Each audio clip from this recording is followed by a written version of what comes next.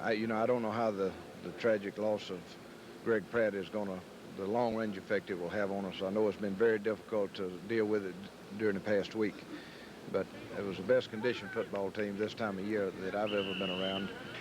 Donnie Humphrey, a preseason All-American last year, will have to battle for playing time this season with two highly regarded defensive tackles, Doug Smith and Ben Thomas. Donnie's coming back from knee surgery.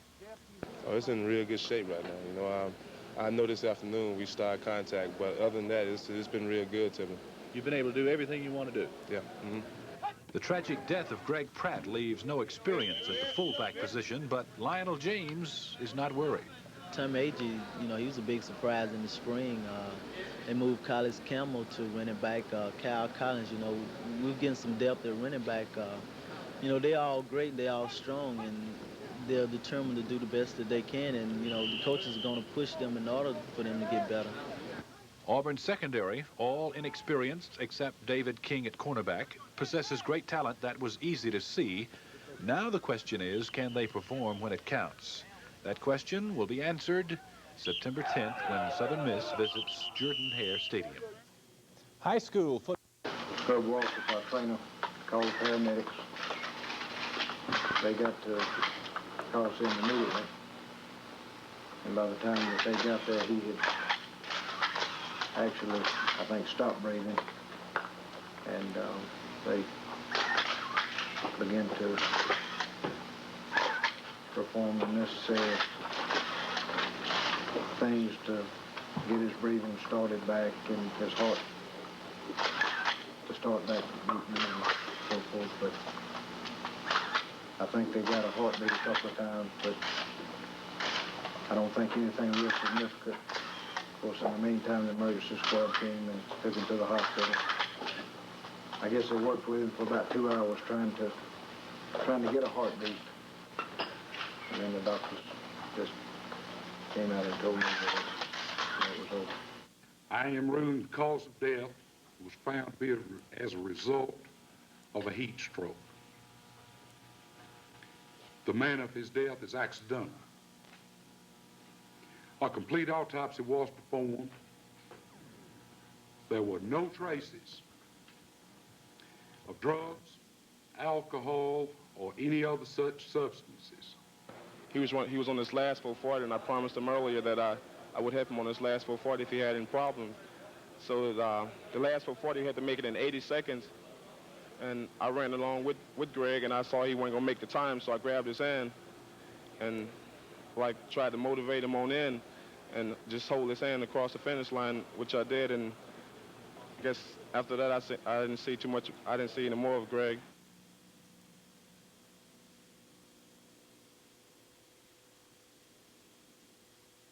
In the know, the Tigers are an all but consensus pick to win the SEC and have been tabbed by one publication as national championship favorite. Coach Pat Dye admits to lofty aspirations. Of course, our goals are high as a team and for the season, but really we've got to approach it one game at a time. Southern Mississippi is the most important game on our schedule, and if we just do that and get ready to play from week to week, then the season and the schedule will take care of itself. We've got a very difficult schedule. We realize that. But we can't dwell on who we got to play early or late or in the middle of the year and lose one that we should win. So we've got to concentrate on one at a time. Well, you've got a lot of talent down here, and especially on offense, so you got to be pleased with the way your offense looks. Well, I think our football team is going to be better overall. It should be better overall everywhere. I'm concerned about our experience in the secondary. We, I think, have more talent back there than we had last year, but they haven't played. The guys that lined up and played back there last year had a lot of intangibles, and all were winners. This is a young group with, as I mentioned, a great deal of ability, but again, they're inexperienced. They haven't been out there and played before.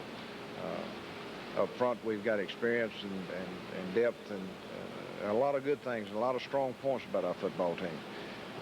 Offensively, I'm excited about our offensive line. I think they're going to be much better and much more physical than they've been.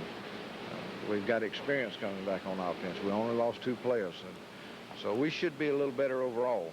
But, our schedule, again, is such that we may be a better football team and not have as good a record as we had last year. We'll just have to wait and see. I really don't know how good this football team can be until we line up and play. It's got to make you feel good about the depth you have at a defensive line. Well, it does. You know, we've got the 3 fifth-year seniors in there that give us a lot of leadership and experience, and they've got good people behind them. So we feel good about that, and I think that we've got the makings of a fine defensive football team. We really haven't been the kind of football team I'd like for us to be, one that goes out and makes a lot of things happen. I hope this year we can get more turnovers for the offense and get the ball in a little better field position. What's the key for Auburn having the season that a lot of people are predicting them to have? I think a big thing is getting ready to play from week to week and not having any serious injuries to key people. If we can do that, then I think we'll have a chance to win against whoever we play. Well, that obviously comes back to the attitude of this football team, the kind of things that they're rooted in. Do you feel good about this team from that aspect? Well, I think this football team, I've felt good about them ever since last January. We started then working, and they worked hard through the off-season program. We worked hard through the summer. They're a well-conditioned football team. They're a strong football team, and I think it's one that is hungry. The attitude is also reflected, I would guess, in the fact that you say this is the best conditioned football team you've ever been around. For this time of year, I think so. It's it was obvious that they worked hard. They kept their weight down, some of the big linemen, and they reported in here ready to play. I think it's 4 out of your first 5 opponents have an extra week to get ready for you. I don't know if you'd be willing to talk about what you might have said to your players about this or not, but if so, I'd like to know about it. Well, I just told them that under the circumstances, we're going to have more concentration and study and be a little better prepared each week to get ready to play. It's going to take a supreme effort on the part of the coaches and the players to overcome the extra week that people are going to have to prepare for us. This, in conjunction with school starting and so on and so forth, it's really a very difficult task, but we've got to deal with it. Is it safe to say that you have become an Auburn person yourself? Well, I think I was an Auburn person before I ever got to Auburn and just didn't know it. Lionel James, the little train out of Albany, Georgia, will spend as much time or more on the field as any Auburn player. He's only 5'6", 175, but led the nation last season in punt returns, in addition to his rushing duties. He was second only to Bo Jackson in that team category. He's made some preseason all-conference teams. Coach Dye says there might be some bigger and faster, but none better. I really like being a leader. I think that, it's like doing practices. Practices are tough and hard, and I get tired too. I try to keep the younger guys up because they don't know what's really going on, especially the freshmen. And they get down and, they come and talk to the guys that have been around a while, and we have to tell them what's right and what's wrong and, try to lead them astray from going home, try to keep them here. Has there been conversation among the players about the tough schedule that you face? Yeah, especially with me. I don't know how they got this schedule 10 years ago. Coach Dye didn't make it. I know that's for sure. God, I don't know what they could have been thinking about Texas and Florida State. It's just a tough schedule. We look forward to playing it. Nothing's better than playing great competition. Have you said anything to the younger players about how you're going to handle that situation? For the first 5 teams you face have a week off, an extra week off? Right, we just have to hope for no injuries, play the best of our ability, and, just keep our mind totally in the game. Randy Campbell wasn't supposed to play in the SEC, not good enough, but somebody forgot to tell him. He'd been on the Plains 3 years before making his move and now owns a national record for lowest interception percentage. My goal was to be Auburn's quarterback for at least 1 year, and that happened last year, so whatever happens this year, as long as it's good, we'll be fine, and it'll be something extra. I also told my mother if I stayed here long enough, I would probably get to play sooner or later. You're a senior, you're a quarterback. At the same time, though, you have said that your leadership role is not one where you're not a talker. You're not what they call a holler guy. How do you execute your leadership role? More or less, I try to do it on the field at all times and around the dorm. Just my actions. I know that when the freshmen come in, especially freshmen, they look up to the older guys, and they look up to the older guys when they're quarterbacks. The quarterback's somewhat in the spotlight most of the time, and all the Auburn people, when they see you, they watch what you're doing, and you have to watch yourself and be a gentleman and do what's right and keep away from things that are wrong. Lionel, Bo, and Randy are going to grab the headlines, but as they say, defense wins football games. That's where Auburn might be best. Tackle Donnie Humphrey is a senior and All-America candidate and a fitting spokesman for the defense. You know, it's an honor to be involved with a bunch of guys like that, you know, because believe me, it took a lot of pressure off me.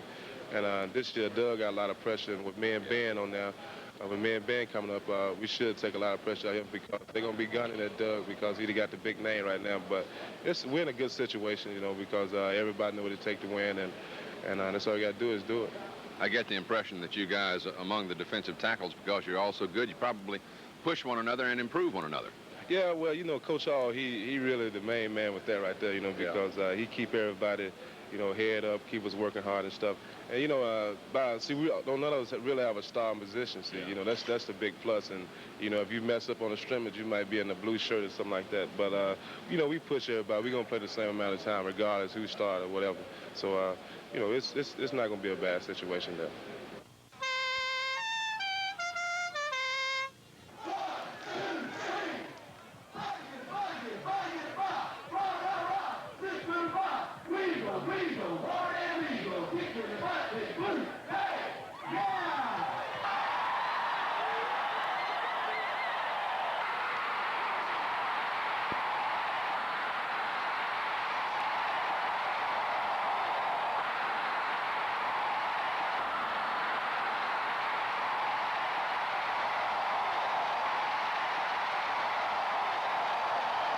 Heavenly Father, we thank you for the opportunity to be here together. I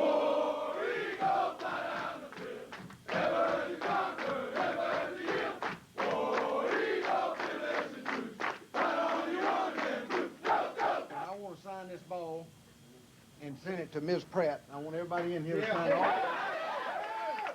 The great football teams improve when you win. They're not satisfied with their performances. The Auburn Football Review with Coach Pat Dye. Brought to you by the Colonial Company. And by Pepsi-Cola and your local Pepsi-Cola bottler. And by Long's Electronics. Tomorrow's electronics today. And by Sunnyland. Put a little sun on your bun. And by Federated Guarantee. Life insurance for the ones you love. And welcome to the first of the 1983 edition of the Auburn Football Review. Coach, it's been a summer of polls and predictions and, I guess, tension. I know you were happy to get the first one in the book. Well, I know that the players were glad to play, too. You know, a lot has been said and been a lot of work and a lot of sacrifices made on the part of the coaches and the players, and I'm glad we opened the season against a fine football team like Southern Mississippi. I think they've got a fine football team. I think that we played a few more folks than they did last night, and I think it took its toll during the course of the game. But they fought hard right down to the end, and they certainly don't have anything to be ashamed of, and they're going to win a lot of football games before the year's over. Phil, I thought that, you know, looking at our football team last night, you never know how a team is going to react to the real contest, and we had so many young people playing that had never played before, offensively and defensively, and you know, I was tickled to death with the outcome of the game. Obviously, we've got a long way to go before we're going to have the kind of football team we can have. Defensively, we give up a big play on a scramble where we actually had a quarterback, and of course that Duckworth was, couldn't hardly hem him up back there, but give up a big play with him scrambling, and then we get beat on a reverse pass. And outside of those two plays, we played about as well as we played defensively. Offensively, it was a matter of execution, penalties, a lot of little things that we can correct that kept us from scoring more points and being more consistent offensively. We dropped more passes last night than I can remember us dropping. Our pass protection lacked a lot to be desired. Randy and Pat Washington didn't have a lot of time to throw the football.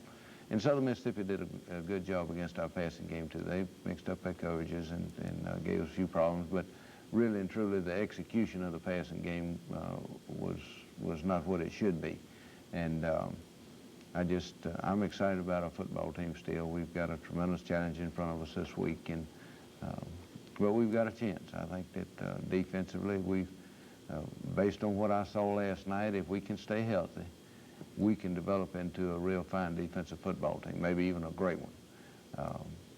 And we'll just have to wait and see. I think that, I'm proud for the seniors. We've gotten great leadership through this preseason, through the off-season, summer months. They've been out front, and their attitude is tremendous. Our coaches have done a great job. Under the circumstances that we got ready to play Southern Mississippi, I thought our assistant coaches and players just did a fantastic job of preparation and getting ready for the Southern Mississippi game and getting ready for the season. And we got it over with, and now we got to move on to the Longhorns. And I think if folks will enjoy this show today, it's got a lot of exciting football in it. And defensively, again, we went out and we're a physical football team and had a lot of big plays. Offensively, we got some big plays out of Lionel and Bo again. I think our offensive line played pretty well. It was just the pass protection that concerns me. Okay, let's go into the post-game dressing room now, and we'll begin by hearing from those two freshman centers who went up against Gerald Bayless, one of the best nose guards in the country. Yeah, I had more losses, I think, than I did wins, but you learn from ball games. My first game, and I'm just looking forward to playing Texas next week. He started off real fast and played real hard, but I could see him wear down as the game went on. Well, you all have developed some depth on defense, and you needed it tonight, didn't you? Made a lot of difference, I tell you. You really don't know how much it does make a difference until the fourth quarter, third and fourth quarter, and you really feel like you hadn't been playing but 2 quarters. Did you all feel you were getting stronger, and they were? Oh yeah, no doubt. And it was wearing on them. And you could tell it was wearing on them. We was kind of reading while our center was blocking him. He pushing one way, we was going the other way. You gonna wear those gloves next week? I don't know. Just like I said, it was mental. I just got to hold on to the ball whenever it comes from now on. And we found out we had a lot of heart, and not taking away from their offense. They got a great offense and stuff. It just opened up, and our offensive line did a great job. They were all downfield before I got downfield, so it was just a matter of running behind them. Coach, how do you feel all your babies in the secondary did? Well, I think they did pretty good. We played a lot of people, and the thing I guess I was most impressed was the fact that they played like they practiced. They didn't let the game conditions and the crowd and all that excite them. I think they played calm and under control. And of course, we made a lot of mistakes. Some mistakes hurt us, some didn't. But at the same time, I guess I was very pleased. The tight end shift, do you think it helped any? Oh yeah, I believe it did. I believe kind of made them got off balance. When we were moving around, and when we got it going, I believe it hurt them a little bit. Did you even think about the knee? Yeah. First half, I was kind of timid of it, and second half I decided I got to go for it, so I just went on and did what I had to do. You feel good about this team, about getting that first one under your belt? Yes, sir, I do, and it's a stepping stone to where our destiny lies. Go! Quick, get him up. Go! Quick, get him up, quick.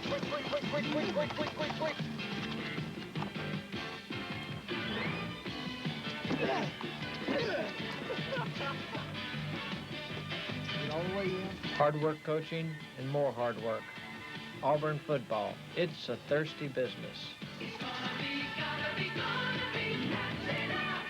Now you can watch. Probably the most significant part of our game last night I haven't even mentioned. What was that? That's the fact we didn't turn the football over. That's right. That's right. That's right. You took the option here. We you did. won a toss, At the right? first we won a toss and elected to make our decision at half. And kicked could off be to important. Sam, and Sam DeJarnett is one of the finest kickoff return people in the country. Here's a reverse that they run, and we defend it real well. And you're going to see David King make a play right here. Well, and we had the ball on the ground 2 or 3 times last night and didn't come up with it. That's right. Coach Wallace told David, said, now, David, you made a play on the reverse. They're going to come back and try to burn you with the pass off of it. And sure enough, in the fourth quarter, they did. They sure did. Jimmy Warren made a great play to come across and save a touchdown. 2nd and 7 here at the 45. That was a fine play by Gerald Williams and Harold Hallman and Ben Thomas. We rotated our middle people. Greg Carr, I think, was our leading tackler last night and made a lot of plays. Jeff Jackson looked like he played good last night. Going the other way at the 18-yard line. We got a good surge off the line of scrimmage in. Ed West and Pat Arrington and Jeff Lott come off the ball real well. Here you're going to see a fine block by Lionel and speed by Bo, and that speed right there is you know, you can't account for that. He just outruns three of them to the corner. Procedure penalty on this play and stop the drive. We had too many of that, and you know, that ball right there should have been caught.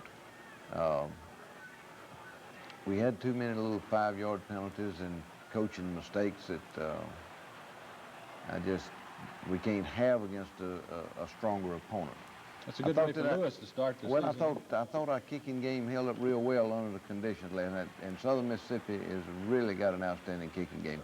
That's Donnie Humphrey making the play. This is the third down play here. There's Doug Smith and Donnie and Greg Carr and Tommy Powell. I was excited about the way Tommy Powell played. I imagine he made a few mistakes. That guy right there is like an eel. If you get your hands on him, you can't hold him. Maybe we're not putting the pad close enough to him. They have to punt going the other way. Randy comes back and hits Chris Woods on a little stop route. 2 first downs later. There's Collis Campbell running inside, and we basically played 2 teams offensively and 2 teams defensively last night. We didn't substitute our running backs quite as much as I wanted to, but that's Bayless.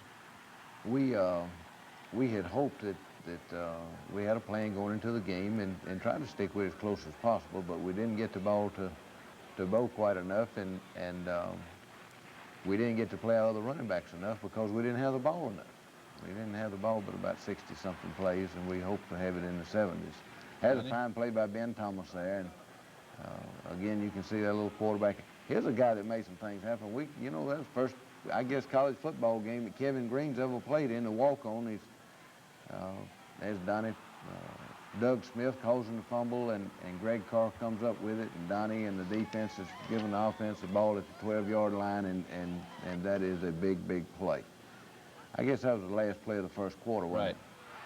And come back, and Lionel runs inside down to around the 6 or 7-yard line. Here comes the play.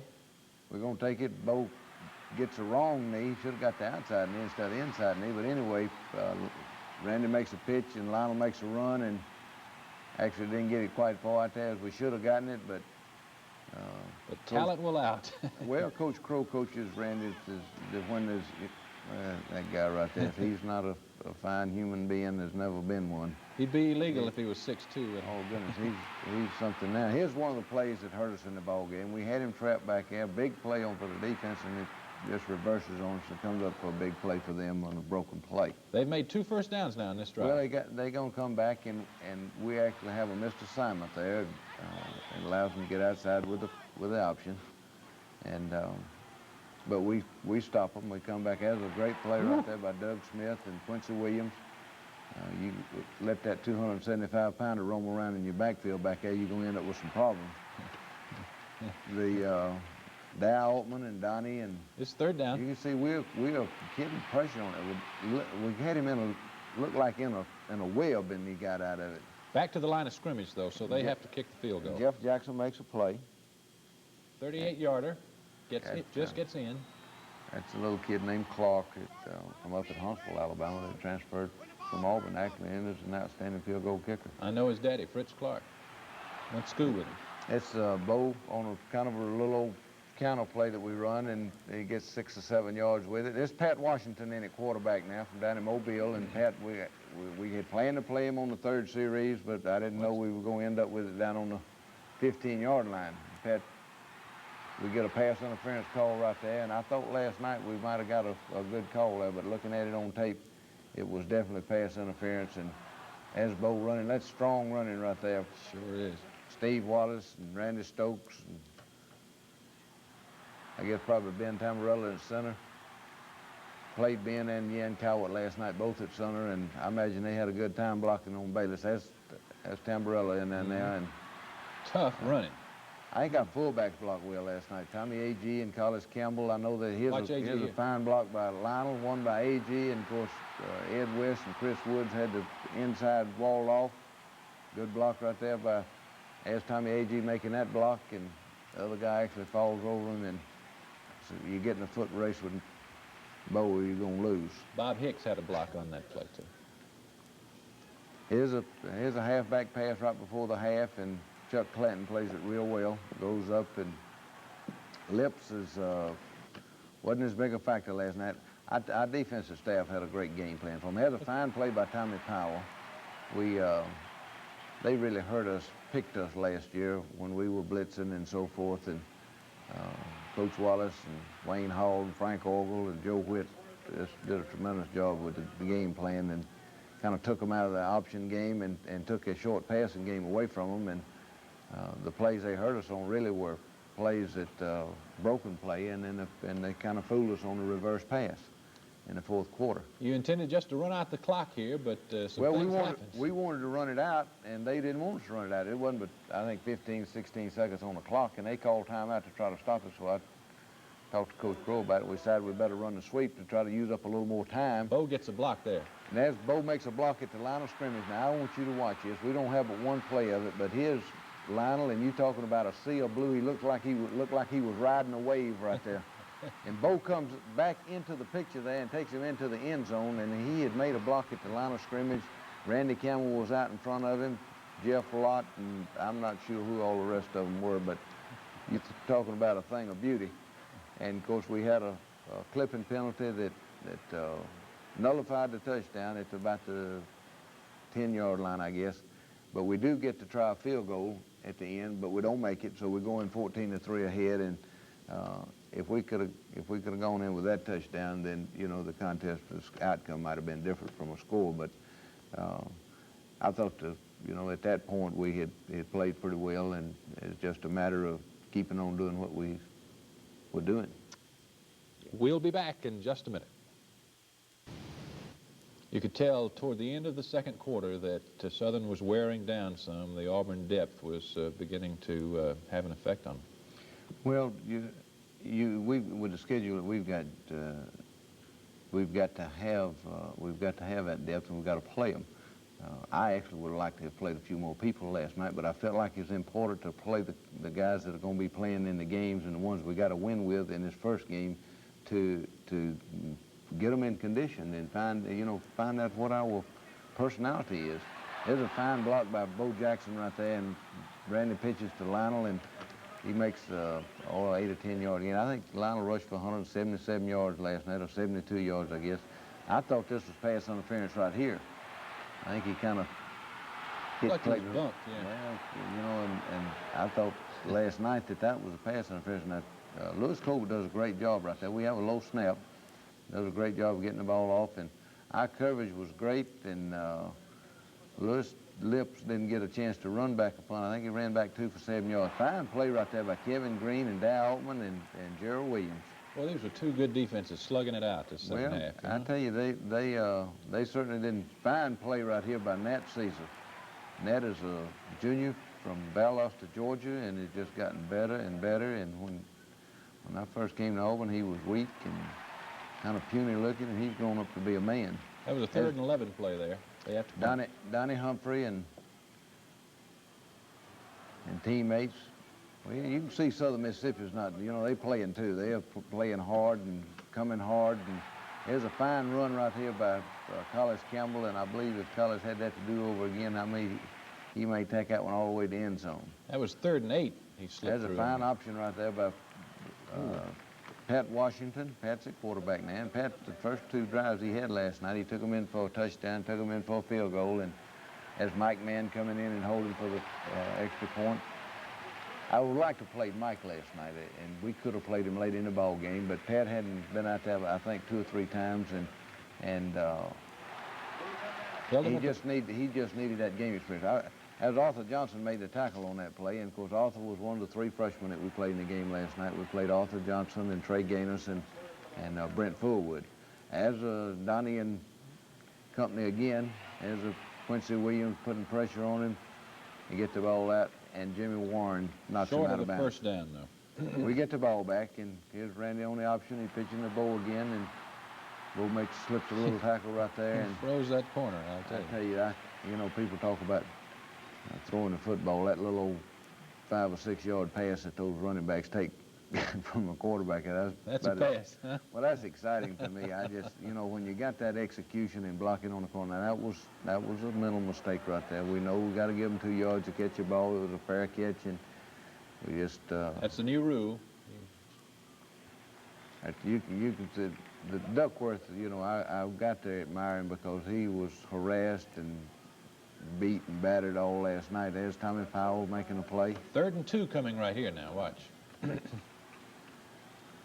Good play right there. There's Donnie Humphrey and John Daly and Freddie Jones and Pat Thomas and a lot of new faces, a lot of new names Auburn folks haven't heard of. There's a great block right there by, I'm not sure whether that was Bo, and I know that Collis Campbell blocked the safety, and Lionel got the pitch and made a nice gain, and here we go again.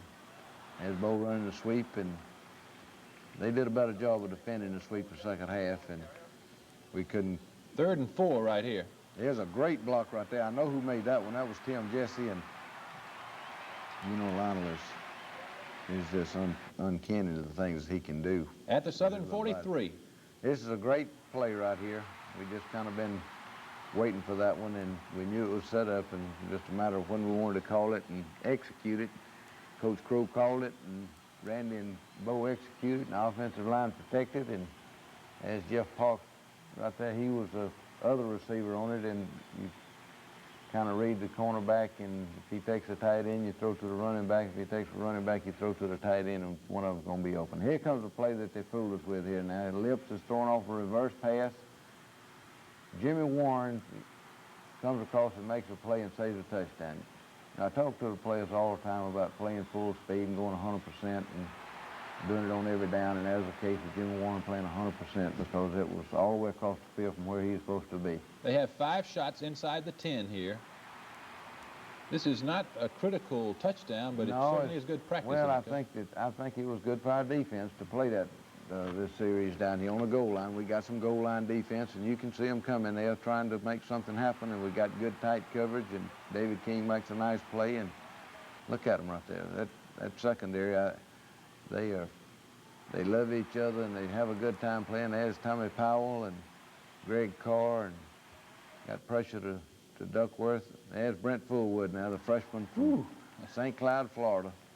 It'd been an exciting thing if he'd have broke out of that now. I'd like to see a foot race with him and some of the rest of them.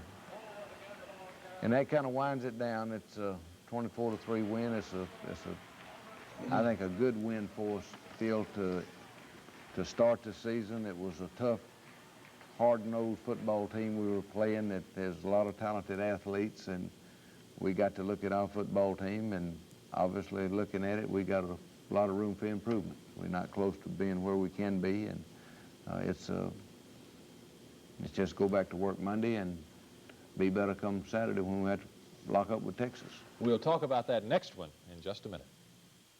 Now you can watch watch Auburn Tiger football Friday night, and we'll talk about Texas, Coach. Good luck next week. That's sellout. Well, thank you. I appreciate our fans coming yesterday. They meant a great deal to us, and they always do.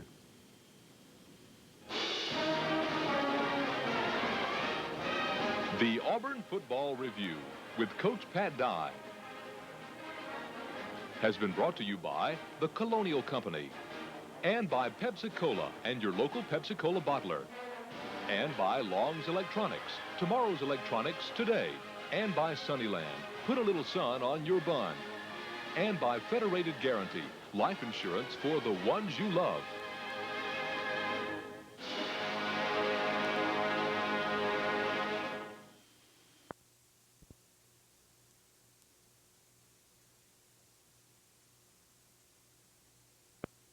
The Auburn Tigers take on Texas. Yes, it's called the expanded regional game on CBS.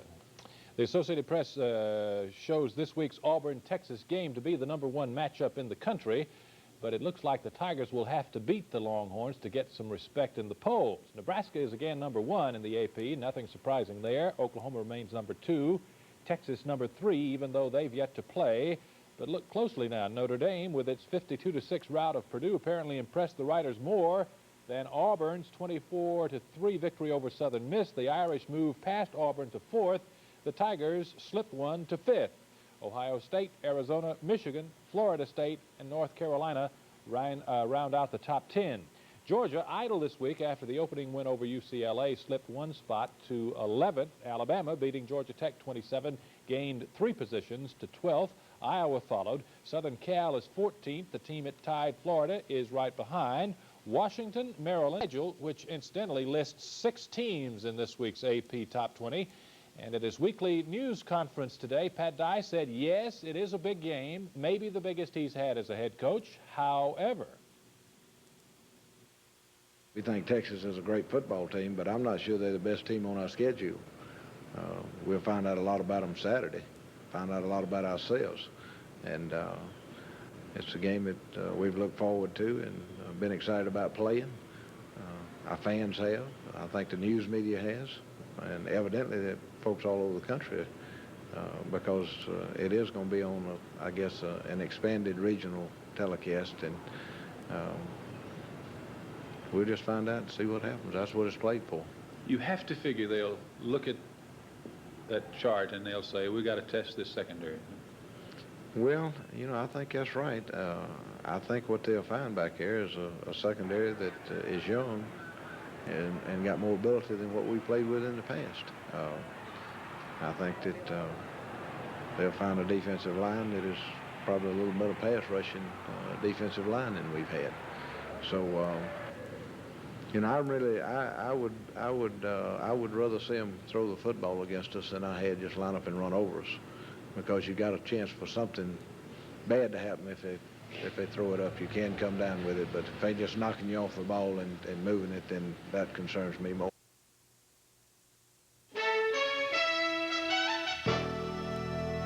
We are just minutes away now from the kickoff. Auburn and Texas, and again, Texas has named Rob Morshall as its starting quarterback today. If you remember the 1940s and 50s, you may remember trombonist Jack Teagarden singing "Stars Fell on Alabama Last Night." Well, now Brent tells us the lights went out in Louisiana last week. It happened in the Superdome, where Ole Miss was leading Tulane. The crowd didn't seem in the dark yet. The Green Wave came rolling back, trailing by 3 after this touchdown. Let radio tell you what happened next. At the line of scrimmage, the blitz is on. They throw the ball down the middle, completed it. And the lights go out in the stadium. Oh, boy. Turn out the lights. The party's over. They say that all good things must end. The blackout lasted 25 minutes. Tulane finally won with 2 minutes left, and it proved once again that a coach can't prepare for everything. Well, you know, I've lost football games as a football coach, but I've never had anybody turn the lights out on. Very few coaches have, gentlemen. Errol, what about a major confrontation early in the season like Texas-Auburn? Well, I would like to have one. If you have national championship aspirations, it's better to have one, believe me. But don't lose it if you can avoid it. You know, we've got a busy day. A little bit later this afternoon, Boom Boom Mancini will be in, and you'll see that fight coming up on CBS Sports Saturday. That's right after the football action. Have a nice afternoon, everybody.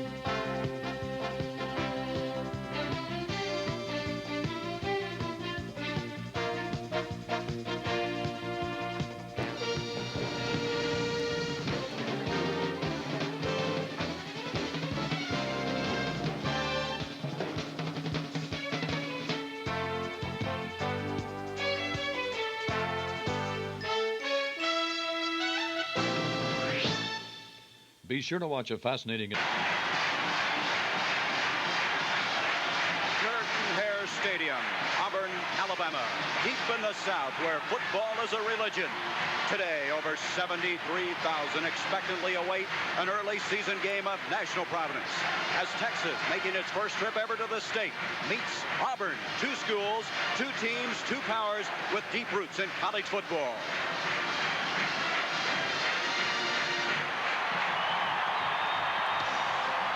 The University of Texas, located in Austin, the legacy of the Longhorns. National champions in 63, 69, and 70. The burnt orange and white have been worn by such players as Bobby Lane, Tommy Novus, Heisman Trophy winner Earl Campbell. And then there was a man most synonymous to Texas football, Darrell Royal. The tradition continues with Fred Akers, who opens his 7th season with national championship aspirations. Auburn University, a dominant power in the 50s and 60s, including a national championship in '57. Remember Tucker Fredrickson, Harry Beasley, and the other half of that combination, Heisman Trophy winner Pat Sullivan. Joe Cribbs, Church Jordan kept Auburn as Southern power for 25 years, and now it's on Pat Dye's shoulders to bring back Auburn to a national power. A classic college confrontation, Auburn and Texas. The following is an exclusive presentation of CBS Sports.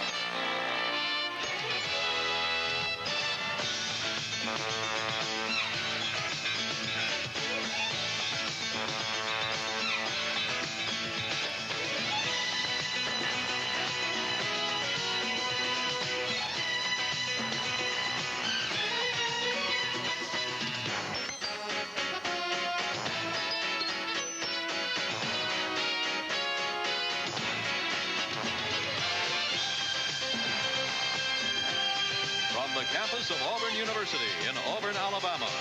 It's the Texas Longhorns versus the Auburn Tigers. Sponsored by Chevrolet. Chevrolet is taking charge. And by Mr. Goodrich and General Motors Parts.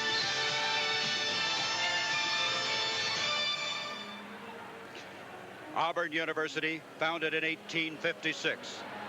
Jordan Hare Stadium, named after Shirt Jordan, where fans began to arrive as early as last Thursday. A sellout, Texas against Auburn. Hi, everybody. I'm Gary Bender, and what a way to start the 2nd season of college football on CBS. We're glad to have you with us. Next week, we'll be in the Orange Bowl as Notre Dame meets Miami. November 26th, a game that could have the national title on the line, Oklahoma against Nebraska. And a guy that's going to be with me throughout this 1983 season, our expert commentator, Pat Hayden. Pat, in the preseason, both these teams are labeled as legitimate national contenders. Now, Texas comes in here with 8 defensive starters returning. You know, Gary, and Fred Akers thinks his front 7 on the defense may be the best in the history of Texas. Now, that's saying something considering Texas teams. The real question mark for Texas is on offense, particularly at quarterback. Auburn's already played. They won last week against Southern Mississippi 24-3. Many people, Pat, will tell you that you improved the most as a football team from the first to the second game. Well, I agree with you, Gary, and I think it's a distinct advantage for Auburn now, having already played a football game. Auburn runs a wishbone offense, and it's a little bit different, and they rarely turn the football over. It's an intelligent, disciplined type of offense. And a defense like Texas, they return an awful lot of people. And now here come the Texas Longhorns.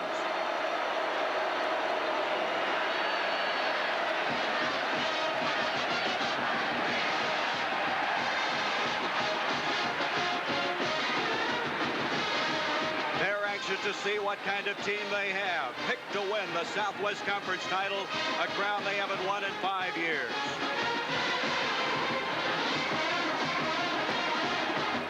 And now you're looking under the stadium. Auburn awaiting their entrance to the field. Pat Dye wanting to win some national recognition for the Tigers. He wants to win a big game. He wants to know if the Tigers are made of the right stuff. The players with an edge, a quiet confidence, and here comes Auburn.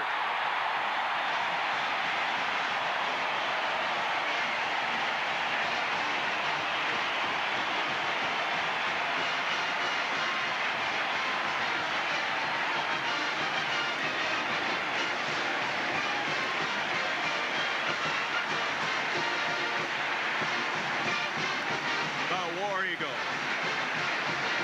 Texas comes into this game plagued with injuries. They lost their starting tight end, Bobby Mitchell, a wide receiver in Ronnie Mullins, linebacker Jeff Lighting, but the most costly at quarterback.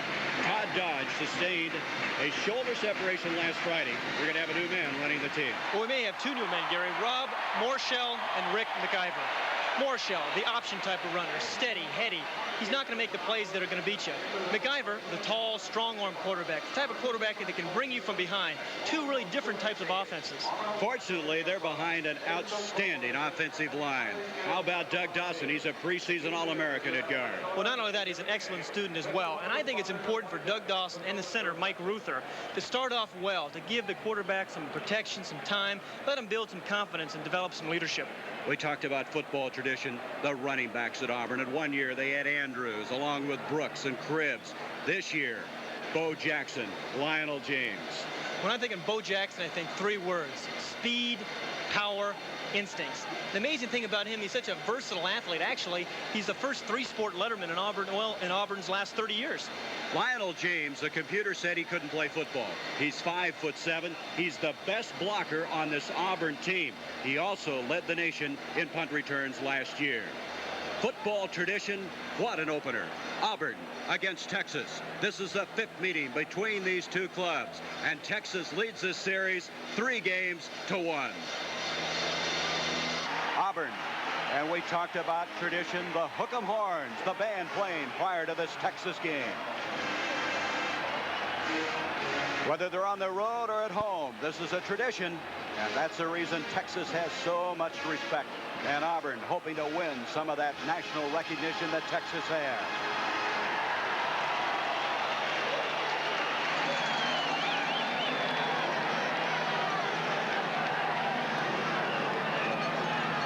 The game conditions, it's warm. We might even say it's hot. But both these teams are used to this kind of weather. 85 degrees the temperature. The forecast, no rain. We were concerned about that at the start of the week. But the skies are clear. Auburn University is in Bedlam. The people have waited a long time for this. Some arriving here on Thursday in their recreational vans, setting up shop outside this beautiful stadium, Jordan-Hare Stadium. As Al Del Greco, a senior from Key Biscayne, Florida, will be kicking off for the Auburn Tigers. And the deep men are going to be Kelvin Epps. That's Epps, number 40, out of Dallas, a junior. And a man that's also going back there, you're going to hear a lot about, a freshman, Edwin Simmons, number 33. Del Greco, and our season's underway. This is Epps, and he elects to bring it out. 25, 30, and he's out to the 37. And now, let's set offensively Texas. First, taking a look at the backfield. Rob Morshell getting his first start ever for the Texas Longhorns. He threw only one pass last year. There he is, Rob Morshell. This is an opportunity for him, and John Walker, he's a man that they say has potential. Ronnie Robinson, they're looking forward to seeing what he can do. He's carried the ball only once in his collegiate career. Up front, we mentioned Dawson. And Ruther, Mike Ruther, the center. 38-yard return. So at the 38-yard line, Texas will set it up. Morshell getting off to Walker. John Walker out to the 43-yard line. Defensively now, let's take a look at defensively their line, and this may be as fine a defensive line as you're ever going to see this season. And they have tremendous depth here. Doug Smith, number 99, is the most outstanding, maybe the most outstanding defensive lineman in the country. Greg Carr was a Southeastern Conference Lineman of the Week for his play against Southern Mississippi. A lot of team speed there in the defensive backs. Second down, 6. Morshell, way short for Walker. That play, Pat, just didn't look right. Well, you mentioned Morshell only threw one pass all season, and it was an interesting throw, a short type of pass. Again, trying to gather his confidence. This is what Fred Akers wants to do. Start him slowly on passes like that. It was just a poor throw. Morshell played in Dallas. He followed Lance McElhaney at that high school, who now, of course, is a quarterback at SMU. His college coach felt that Morshell had as much, if not more, potential. 3rd and 6. Walker, check that, Robinson, and he's going nowhere. Doug Smith, one of those men you mentioned up front, number 99 was there, and Texas is going to have to kick the football.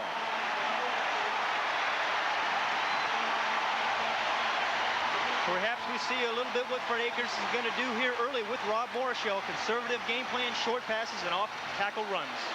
John Telchik, number 22, a sophomore from Kerrville, Texas. He was a punter a year ago. Will kick to this man, the leading punt returner a year ago, Lionel James.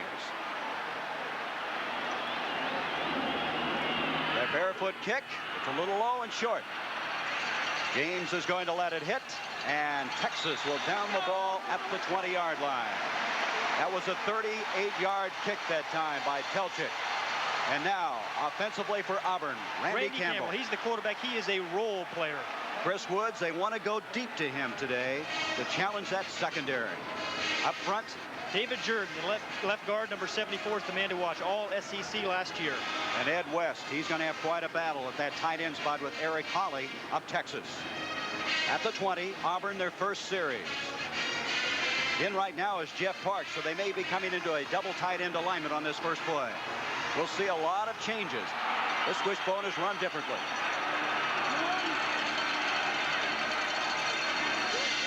Campbell on the pitch to James, and James for a yard.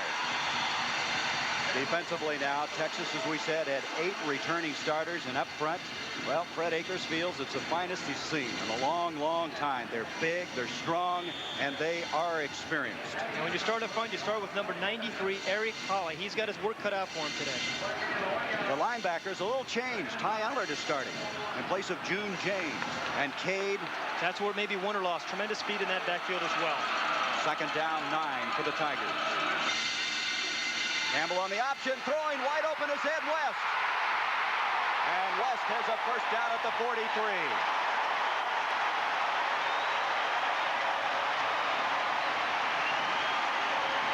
23-yard play. We told you their wishbone was a little different. It's 2nd and 10. And here they're going to come out and fake the dive. Randy Campbell right there to the tight end, Ed West. They lined up in a double tight situation, made it look like run. Ed West, as you can see, was wide open. Here it is. Play action fake really draws everybody up. You see the defensive corner running up to support. Ed West slips right in behind him. The ball is well thrown. Big play early in the first quarter. Pat Dye says West is the most underrated receiver in the Southeastern Conference. 23-yard pickup, first down. Campbell wants to throw again.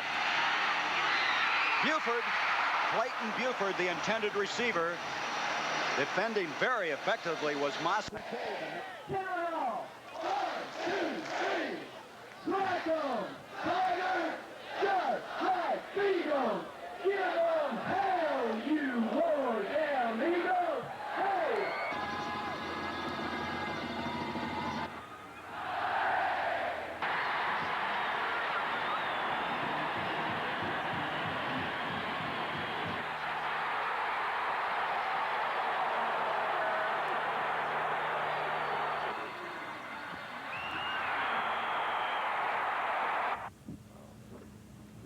Some kind of way we didn't get the message across to you.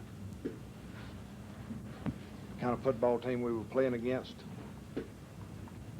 I think that if you'd have just, and I don't know, but just,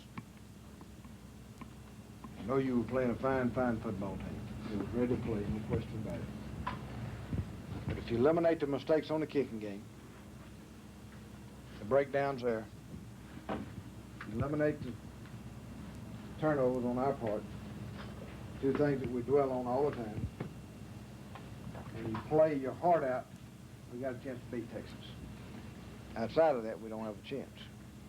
And of course, all those things occurred in the first half. I'm mighty proud of you for not quitting. Just hanging in there and fighting them and battling them in the second half.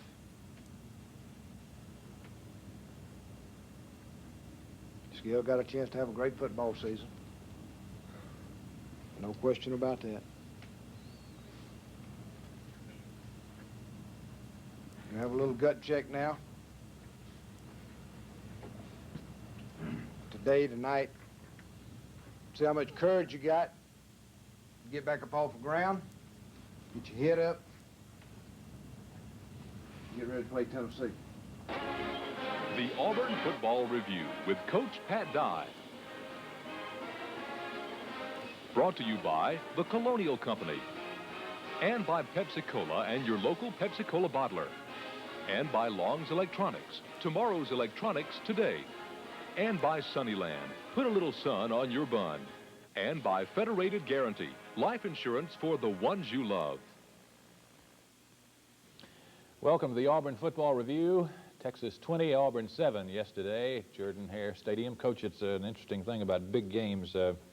Usually in two good teams, the kicking game and the big plays settle it, and boy, did it settle it yesterday. Well, Phil, your competition has got a lot to do with how you look sometime, and I think it was a combination of Texas being an outstanding football team, very strong physical team with tremendous talent on both sides of the football, and us helping them a little bit. You take out the long pass for the touchdown, which was 80 yards. Which was a great individual play. Right, no question about it. The long punt return, when it was, you know, I didn't realize it till this morning, he fumbled the ball. That's you know, right. if we get that fumble at the 5-yard line, he fielded it at the 7. Right. And if we get that turnover, you know, then we're there in scoring position. It may turn out. You score first. Yeah, it may turn out completely different. No, they had already scored. I think they got the field goal, made it 10-0, right, and then come right back and get the long pass, made it 17-0. I think at that time we were kind of in a state of shock, giving up those 17 points that quick, and we didn't play well the first half. We didn't tackle good. You know, when you tackle comes from being aggressive and you run through people, not to them. And you can see in that first touchdown drive, the missed tackles alone on the drive would have stopped it. You know, if we just don't miss those tackles. We didn't get anything going offensively, and we just kept giving Texas the ball back. And of course, outside of that one drive and the long pass, we played pretty well on defense. Right. And offensively, and of course the game is just like two different games. The first half, they had 246 yards, I believe. The second half, they had 20.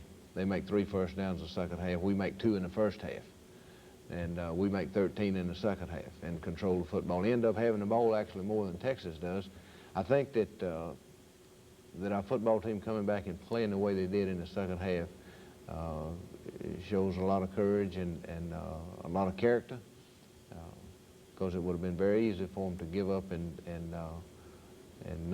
not come back out, and we did. We came back out and fought them the second half, and I think can gain something from it. I hope something positive can come from the game. There's a lot of things in there that we as coaches have got to evaluate. We cannot play another football game and not get the ball to Bo Jackson and Lionel James more than we did yesterday. And the 17-point deficit early in the game kind of took us out of our game plan a little bit, but I don't want our fans to think we're stupid enough to go into the football game and not plan to get the ball to Lionel and Bo more than we did yesterday. The first half, we didn't have it. In the second half, we were trying to come from behind and threw the ball a little more than maybe we normally would have, but still, there won't be another game where we don't get the football in those two's hands. Okay, we'll be back to take a look at the first half in just a moment. Big crowd, sold out, of course. You know, the setting was there yesterday, and it was a big game, and I just, I feel totally responsible for us not playing better in the first half. And we start right here. This is the indication. He didn't even want to bring it out of the end zone, and we end up missed tackle, 2 reaching there, 2 miss there, and Danny Robinson makes a tackle out about the 38, 39-yard line. And we start off on defense and stop them right here. This is actually a lateral, and we should have gotten the ball right there on the 30-yard line. You're right. I should have been placed there, but it wasn't called. The nice play by Doug Smith, and I think Doug played good yesterday. Looking at the film, I haven't talked to Coach Hall, but I think he played well. I know he caused the fumble later in the game. Here's a nice play to Ed West, 23-yard gain, and gets the ball out about midfield, and but we don't move it from here. Texas is up front. Their front 7 people are as strong physically as anybody that we're going to see this year. They're big and strong and mobile, and we knew they were going to be difficult to move the football against, and we knew we had to have some big plays against them. Lewis Colbert did a great job punting the football yesterday. There's a little juggle punt, and that was before the game, before they. Yeah, well, it was. It really was. We could have come up with that one right there. It would have been a big play for us. They get a clipping call here and move the ball back, and they start their touchdown drive right here. And you can see we're going to play well defensively at times. There's a fine play by Ben Thomas. They come up with a big play when they have to have it, though. This is 3rd and 4, and Marshall, a little quarterback, had good coverage on it, just slipped the ball in there, and a nice 14-yard gain on a big play. Here's a nice hit by Doug Smith and John Daly on Marshall, a little quarterback. Here's another play in a critical situation. I think that was 2nd and long. They hit the half fullback in the flat and take it down to around the 7-8 yard line, maybe inside the. Now they're taking it on down to the goal line, and we're at the 6. At the 6 here, and the little quarterback sneaks it in. He doesn't get it in by much, though, but it's in, and they go ahead. I think that was the 3rd down play, and they go ahead 7-0. And it was a good drive for Texas, but the only drive they had all day long. We run the sweep, and hit. Well, that safety right there is the best that I've seen in a long time. Maybe the best one I've ever seen. You're right. Number 2, he just made play after play yesterday, and actually 2 unbelievable interceptions, and of course one of them was called back because of a penalty. Here's a big play coming. Here's Colbert punting again, and this guy just did a terrific job. He had a little seam right there, and of course he's got great speed, and you're going to see a fine effort on the part of Jonathan Robinson to run him down from behind and keep him from scoring. Jitter Fields, that guy. Did a great job. Now, defense comes back out and does a good job of stopping them here. 20-yard line. I don't know that they get past the 20, but there's a fine play right there by Pat Thomas and Jim Bone. There's 2 backup linebackers, Jim Bone and Pat Thomas again. 3rd and 7. McIver is the quarterback now. And they go on the kind of fade route, and David King does a good job with the coverage, and they kick a field goal. 37-yarder by Ward. That's 10-0, and again, you know, with the big play on the kicking game, that gave them the 3 points, and then the big play coming up and just shortly here is going to really put us in the hole as far as our plan is concerned and trying to get anything going. 2nd and 7. As Randy running the option, handed off here to 3rd and 4 situation to Tommy A.G., and Tommy makes a 1st down. And here's a great interception by that safety. Can you believe that catch? You know, the guy has got a broken hand, and he caught the ball with I believe he might have caught it with his broken hand. It was just amazing. They make a 1st down. Yeah, that was around a 10-yard line. They make a 1st down. That play right there gave them a 1st down, and I believe right here they're going to throw the long pass for the touchdown. Good pressure right there by Joe. You know, we had coverage on them, and you know the ball really could have been intercepted. But they come up with a big play and puts it 17-0, and really and truly right along here, you know that the game we were in kind of a state of shock. Right.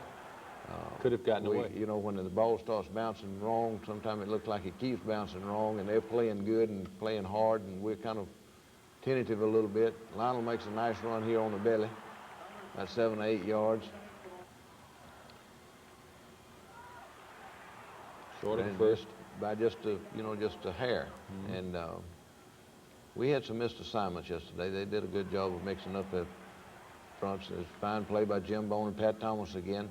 2nd and 6. They fake the reverse. Fake the reverse, and Tommy Powell and Jim Bone and Doug Smith.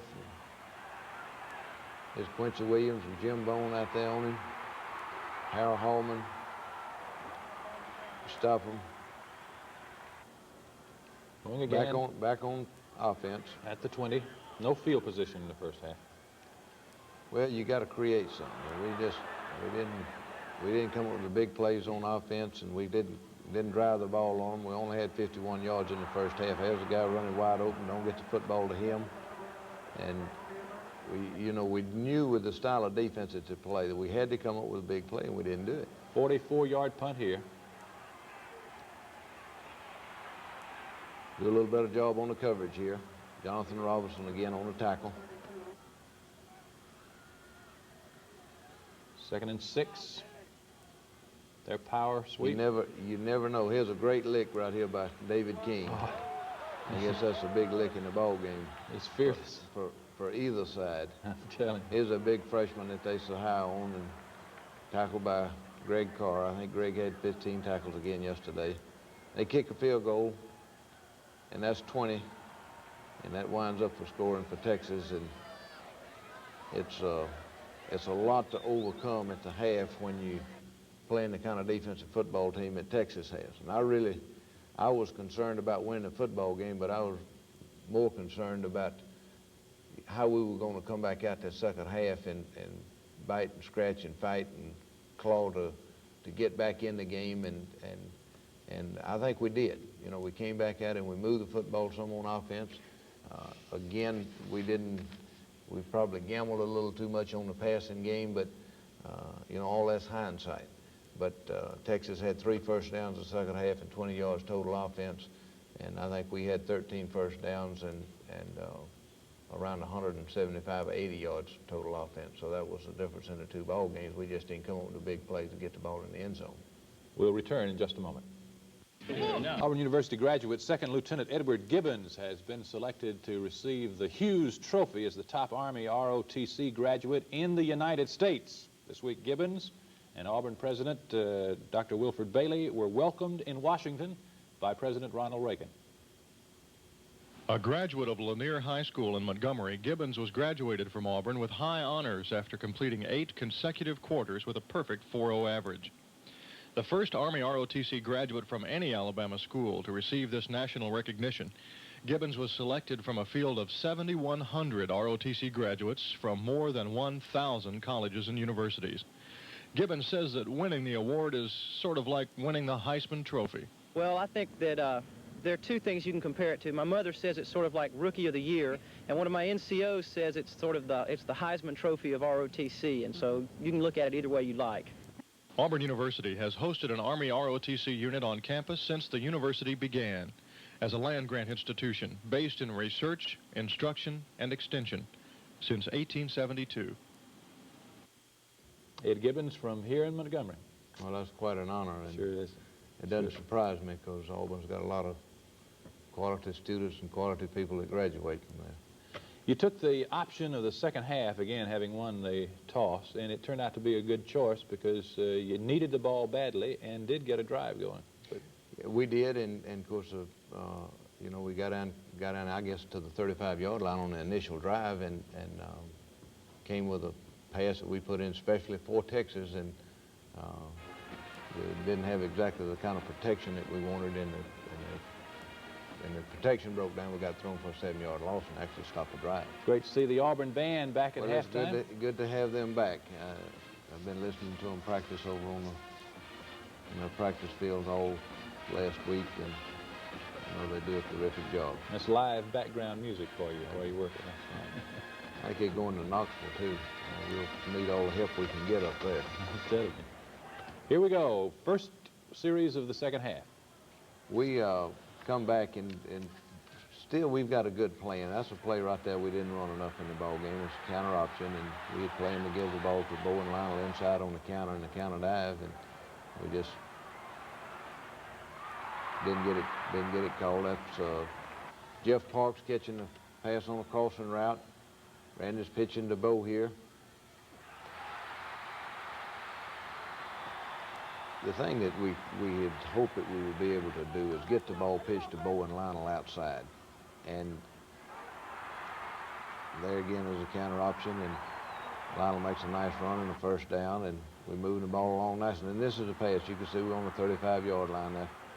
Going in, we throw the ball, and Bo makes a good run right here to get us back to where we just throws that guy out of the way, gets the ball down, and where we 10-yard back into a 3rd and 5 situation. And they're coming. 2 incomplete passes, and that's a fourth down play there, and Texas goes back on offense. Their backs are big and strong, Sure. and every one of them look just alike. They're 200 to 215 and 6 feet to 6'3", and that was a great hit by Jeff Jackson right there. It looked like Jeff played better yesterday, and he's one of our captains for the ball game. There he is making another hit. Doug Smith and Gerald Robinson. 3rd and 9. Harold Hallman. There's Donnie getting turned upside down on his head. There's nice play and sack on the part of Quincy Williams. So they decide to punt, and we go the other way. Nice handoff and game. Tommy Agee inside. The way Texas plays, you've got to pin them down inside to make those linebackers stay inside to be able to get the ball outside, and we just could not get the continuity of our offense going. That was a great play by Texas. They come up and penetrate. Actually, Lionel tripped up and pitched the ball on the ground, and Texas gets the ball in great field position. But we're going to play good defense right here. Donnie Humphrey and Gerald Robinson, and they fumble the ball. Doug Smith stripped the ball away from him, and I believe Greg Carr came up with it. Caesar again. Nat Caesar comes up with a fumble. So we coming back on offense again, pitching to Lionel. There's that number 2 again. Gray, they say he's as good as Johnny Jones that played out there. Was the #1 draft pick a couple years ago, and I believe it. He was a great tackler and got tremendous speed, and just is always in the right place at the right time. He is making an interception, and this is actually called back because they bump a lot. Well, they had pushed Clayton out of bounds while the ball was in there, which is an illegal. They did that again, but on a tip ball, which didn't cost them. That's right. You can see them all. They're playing hard, and Texas again they're a very, very good football team. Come in and sack us in a 3rd down situation, and Lewis Colbert does a great job right here. Kicks the ball out on the 1-yard line. It seemed like our kicking game and everything got better. Yes. You know, after the half. I mean, the whole. This was near safety here. You can see that. Like his forward momentum might have been stopped. Well, the players thought it was a safety. You know, I couldn't see, but it was a nice play by the interior line. Dow Altman, Donnie Humphrey, and Doug Smith. They get the ball, working it out to where they can punt it. So they get it out and get a good kick, and now on the series after that, another good Well, we swap punts, I guess, and end up backed up. And Pat Washington goes in the quarterback, and actually we were planning to play Pat more, but we didn't have the ball with 18 plays the first half, so Randy wasn't tired, so we stayed with him, and probably should have played Pat anyway. And here Pat comes out and pitches to Tim Jessen. Tim makes a nice run. This part of the game right here, if we could have gotten the ball game, gotten into the game to this part right here where it was still a close game, we would have had a chance to win. Right. Because Texas is getting tired now. They are. You can see them begin to miss tackles. Begin to see them do some of the things that we did earlier in the ball game. We're playing a lot of people, and here's a nice run and play by Collis Campbell. Collis makes about a 8 or 9 yard run and gets the ball out of bounds, stops the clock. Here's a great throw and catch by Chris Woods and Pat Washington. Got the ball down to 10. Pat makes 2 nice runs here. Pat's still playing with a bad big toe that's the toenails coming off of it. That's painful. You can see them begin to miss a few tackles, and that Eric Holly is a great player for them. Number 93, he's 6'5", about 250. And quick. Goes over the top for the touchdown, and here he comes again. That middle linebacker, number 63, there, he doesn't weigh but 250. The onside kick fails, and with 1:40, we run out the clock. It's the final of 27, Texas. We'll be back in just a moment. Hey, may Texas Auburn rest in peace, because we go in the conference next week, and that's something. Well, I'll tell you, there won't be any room for any faint-hearted people in Knoxville, Tennessee. By the way, they did get the Texas-Auburn game, the Auburn-Texas game in Knoxville after a week of howling because they were going to get the other one. They were going to get the film anyway, the ones that counted. And Tennessee has got a much improved football team, and of course the great thing, the thing that's so improved about them is their defense. They're just playing outstanding defense, and they look like the old Tennessee teams back in the late 60s and early 70s. They've had a week off? Had a week to rest and 3 or 4 more extra days to work on Auburn, and we've got to be as good as we can possibly be, mentally, physically, and spiritually, to go to Knoxville and have a chance against Tennessee. Preview show on Friday night, and we'll play it back here Sunday. Thank you. We'll see you next week.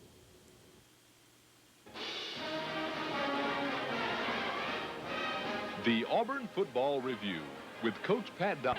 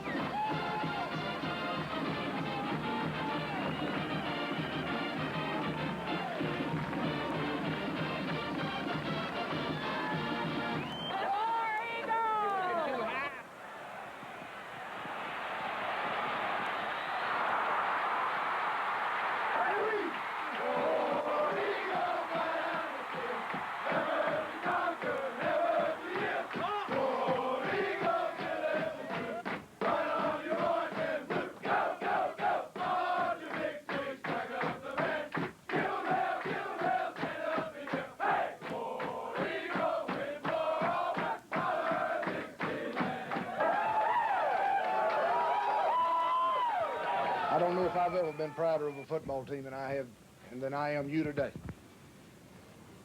You overcame a lot of adversity, from getting up off the ground after losing that one last week, to having people hurt, playing hurt, sucking your guts up, other folks playing better. All of the things that evolves around football, you just played out there today. The Auburn Football Review with Coach Pat Dye. Brought to you by the Colonial Company, and by Pepsi-Cola and your local Pepsi-Cola bottler, and by Long's Electronics, tomorrow's electronics today, and by Sunnyland, put a little sun on your bun, and by Federated Guarantee, life insurance for the ones you love. Welcome to the Auburn Football Review. Auburn knocked Tennessee down at Knoxville 37-14 yesterday. Pat Dye, if you put that game on a graph, it would show that curve just rising for Auburn through the afternoon. They just got stronger and stronger, it looked like. Well, I thought we were ready going into the game field to play, and I didn't know how good we could be because we had so many people hurt and so many people out, and a lot of them playing with hurts and pains, and I knew Tennessee was a lot better football team, and they were a better football team. We had some things that went our way. We made more happen defensively yesterday than we've made happen all year, and had some, I think, and I haven't talked to the coaches as far as grading the film yet, but I think we had some great play, particularly from Gerald Robinson and Doug Smith. Looked like up front they just, I know Gerald had 2 calls fumble and a fumble recovery and a sack or 2, and it looked like Doug was harassing the quarterback pretty good all day. And playing most of the game. Offensively, I got to be extremely proud of our offensive line coming off of football and controlling the line of scrimmage, and of course our running backs, and of course Lionel hurt himself a little bit in the first half and continued to play, and Bo was up all night long the night before with a stomach virus, and we only had one healthy fullback in Tommy Agee. And I mean, we were just, nobody knows what the kind of situation we were in going into the game. And of course, our kicking game was a lot better, and we made some things happen there. Trey Gaynors had the long punt return, and I thought our kickers, Allendale Greco and Lewis Colbert, both kicked the ball well. We still had a couple of bad plays on the kicking game, and we've got to get all those things straightened out. Okay, Coach, let's go into that winning dressing room. A lot of fun yesterday. We figured that we'll, move up and back to make them check off to the quick stuff in the fade. And, just try to use quickness and speed to recover and just tip the ball. Hopefully, I tried to intercept it, but couldn't get to it. We made a lot of good plays out there. We still got a lot that we can work on, but it's nothing that we can't correct in practice. Picked it up a little bit, and we got to him a little bit in the second half. Good going.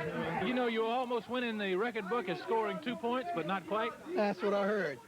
Not quite. Scored just before that's what I was told on the sideline. Well, it's nice to be an asterisk anyway. It is. It's nice to get those 2 points.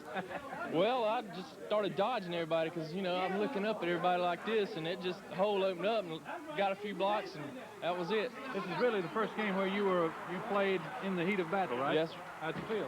Feels good. Had a couple of catches? Yes, sir. They were giving you all that out, and Randy was getting it on the money, huh? Yes, sir. They gave it to us all afternoon, so we took advantage of it.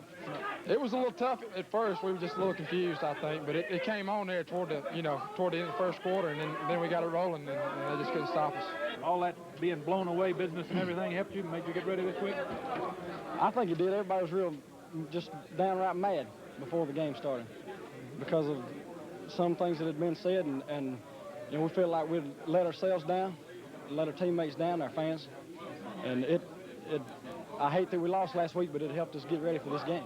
Is this the confidence builder the defense needs? Oh, yes, sir. Oh, yes, sir. They've got the same kind of team next week. They're going to throw probably more than Tennessee. Oh, yes. We'll be ready, though, I hope. My responsibility is the outcut, and I saw that there was no one in the outcut, and I saw this guy running deep, so I just ran with him, and he threw it to him, and I got lucky. Yeah. I'll take it any day. On the ball? Sure is. I didn't know what to do with it. David had a good day. Jimmy did, too, and I came in behind Jimmy, and I think I played pretty good, and had a lot of fun today. Today, you need a new bank to take you. 95,185 at Neyland Stadium. That's the 6th largest crowd in their history. I guess the 6th largest to see a game in the South. That's a big fullback from Tennessee. Weighs 250 pounds and has got great speed, too. You'll see him make some good plays in the ball game. Here's a big play for Tennessee early in the game. The way they play you with a 3 wide outs, you have to kind of be fish or foul against them, and they caught us in a situation and hit a little crease there and had a nice run. Get it down, I guess, inside the 15 here, and we stopped them. That was a nice play by Greg Carr, Doug Smith, and John Daly made the play before. We hold them, and they miss a field goal right here early in the ball game. And Rivers missed 2 field goals yesterday, a long one, and that one, of course, was just an easy kind of a chip shot. As we're coming back on a drive here, and we're going to take it all the way down, and then we mishandle a snap on the field goal. Here's a big play in the drive. Randy pitching the bow and gets down the sideline. Oh, my. Steps out of bounds, but it's a big play in the game, and I think it had a big effect in the game. So they stop us, and we come back. They move the ball down in scoring territory. And that's a great play by Jimmy Warren. They drop a ball right here. And you can see Greg Carr go right in there under the pile up and just comes out with it. There he comes. The officials digging in there. They don't know where the ball is. Look, and he's trying to show it to him. Said, I got the ball. And I didn't know what was fixing to take place. But anyway, we get the ball here, and that was an awful big play for us. And Lionel brings it off the goal line. Then we get out, but we don't make a first down here. And have to punt it back to them. We kind of just jockeying for position early in the ball game here. Both of us move it a little bit, and neither one of us get anything out of it. We punt to them, and Lewis Cobold had another fine day punting yesterday.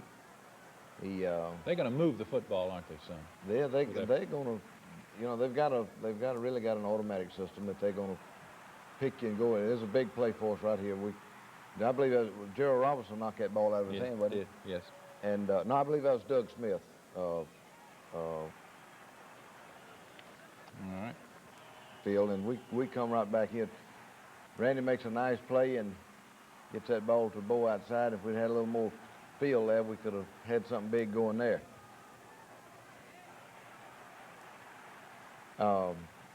Randy had an excellent day yesterday, and Tommy Agee had a good day yesterday, and I know our offensive line had to block good because we just, we were able to run the ball inside, and running it inside, you can see Tommy Agee makes a nice little run, and then Tommy normally would stay up on that kind of run. Here's a touchdown right here. Had some penetration there and didn't let Bo get in the airborne, but he still got it in there, and we go ahead 7-0.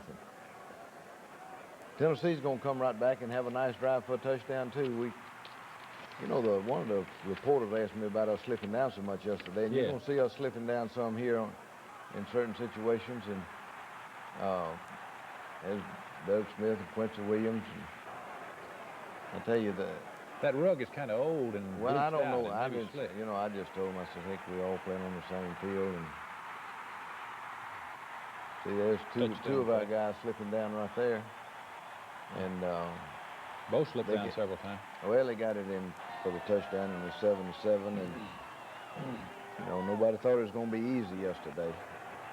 Here's a big drive though, just before the half. This was a classic drive. It was Tommy Agee running inside, and it started with Randy coming outside, makes a nice run, gets out of bounds. Just a little over 2 minutes to go in the half. It's because we're using the field and using the clock. And first down.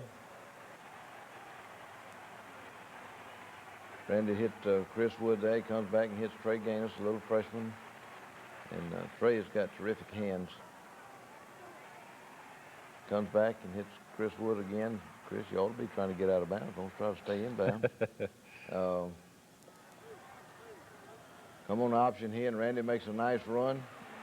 Gets the ball, moves it down the field late, and then gets out of bounds around the 11-yard line. Start thinking touchdown now. Well, you're thinking touchdown, but at the same time, you're really thinking points field, because it's a situation where we don't want to come away empty-handed. This is where Lionel twisted his ankle right there, right before the half, and that really concerned me. He came back and played the second half, and I don't think it's too serious, but it used your timeouts well there.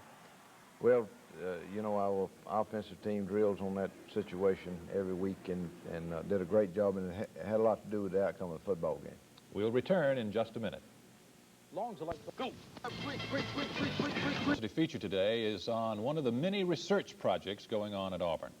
Well, you won the toss again, and you took the second half option, and it paid with points in this game. Well, we've been a good second half football team, really, and we were playing a lot of people yesterday. Everybody we had that healthy that could play, and I felt good at the halftime. You're always concerned, but we had played hard and had moved the football and had made some things happen on defense. Come back out. This was a big play in the drive right here, where we get a nice run and pitch to Lionel and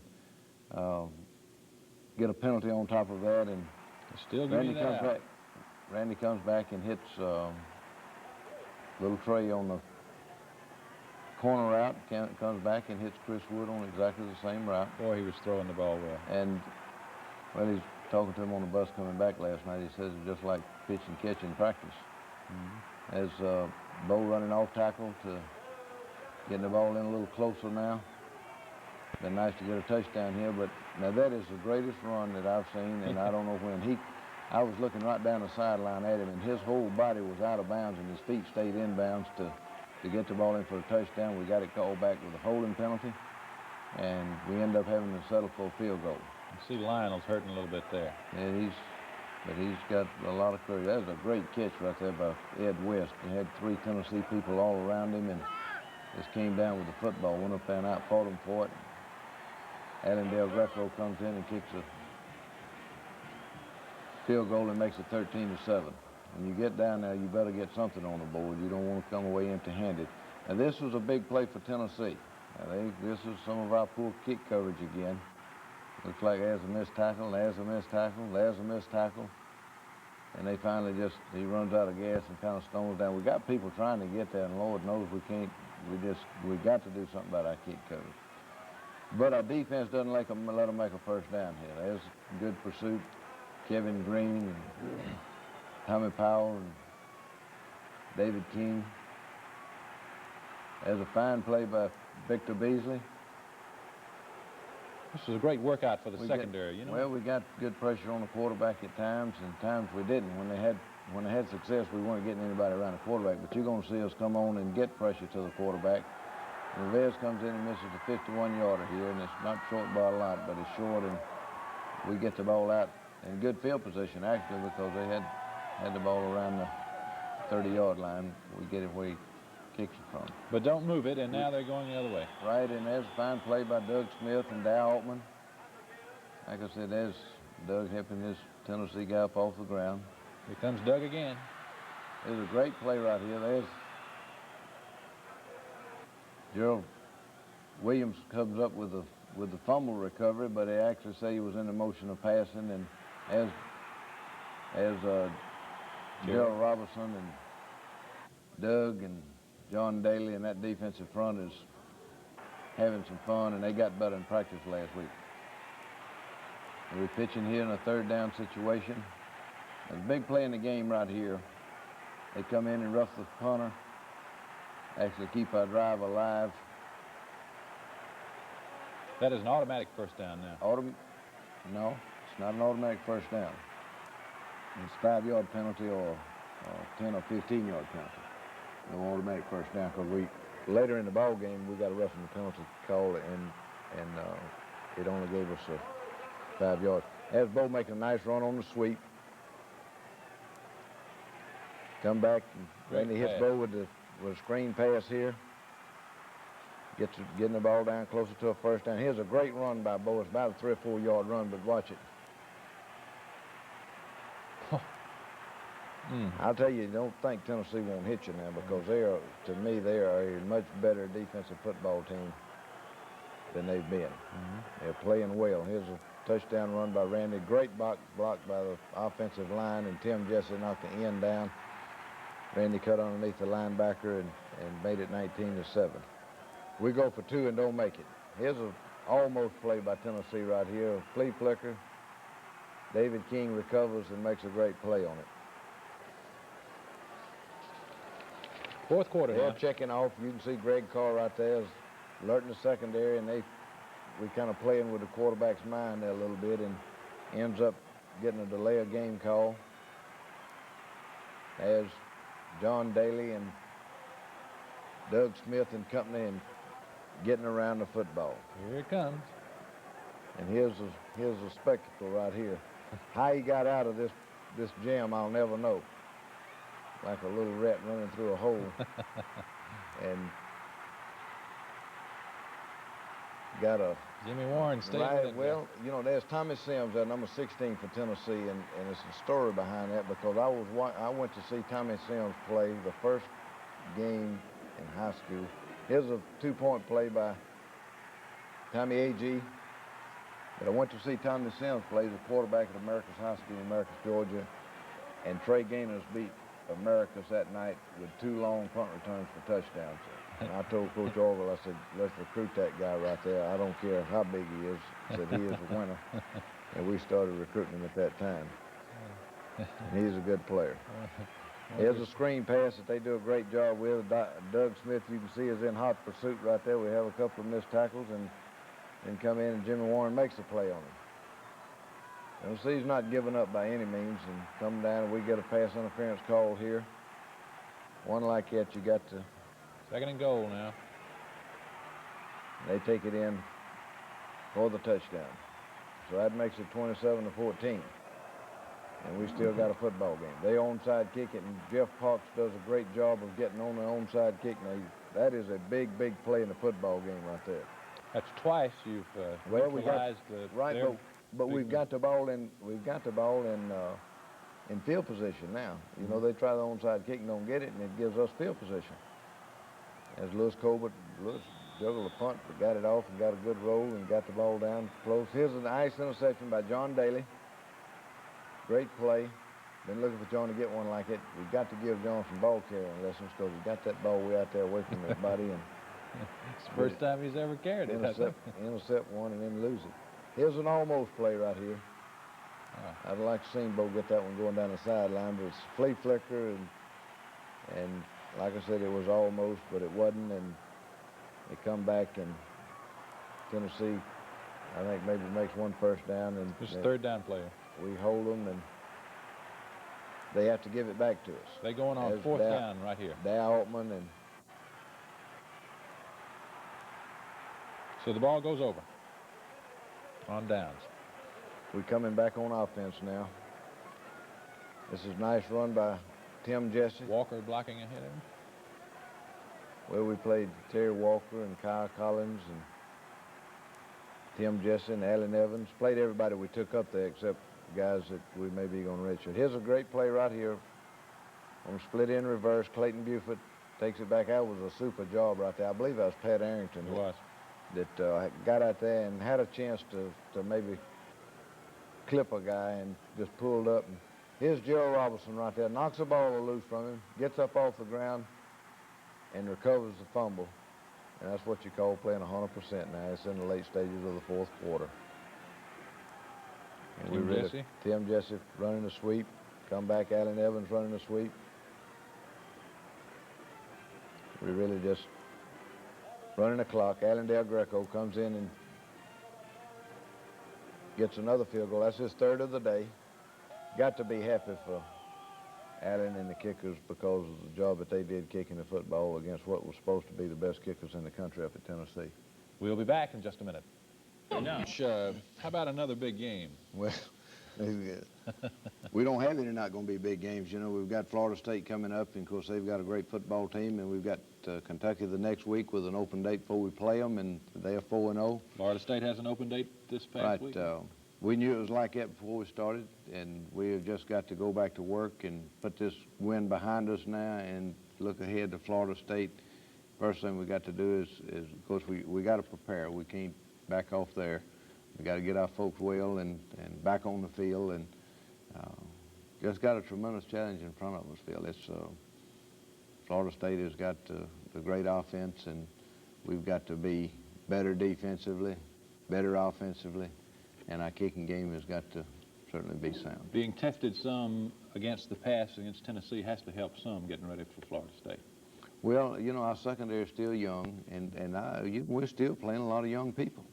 And it's another character builder for us. You know, we won't be the same next week. We'll either be better or we'll drop down a notch, and we can't afford too many more drops. So it's a big game for us. It's probably one of the biggest games on Florida State's schedule too. They've sold all the tickets they got down there. It's a sellout, and you know, they've been pointing for this one for a long time. They arranged a schedule where they could have this open date before they played Auburn because it was such a big game for them. So did several others. So it'll be a big game next week. Hope you get your folks healthy, Coach, and we'll see you next Sunday for the playback. Thank you.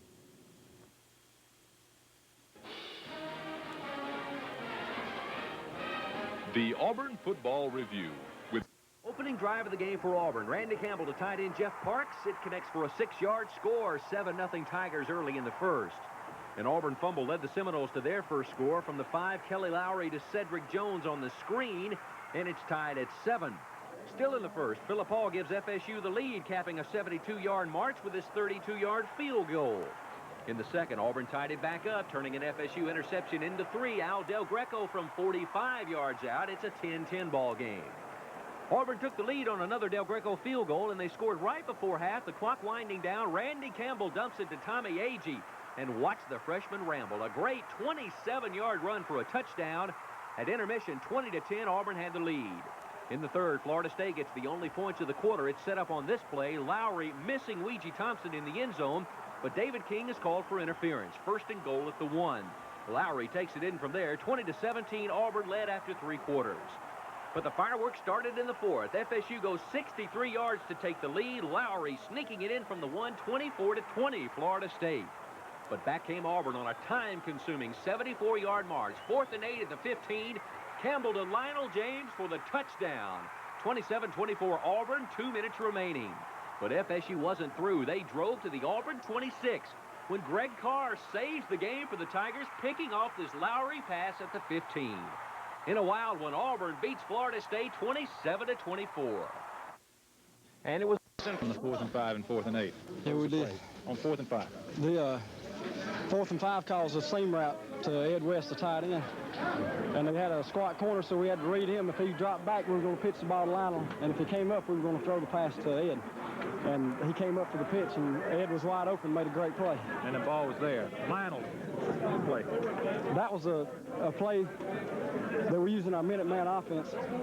They had a busted assignment on that play. The formation caught them by surprise when we went out there because I saw the defensive backs hollering and screaming for the other side to come over and help, and they only had 2 guys, and we had 3 out there, and Lionel was wide open. Well, I'm not really sure. I'd heard after the play that Donnie pressured him and maybe forced him to underthrow the ball a little bit. I think the whole defensive line putting pressure on him forced that bad pass. The Auburn Football Review with Coach Pat Dye. Brought to you by the Colonial Company and by Pepsi-Cola and your local Pepsi-Cola bottler. And by Long's Electronics, tomorrow's electronics today. And by Sunnyland, put a little sun on your bun. And by Federated Guarantee, life insurance for the ones you love. Welcome to the Auburn Football Review.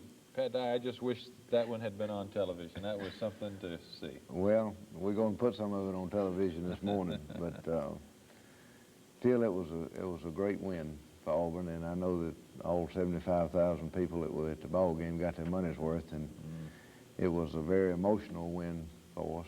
It was an emotional football game. It was hard fought on both sides. Coach Bowden and his staff did a great job in preparation for us, and they came in there a fresh football team. Had a week off? It was obvious from the start that they were ready to play. I think our coaching staff did a great job of getting our football team ready to play in every phase of the game. Offensively, Jack Crow and Bud Casey and Neil Calloway and James Daniels and Larry Blakeman and Wayne Bolt had a good game plan and did a great job offensively. Florida State played much better defensively against us than they had played all year long. They certainly did. Of course, defensively, I think that we had a good game plan. We were handicapped with being crippled up in the secondary, but Coach Wallace coaches our secondary, and Frank Orville and Wayne Hall and Joe Whitt all just, I thought, did a terrific job. And of course, our players, never lost their poise and just hung in there and did what they had to do to win in the end. Had some great performances by individuals, but it was a team. Courageous performances. Right. It was. I guess that's a better word. It was a team win, though. It was a game that was won by all phases of the game, and if it got right down to the difference in the ball game, I think it's really what we live by, and is the fact that they turned the ball over 3 times and we turned it over once. David King caused a fumble and intercepted a pass. Greg Carr's interception. Kicking? The kicking game was outstanding with Alan Del Greco and Lewis Colbert averaging 44 yards punting. Our coverage was much better yesterday, and the thing that was so great about the football game, in my opinion, was that we came from behind twice in the ball game, and our offense took it 74 yards and had 2 clutch 4th down plays and a couple of third down plays where the execution was perfect, and then defensively we came back and stopped them at the end, and of course Donnie Humphrey playing with a bad leg gives, he just, and I'm not sure that I think Donnie probably put himself in the ball game in that situation. I'm not sure that Coach Hall wanted him out there then, except Donnie said, "I want to be out there." And of course he came up with a pressure and forced Larry to hurry his throw, and Greg Carr was in perfect position, made the interception. Let's go into that post-game dressing room and talk to some of the guys. Were you surprised to see the ball coming your way on the touchdown play? Yeah, on that particular play, we have three receivers actually in the pattern, and whoever gets open is where ran it through the ball, and it just happened I was open and he threw it to me, and I was glad he threw it to me. And somehow you made the corner, huh? Yeah, I kind of limped on in there, but I got it in there. Did you lose the faith on 4th and 5 and 4th and 8? No, not really, because we did in the Alabama game last year, and I just said we got to do it deep down somehow or another. We got to do it, and we did it twice.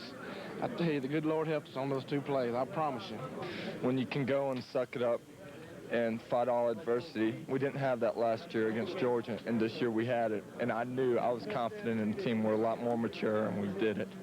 I figured we can put some pressure on the summer, it's going to happen because the defensive backs, they was pretty beat up, and, you know, Greg Carr came over big play, so it's a team game, team work together. This is the first team I ever seen to test us like this, and there's probably plenty more, Kentucky and Maryland. But Florida State have a great offense, they have great receivers and a great quarterback. And on down the line, I think they won't be stopped by anyone. We get through every once in a while, but it was pretty tough over there. They got some big offensive linemen, and they worked at it. They worked at the blitzes. You guys feel like y'all been run over by a truck? I know I do. How about defending that guy, Tom? Well, you know, it was tough. You can do it, kid. Yeah, you can. How about the way he dumps the ball on the blitz and stuff when he pressures you? Well, he's just an all-around good quarterback to me, you know. He can do everything well, you know, and every receiver wasn't no slouch neither, you know. We had our hands full all day just trying to get to our receivers, you know. Hey, guys, you pull up lane today? Oh, yeah. I hurt myself earlier in practice, and I think Alvin Briggs and Danny Robinson did a good job in replacing me. Oh, yeah, that was Alvin's first time playing. They were even more inexperienced than you guys are, huh? Oh, yeah. Tell me about it. Jam-packed Jordan-Hare Stadium, big game towards Auburn. Well, you're going to see a lot of emotions and a lot of football in the next few minutes. And, of course, Bo Jackson starts it off, and Bo had his best day ever yesterday running the football against Florida State. I've never seen him run tougher, and he was hurt. And you can just watch from the very beginning. This is the strongest drive I've ever seen, Coach. Well, Phil, we came out and we wanted to control the ball against them, and people that give us things, we try to take advantage of it. And Randy comes out and hits two outcuts right away. That's Trey Gaines. The first one was Chris Woods, and Randy had an exceptional day yesterday. You can see the first of a lot of runs where the big guy's just carrying people and running over people and just laying his heart on the line every time. It was a fine run by Tommy Agee, and I understand, Phil, that people worry about us handing the ball off a lot of times and gaining 2 yards. Well, it's that 2 yards that we gain up in. A great play right there. And to Jeff Parks, and Jeff Parks is an outstanding football player and an outstanding young man, and has never missed a day of practice since he's been at Auburn. Well, he made a big catch there. Well, that was something that we felt like if we got down close to the goal line, Florida State had shown a tendency not to cover the pass down. They just play the run. Here they come with the back on offense, and they are an explosive offensive football team. They come back and throw the screen. Nice play by Gerald Robinson. That guy right there is kicking our Snipes is a runner. There's a fine play by Jeff Jackson. You're going to see good effort all day long. They kind of spread that. Nice play right there by Jeff Jackson again, throwing a delay route to Hassan Jones, and they tried to kick away from our safety all day long. We just if we make that block right there, then we're going to be off to the races again. Here comes a great turnaround right here. Right, this is a big play in the ball game. It was a turnover that gave them the ball inside the 25-yard line there, and of course they take this one in to score and tie the ball game, and we certainly don't like to give it to anybody on our end of the field, but it was a mishandled snap from center. Only turnover for Auburn. Thompson, right there, David King makes a play on it. Here they come back with a third down play and throw the screen, and Cedric Jones takes it in for the touchdown. And all of their skilled people are great athletes. They're fullback, they're running backs, they're wide receivers. Quarterback does a super job of getting the football to him. There's the big man again. You can see him just, when he doesn't like much, but just running out of there. Here he comes again. And we just kept giving it to him, and just see him twisting and turning and making it. And, you know, it's different with that guy when he's 225-pounder doing that. Here comes Lionel on a nice play on the option, getting the ball pitched outside, Bo blocking in front of him. Stop the drive right here. Well, we have a missed assignment on the pass protection here. We should have blocked back inside and returned one, let one go free. I think that was the only loss we had all day. That was a great catch by that wide receiver. I believe that youngster's from down around Dothan. And 3rd and 7. You can see him beat the blitz. Well, the guy was being tackled and in the grasp of a linebacker or somebody, and he got rid of the football. 1st and 10 at the 11 now. he probably just unloaded that one and didn't have anybody open. And, of course, he is a very smart, intelligent quarterback that's well coached and well schooled. And we get to him here. Gerald Williams come with a blitz. Again, unloads it, and they catch it out of bounds. We got pressure to him, but, you know, when you're throwing the ball on time and you got great receivers, you can't cover them all over the field, and they're going to complete some passes. We knew they were going to move the football. We knew they were going to complete some passes. This is a great run by Snipes, their backup tailback. Plays behind Greg Allen, and he steps out of bounds right there on about the 50, 48-yard line. But he has got great speed. I think he won 100 in Florida in high school. Play. This is probably the most spectacular play of the ball game right here. David King got a tip on the ball and dove into the end zone and made the interception. And David was playing hurt. He hurt his sternum, or as a big guy again, just breaking tackles and running and twisting and turning. And 123 yards on the day. 15 carries, and we went into the ball game with a plan to get Bo the football. There's a big play, third down play that kept the drive alive. Chris Woods catching the 4th and 1 right here. It's fourth down play. We just, we got to make those decisions along the way. And of course, I like my chances of giving the ball to Bo in a 4th and 1 situation. We get the ball batted back in our face there. And Alan Del Greco comes on and kicks a 45-yard field goal. And Alan had a terrific day kicking the football yesterday. Not only was he perfect, he was dead perfect, because I think all of them were right dead down the middle. Here's another big play by David King. Knocks the ball loose from him. And Arthur Johnson, the freshman up at Thompson High School in Alabasta, comes up with a big play. Recovers a fumble, and again, you can see the big guy running. 3rd and 3. Big play here. We drop the ball, and Ed won't drop many of them, and you can rest assured we got tremendous confidence in his ability to catch the ball and catch it in the clutch, because that's who we went to on the 4th and 5 situation late in the ball game. You'll see it later. And he caught it.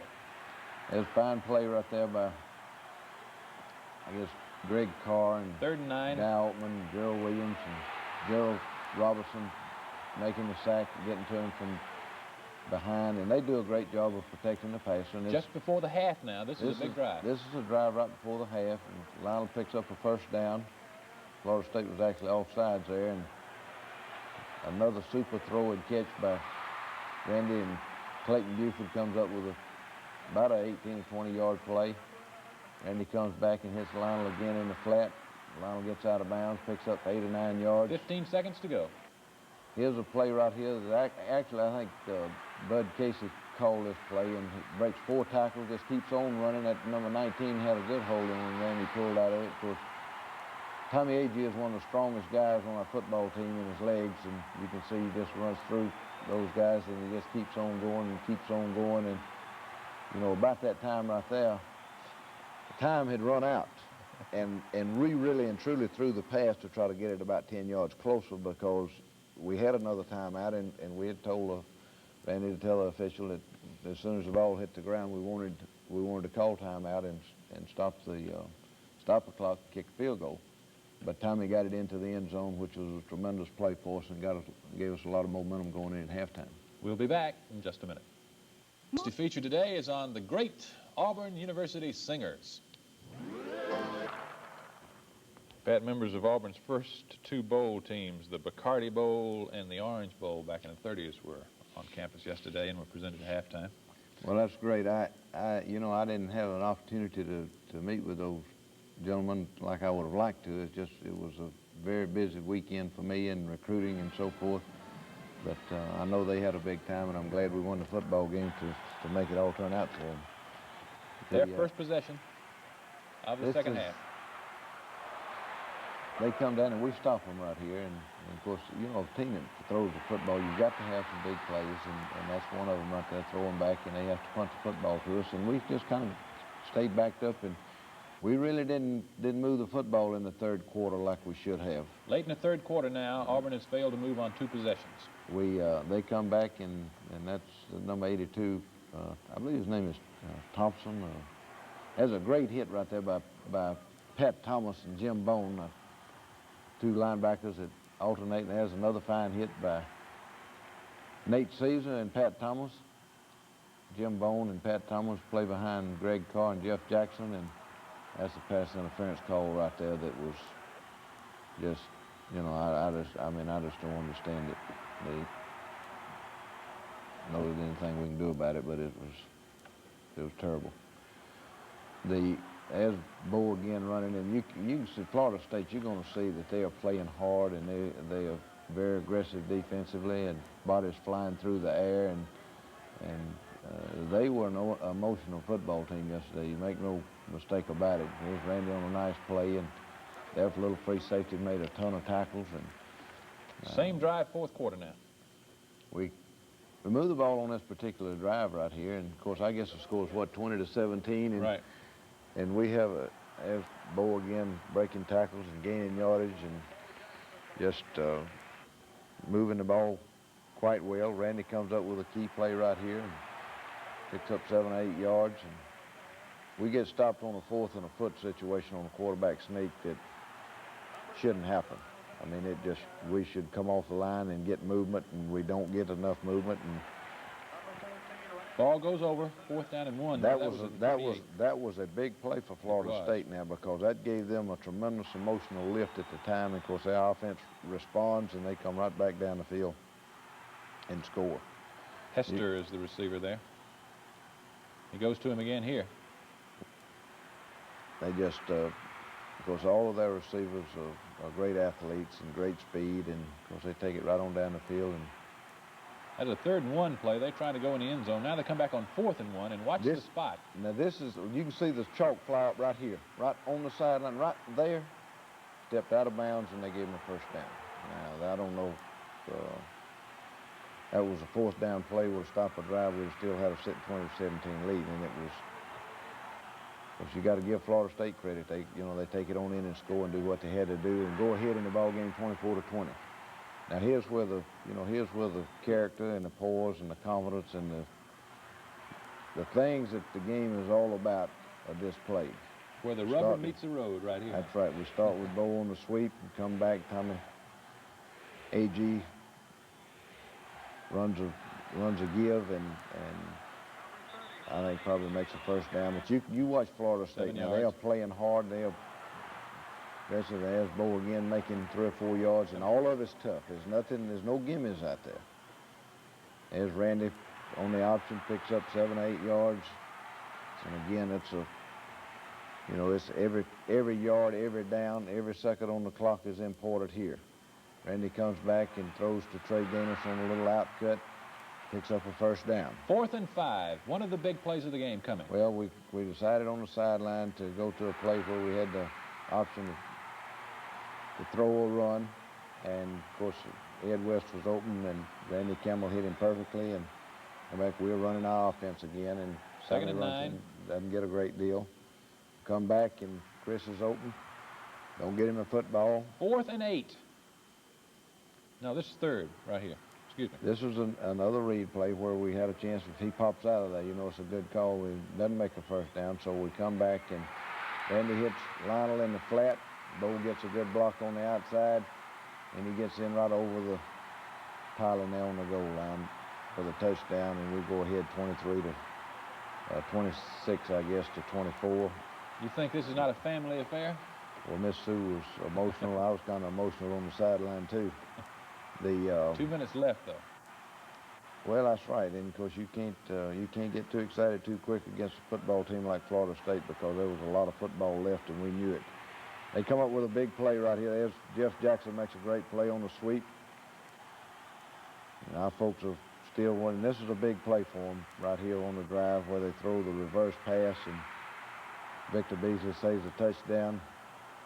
And it's Hassan Jones for them throwing the ball. And here's a game saver. Pressure by Donnie Humphrey, interception by Greg Carr. There's 50 seconds left, and there's a lot of happy Auburn people. There's my mama and Sue and a friend of mine from up in North Carolina. That's what the game's all about. You are right. Final, Auburn 27, Florida State 24. Back in just a minute.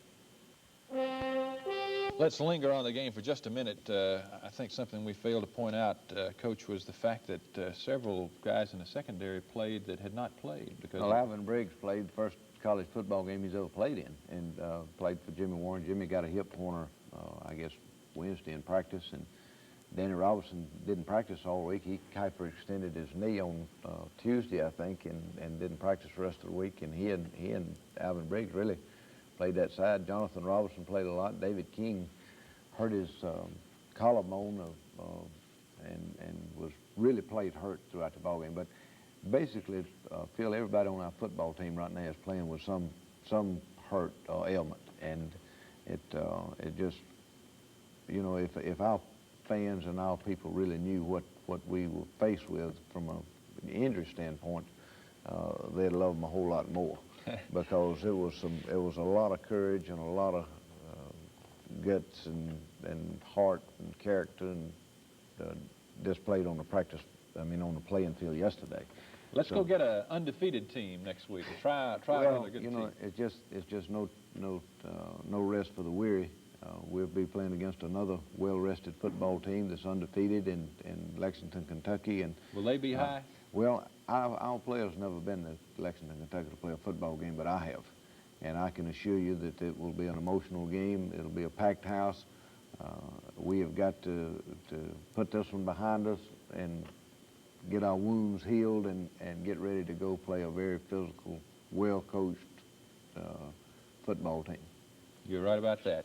That'll be Saturday, Lexington, and we'll have the playback on Sunday. Sorry, it won't, well, it's a possibility, but not a good possibility to be on TV. I don't think it would be on television, but we'll have it on our show. Okay, we'll see you Sunday.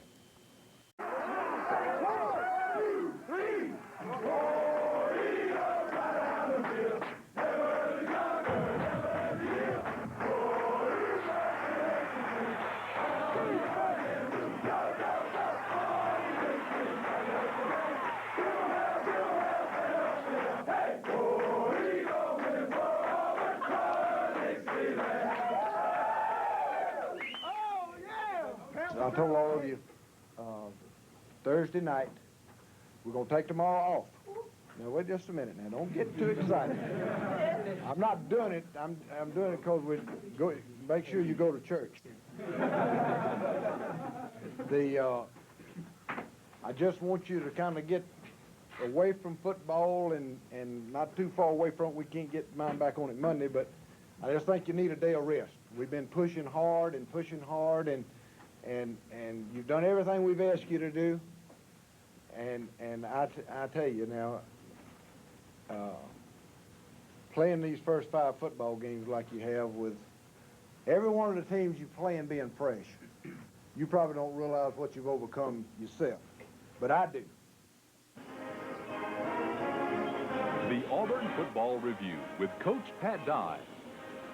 Welcome to the Auburn Football Review. 49-21, Auburn over Kentucky. Last night in Lexington, there was the beginning of the horse racing season at Keeneland yesterday, Coach, and it was a pretty good horse race last night. Well, it was a beautiful weekend, and we really had a great trip because the weather was beautiful, and it was perfect weather for football last night, and our football team was ready to play. I kind of felt like we would be, and you know, I complained about having so many folks hurt all week long, and it turned out at game time we had more people available to play than we've had since Southern Mississippi. A lot of them hadn't had a lot of work, but you know, the ones that were hurt and we were counting on had been they are seasoned players and sometimes don't need quite as much work as the others. And I felt like last night at times during the ball game that we had, you know, we're beginning to mature as a football team, and it was the first time I felt like offensively that we were getting close to where we want to be. Offensive line did a great job coming off of football. Randy was flawless in his play at quarterback, and of course our running backs did a great job. Tommy Agee and Bo and Lionel and no turnovers. No turnovers, and I don't think we had a ball on the ground last night to May recover. Have been one, yeah. We did it. I guess that's right, but we it was a good night for us. Our coaching staff has done a great job through this first 5 weeks. I feel having to overcome the fact that everybody we played has had that extra week to prepare for us has caused our coaches to have to work overtime. They had a great job. They did a great job of getting ready to go into the season with, you know, we're actually getting game plans ready this summer. We had a game plan basically for everybody we played this summer, and it was just a matter of revising it a little bit when we got ready to play. And you know, our football team has worked hard and pushed themselves through the routine of getting ready to play every week, and we've been hurt and been crippled, and now we can start getting folks on the same terms and the same kind of preparation that we've got. And if our football team keeps taking pride in the little things, and we're not satisfied to just be a good football team, we may have a chance to be something special before the year's over. All right, let's go into that post-game dressing room last night. We can run right at them. We can run at anybody. Yeah. You know, they was moving around a lot. We just had to pick that up in the middle. You know. Well, they shifted a lot, and sometimes we catch them off guard with a quick count. And then, you know, we'd go to our assignments, and there'd be a big gap in the middle, so that helped. Well, you got a little taste of it tonight, huh? Yeah, got a little bit. He told me I'd get some. I was looking forward to it, so just what do my best. You are the designated reverse runner, huh? Yeah, pretty much. Pretty much. I guess they're using the little bit of speed that I got, you know, to run a quick reverse play, and it's working very well. So they was shooting their down lineman outside, trying to stop our outside running game, so that made our inside game go. And Good night, huh? Yeah, it was great. But when did you know that you'd be able to play and play at what looked like pretty much full speed? When we got here, for sure. You took some snaps last night. Did you feel pretty good then? Well, it was bothering me, but I knew that if I had to play, that I had to get ready. So, how'd you come through? Great. You know, I didn't know that they were going to be able to come back like they did and play football. They got a great team. They kind of got you off stride there for a while. Then. Oh, yeah. They let us run the fullback up the middle. The man that I was reading on the line of scrimmage went for the pitch every time. In the first and second quarters, I think they changed their game plan some at the half. But it just depended on, if we ran the ball inside, the guy I was reading would take the pitch. Then the counter option seemed to mess them up. Yeah, the counter option messed them up. Their linebackers were really running tonight. And when we ran the counter option, they took the fake and got out. And when I got out on the corner, there was just one man there most of the time. And he took me a couple times he didn't.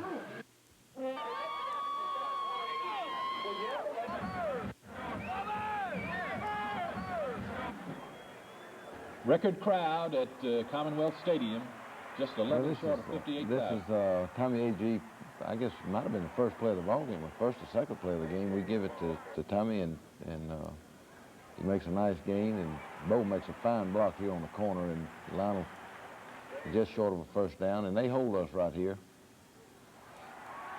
Kentucky has got a fine football team. I had no idea we'd score that many points against them, and I really didn't think they'd score that many points against us, but I think when you get that far ahead, Phil, you lose a little bit of that wire edge, and we did last night. Randy's running the option and turns up inside, and you know, we didn't get the big play running football last night, except on these reverses. Now, Clayton runs us, and I believe, for 34 yards and gets it down to the 3 or 4, I guess a 4-yard line, and Bo runs it in the next time now. Watch him. He is, you can see this on the replay, he turns up inside and gets his hand down on the ground to keep him going down, and just kind of springs off. I don't care what the news media says, and I don't care what the critics say, but that's the best running back in America right now. The last 3 ball games, and he hasn't got that many yards. And not only is he the best running back in America, he's the most unselfish running back in America, because he is doing everything as far as blocking, and our defense getting after him right here. Now they have a nice touchdown drive here, and actually tie the game 7-7. I guess it's the next. Right. Here's a fine run by Kyle Collins. Now, we got everybody in the game last night except Alex Duchok that we're holding out this year. But and I think all our running backs ran the ball except Eddie Graham. Now, I guess Terry Walker might not have got in the ball game. Terry's kind of a designated player. He's playing with a bad leg. And there's a fine play by Jeff Jackson and Greg Carr and Victor Beasley. That little quarterback does a good job right. He's really under executed pressure. on this drive. Yeah, under pressure, and he made a perfect throw and get it down. This is a great play. You can see what kind of pressure he's under there, and Greg Carr's just right in his face and gets the ball off to Adams. That big tailback from Kentucky is a fine football player and a strong runner. There's that fullback play that really set up the offense, didn't it? Well, you know, I think he might have caught him by surprise a little bit. That was another short yardage play that we didn't convert, and I'd say that offensively that's probably the only thing that we didn't do well early in the ball game is we didn't convert to short yardage situations, which we've been doing fine all year. Fine play by Dow Altman, and I think Greg Carr was there. Getting pressure on the quarterback now. That Jenkins, that quarterback, has got great quickness, and we don't tackle him quite as good as we should. There's Donnie Humphrey putting the pressure on him, and Jimmy Warren, and finally runs out of bounds. Here's a great play on the part of David King. I've been waiting for David to get one of those. He's just stepped in front of that circle route and picked it off and went 40 yards for the touchdown. It's a good sudden change here, and nobody clipping, and there's Pat Thomas and Gerald Robinson, and came at a good time. Well, that's what you try to get on a when you go from defense to offense to get that kind of reaction from your defensive players and scoring. And we talked about scoring on TV. There's a fine play right there by Jim Bone and Kevin Green. I think Jim played well last night. There's pressure on the quarterback again. Had him running around all night long. Jonathan Robinson there with the defense. Kevin Green There's again. a fine play by Arthur Johnson, a big freshman from up at Alabasta. Arthur played a little more each week. He's coming back on offense now, and Tommy A.G. has just carried the load at fullback since Collis Campbell has been hurt. Randy hits. That was a great pass. Well, he hit Tommy Carroll on a little fade route, and just perfect execution. Here's a fine play again by Randy. He just, you know, that guy's not a great runner, but he'll move the chains, and you've got to allow for him because he can. There's another big play as fourth down. Give it to Bo for the first down, and Randy runs this one in. Occasionally he can make somebody miss him too, like he did that linebacker right there. As Jeff Ostrowski pulling around, sealing off the inside. Tommy A.G. sealed hip block. He gets one on the ground right there. And Randy squeezes it right in the corner of the end zone. We go up 21-7. There's Tommy and Lionel on the sideline. He's running for his life through this. Well, we begin to get to him as Dow Altman and Greg Carr. He's still doing a good job. As Ben Thomas and Jenkins was injured on that play. Yeah, Ben Thomas and John Daly getting pressure on him. Big play in the ball game right here. Little Trey Gaines, a little freshman from down at Cairo, Georgia, slips and slides and returns that punt 21 yards and puts us in great field position.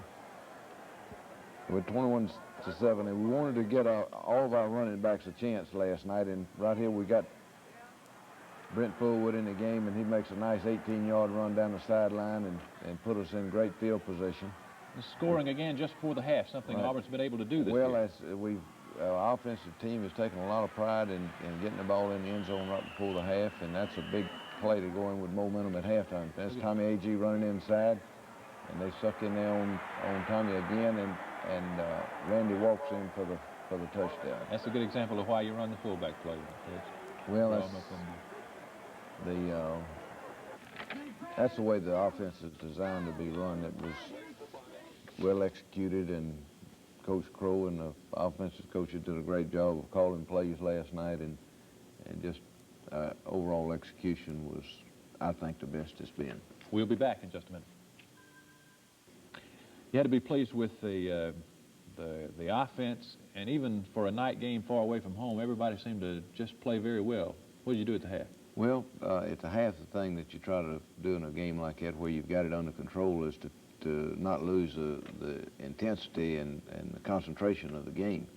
And I thought we held it pretty good, Phil, except, you know, we let them hit the long pass for a touchdown, and we let them drive one for a touchdown. And there were about 8 or 9 tackles for losses last night. You got to give Kentucky some credit now. They didn't come in there a bad football team, and I still think they're a better football team than they were last year. There's Doug Smith and Donnie Humphrey and Quincy Williams, and we get pressure around them all night long. There's a fine play right there by Doug Smith, and Doug missed him, I believe, and Greg Carr. And they had taken the second half option, and important to hold They kicked off to us early in the game, and here they get a no-yards penalty on the punt, and that's a new rule in college football that you've got to give that safety 2 yards. Here's a little key play for us in this touchdown drive. Bo catches a little screen pass and makes a first down.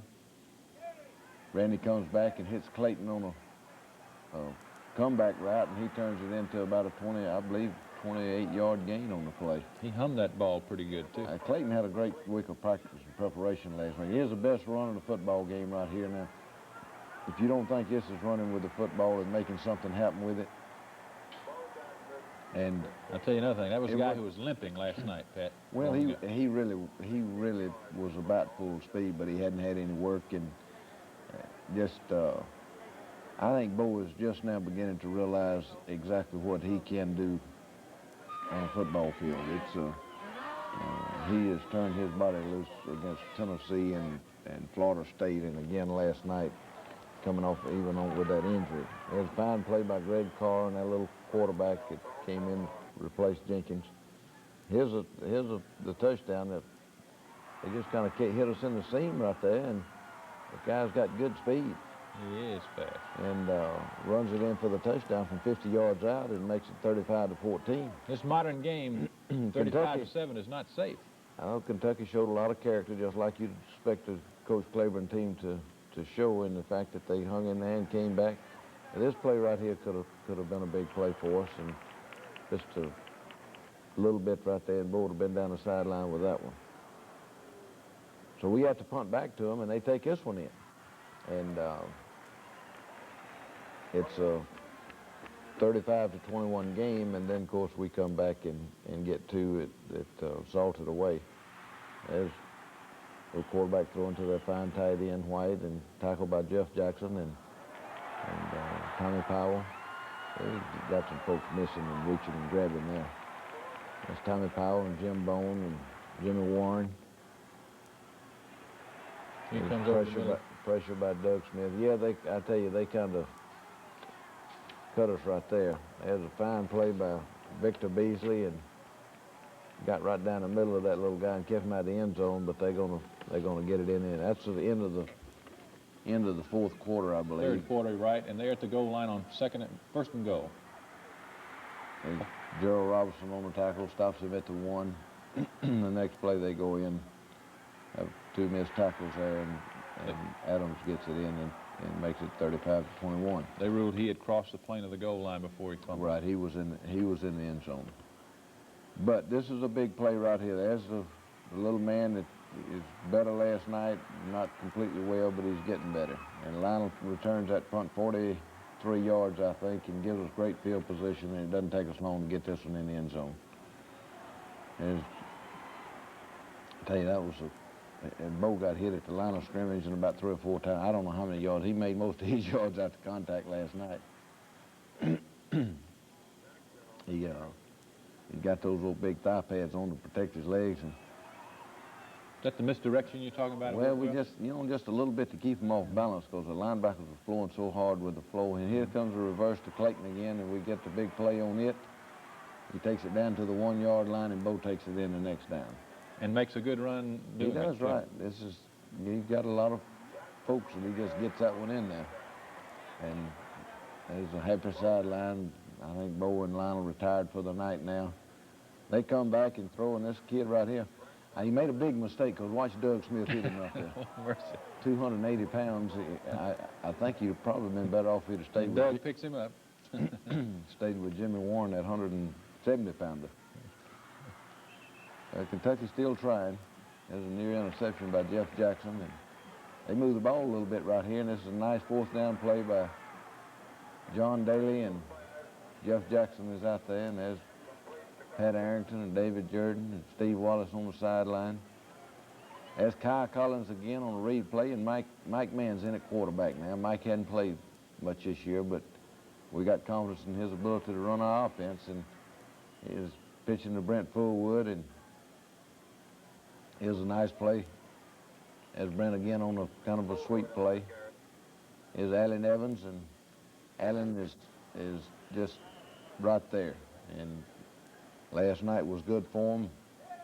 I wish we'd have played a little better. I got a little nervous. I wanted to play them more, but when they closed in 14 points, I decided we better go with our experienced players. There's Tim Jesse making a nice run, but I think we got, you know, some ability and talent there. There's a touchdown run by Mike Mann. Mike gets it in there for the touchdown, and you can see it from ground level right here. Having those fresh troops late in the ball game like this, don't think that doesn't make a lot of difference. Look at the blocks downfield.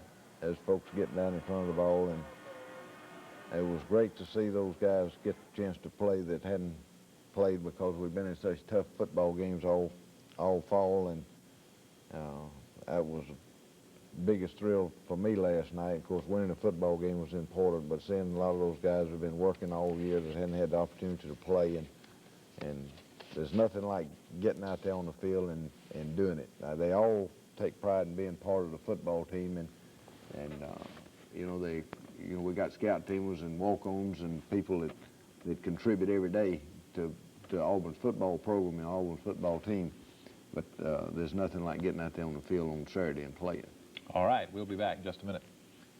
Auburn is now 2-0 in the conference, a national ranking to protect, and going against a team that is a traditional rival where strange things can happen on the road, and that's Georgia Tech, Coach. Well, I think that our football team has got one of the biggest challenges this coming week that we're going to have all year long in getting ready to play Georgia Tech, because, you know, there's somebody upset every week. They're going to have to listen to the student body, the news media, ask them how bad they're going to beat Georgia Tech all week. Georgia Tech won a football game yesterday. They probably were underdogs in. I know Coach Curry, and they beat Alabama 2 years ago when they were probably 3 or more touchdown underdogs going in.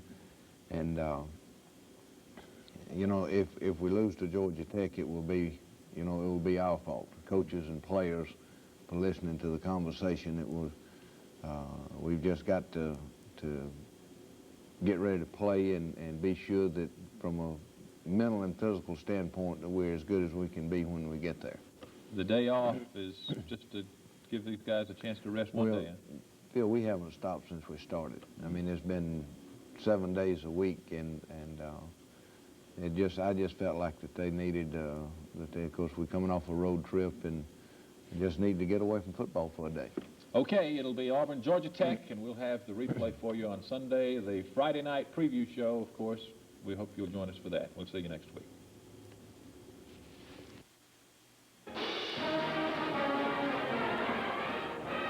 The Auburn Football Review with Coach Pat Dye. Close the city down, the Reverend John Alford said, and bring it to its knees. Alabama Journal, May 3rd. We are 40.1% of the population, Bray said. Nobody would sit in the mayor's chair without our 37,000 And Collegiate Independent Referees Association, the group that worked the Alabama-Penn State game, addressed the controversial call that could have cost Alabama a victory on Saturday. Art Hyland, the supervisor of the group, after speaking with Jack O'Rourke, the field judge who made the disputed call, says in his opinion the call was correct, that the ball was bobbled and the receiver did not touch inbounds while in possession. Hyland said a film review of the play was inconclusive because it is impossible to tell from the camera angle when the receiver regained possession of the ball in relation to the end line. Hyland raised a new point today that many people had noticed after looking at the tape for several times. Now watch this tape. In the lower part of the screen, the Alabama tight end actually moves before the snap, seemingly reacting to the Penn State player jumping off sides. Hyland said that should have been called and would have offset the offsides call against Penn State, resulting in the down being replayed. At his weekly news conference today, Auburn coach Pat Dye said he knows Auburn will be heavily favored against Georgia Tech, but if his team lays back and waits for something to happen, they will be beaten. Bo Jackson watchers have noticed a change in the big running back in the last few games. Bo has been running through tacklers more and more, and a closer observation shows that he's handing out about as much punishment as he's taking in. A case in point last Saturday night, right there, there, and there.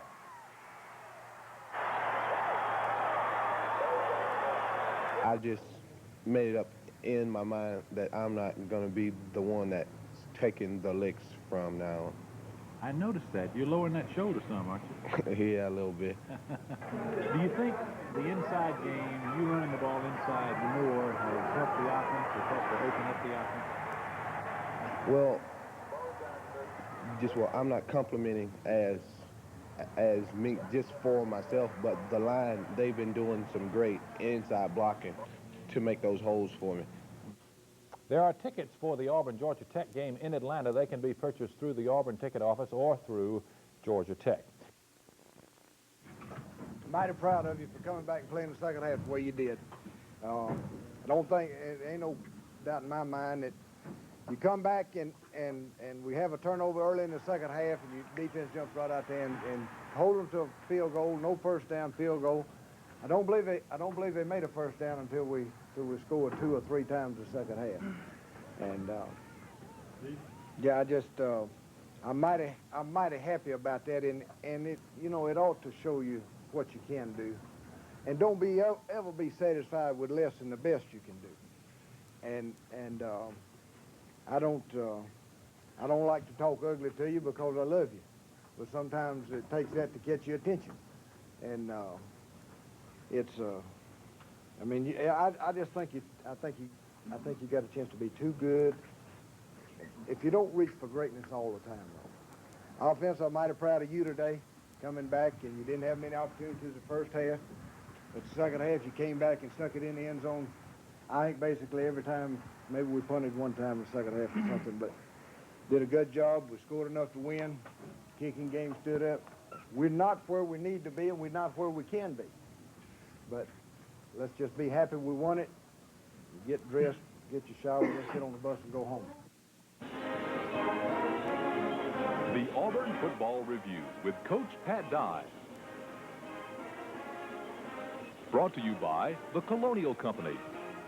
And by Pepsi-Cola and your local Pepsi-Cola bottler. And by Long's Electronics. Tomorrow's electronics today. And by Sunnyland. Put a little sun on your bun. And by Federated Guarantee. Life insurance for the ones you love. Welcome to the Auburn Football Review. Yesterday, after a slow start, Auburn knocked Tech out 31-13. Coach, that was a Dr. Jekyll and Mr. Hyde performance by the defense there. Well, you know, I was concerned going into the game. We had good preparation last week. Yeah, our players were working hard, and but still, you know, you just can't take anything for granted. People have got too many good football players right now, and you know, they've got talented athletes offensively and defensively, and Georgia Tech, we knew, was a much better football team than their record indicated. Going into the game, they had actually made more first downs than their opponents had, and we got into an all-out war in the first half, and we were playing poorly defensively, and Tech got some momentum, and they had a good plan, and they just carried the fight to us in the first half, and our offense really didn't have the football in it. And you know, we took it in on our first drive and had it, I think, 2 or 3 more times and didn't get any points on the board. And, of course, Georgia Tech took it in once, kicked the field goal, and actually took it down and missed the field goal. And I was really upset with our defensive football team at the half. We had no gang tackling, and we weren't coming off the blocks. We weren't pursuing the football like we should, and just and we got too much talent, too much ability to go out there and just be satisfied to be average or below average, and that's what we were in the first half. And you could hear my comments after the game there. I kind of got on to them at the half. I didn't use any ugly words, I don't think, but I used some words that I hope got down to the quick with them, because you know, if we're going to have a great football team, we've got to get our great players playing great. And right now, we haven't had that. And we've had spurts of it, but nothing consistently. And we can't win the games that we got to win down the line to make our season successful if we don't get the great effort and the great execution from our most talented players. I think offensively we're getting a lot closer to it than we are defensively. I don't know the reason for that, but I think we are.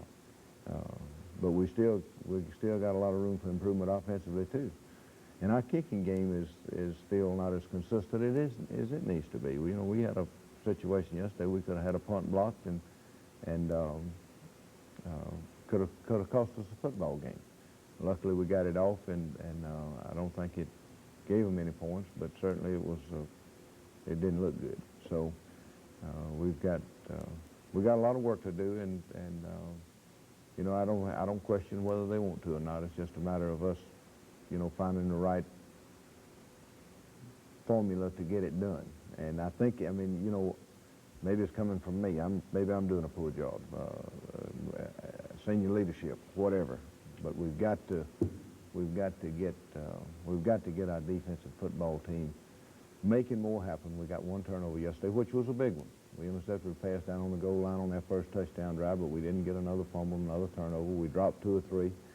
So if we get our defense to making something happen, I think offensively we'll be able to score enough points to win. Okay, we apologize for no player interviews today. We had a puny camera. We'll take care of that by next week, and we'll be back with the first half in just a minute. Great on-the-road support, Pat. Almost half and half Auburn there yesterday. Well, we always take a big crowd to Atlanta for the Georgia Tech game, and we actually start off and have an offsides penalty on a kick and come back, and luckily they didn't get the ball out for the 12-yard line on the second one, but as we try to coach against penalties on the kicking game, and you can see coming off right off the bat they start moving the football, and that was nearly a fumble right there, but they really was down. We have some good licks in the football game, and we do some good things defensively, but it's just too many arm tackling and pulling down and nobody hitting through anybody, and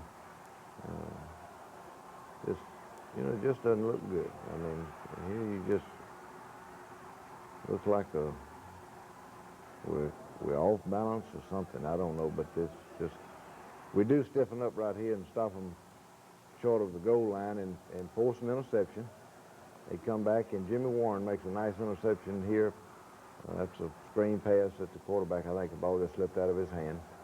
But here we're coming on with a blitz, and he really hasn't too much time to throw the football if you're going to blitz him. But anyway, Jimmy comes up with an interception and stops the touchdown drive or field goal drive and gives us the ball out there at midfield, and we take this one right on in to score.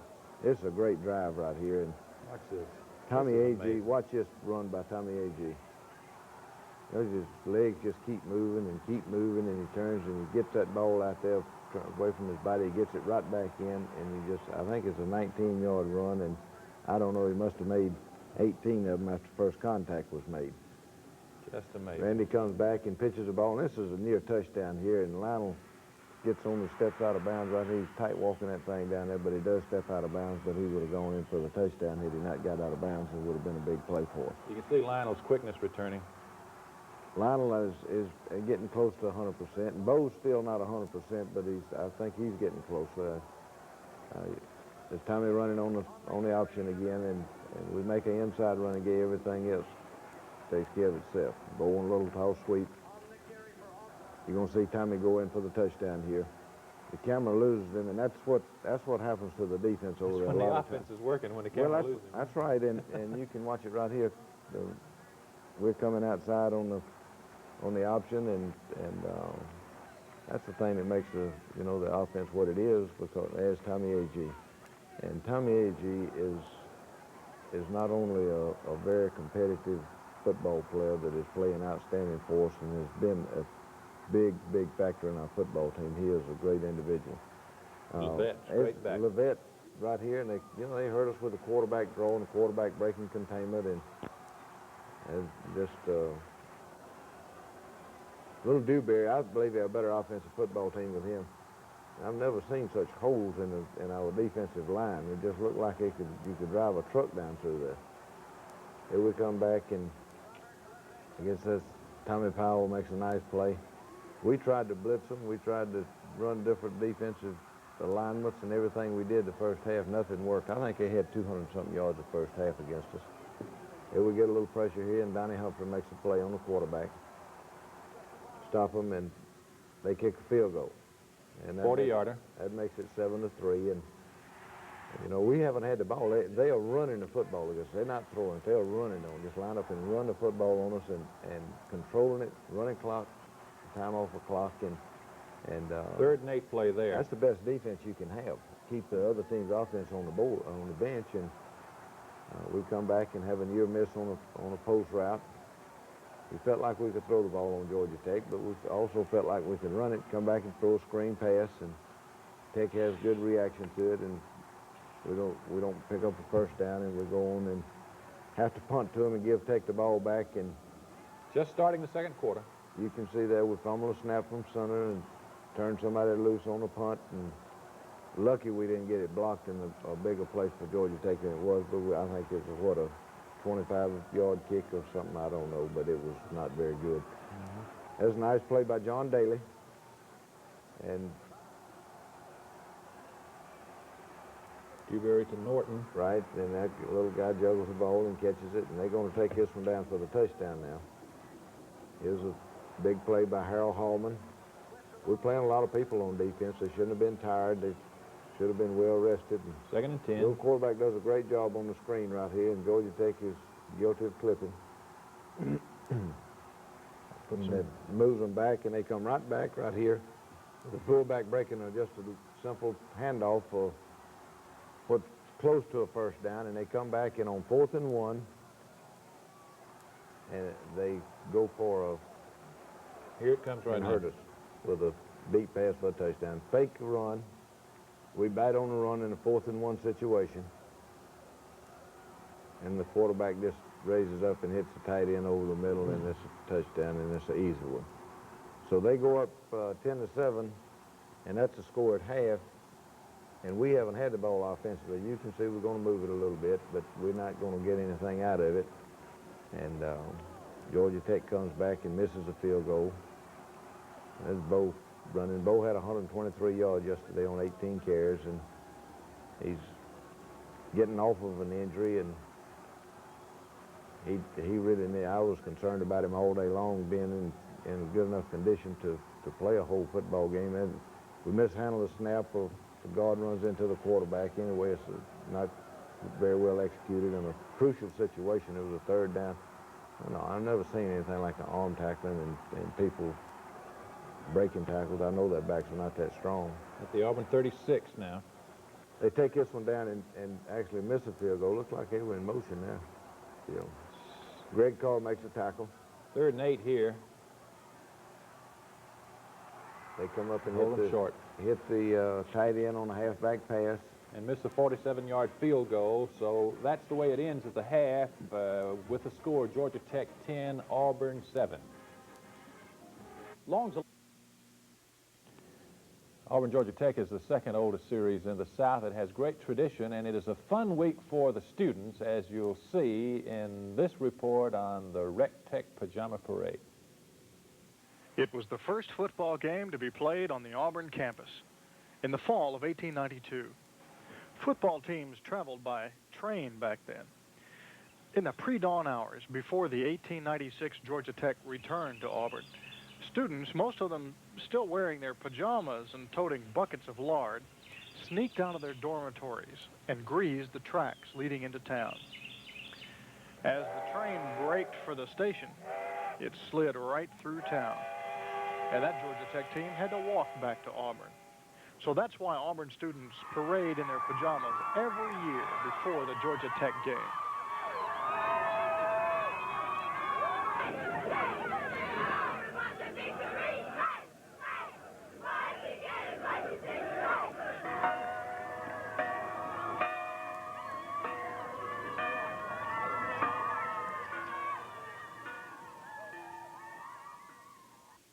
Such a fun series, Ben. I hope the series continues, and I know you do. I bet we had the largest pep rally in America Thursday afternoon. Do you think that might help or hinder the preparation?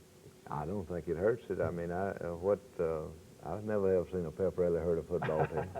We had a lot of fun. The ones, some of the players went to it. I did. I had to speak, interview some of the seniors, and they spoke. And it's a lot of fun. This is part of football field, being behind and having a little gut check every now and then. And of course, you don't like it, but it's good for you. And I will have to say that our defensive football team arose to the occasion in the second half. They sure did. As our band, and they're outstanding. And as the Yellow Jacket, he ain't got no business out there. That's really not very nice. Those kids work hard. I know that's not the proper English to use either, but he's not supposed to be on the field. We come back second half now. We have turned the ball over right here. I think Bope took his eye off of that, and the game was hanging right here. Well, the fumble concerned me, but if we were going to win the football game, a fumble in the first right here was not going to beat us. What we did the next 29 minutes was going to determine the outcome of the game. And we come back, and you can see we've got gang tackling, we've got enthusiasm, we've got people that are trying and fighting and scratching to get there, going downfield, and it's an entirely different atmosphere out there on that playing field. You can see that it's going to be dangerous to get around the football second half, and that's the way it should be played. There's a lot of difference right there, and they go up 13-7. We come right back here and take this one down and go ahead 14-13, and I think that the combination of stopping them and putting the drive together, Bo's running, offensive line coming off the football and doing a good job, and take it right on down and score. There's a nice play by Randy, pitches to Lionel, and I'd say that Lionel is very close to being back to his normal self. And that's good news, too. He has been gallant in his recovery because he hadn't missed any playing time, but he's certainly not been himself. There's Tommy A.G. running just on the option, and Tommy is sure hard to get down. He's playing well, and to give it to Bo on a sweep in a short yardage situation. Our offensive line, Jeff Lott and David Jordan and Ben Tamarella just come off the ball, get that crease, and there's Randy turns upfield and makes a nice play on the option. Here's a predetermined option here where we get the ball pitched to Bo down going in, and Lionel makes a nice block and good execution. Here we're reading again, handed off to Tommy inside, picks up 4 or 5 yards, gets it down close. Randy's going to run it in from here. Good block right there by Lionel again, and that's teamwork and team play, and that's what it's all about. Offensive line does that job. The fullback hits up in there on his job. Randy reads it. Lionel knocks the end down. That's what it's supposed to look like right there, Phil. A lot of people around the ball this second half. David King, Ben Thomas, Dow Altman. Notice how you see those senior numbers when it gets tight. Well, it's here's a play right here where Ben Thomas gets good pressure. We don't contain him, and I tell you, that's one thing that we're doing poorly right now. To me, that it concerns me more than anything else that we're doing is we let quarterbacks break containment too much against us, and as a fine play by Greg Carr and as Doug Smith and Harold Hallman, and got folks trying to get there. Nice play right here by John Daly and Greg Carr again. You start getting after folks like that, and you start having some balls dropped, and some good things will happen to you. Bo should have just kept running right on out of this thing here. He just looked like he thought he was going to get hit or something and kind of gave up on himself, but if he'd have just stayed on his feet right there, I think he might have gone a distance with that one. Fourth quarter now, it was a 19-yard run. It was a fine run right here. Good block, and Bo goes out there and turns up inside and makes 12, 14 yards. 16 yards. Here's Randy again. He did some tough running after being hit, too, yesterday. Well, Georgia Tech did a great job against us last year, and they run the same schemes again Saturday, but we did a better job executing against them. You're talking about running a football, determination, and just trying to get that thing closer to the goal line. At that time, A.G. is doing his thing. We come back, and you have that kind of running, and Bo kind of just shuts that guy off, and Lionel makes a good block, gets his guy on the ground, and the other linebacker scraping outside and just doesn't quite get there. That was a big touchdown there. That gives them Coach 8-point Casey on lead. the sideline, and I was hoping as an incomplete pass right there, but you can again see there's some emotion and that's the way you got to play defense. That's the way you make things happen and just turn yourself loose. That didn't look very good right there. Just kind of standing instead of going on and getting him. But it's fine lick by Pat Thomas. Georgia Tech still has not made a first down in the second half. I think they make their first down with about 8 or 9 minutes to go in the game. Doug got to him there, and Donnie got the sack. Donnie and they all played better the second half. There's Lionel running a blast and picks up 5 yards. We come back with an option, and Randy reads it. And watch the next one. We had this thing. We were kind of waiting for the right time to throw it. We had worked on it, and Coach Crow called it, and it worked to perfection. It was a throwback. That's the same play we threw against Florida last year for the touchdown. It was called back, and we hadn't run it this year, but it's... that was set up because you were hurting them running the ball, Coach. Right, and when you make your running game go, and particularly the inside running game, we got, if we can make our fullback go, he's going to move the chains, and that was mighty close right there. The kid made a great catch. I guess he deserved better than having it called out of bounds. They do a good job of picking us with a halfback pass, and right there you can see that we are trying to get after them now. I believe that's the pass completion on the sideline was their first down. That was the second one. And the quarterback breaks containment again and makes another first down. They get it down on the goal line, and we do stop them here at the goal line. There's Dow Altman and Doug Smith and Greg Carr, and pressure right there by Kevin Green. They throw the ball, and we've got 3 defenders around it. That's an indication that we are trying to... He catches that pass out of bounds. Good coverage right there by Jimmy Warren. Again, we're getting pressure. We don't tackle him when we should, but we do finally get him down because we've got somebody that's hustling and getting up off the ground and scrambling and trying to get there. So we stop him here, and we come back again, and really and truly I was hoping that we were going to be able to play this group of backs here more in the football game yesterday. Kyle Collins and Allen Evans and Tim Jesse, but the game has Kyle Collins running inside and Brent Fullwood taking a pitch from Pat Washington.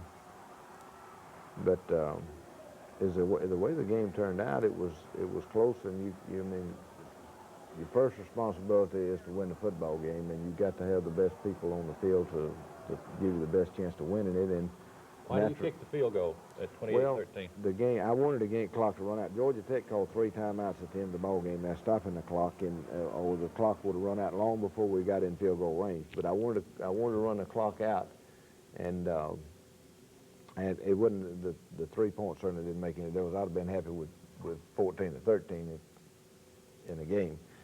But Alan Bollinger came up and said, Coach, he said Alan hadn't kicked a field goal in 2 ball games, and he actually hadn't. I think he's tried 8 all season now, and I didn't want to kick the field goal, but I wanted to.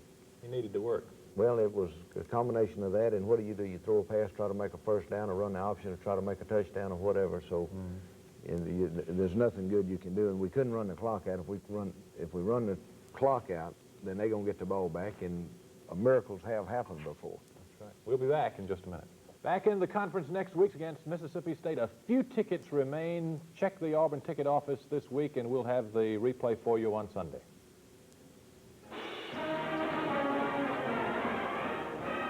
The Auburn Football Review with Coach Pat Dye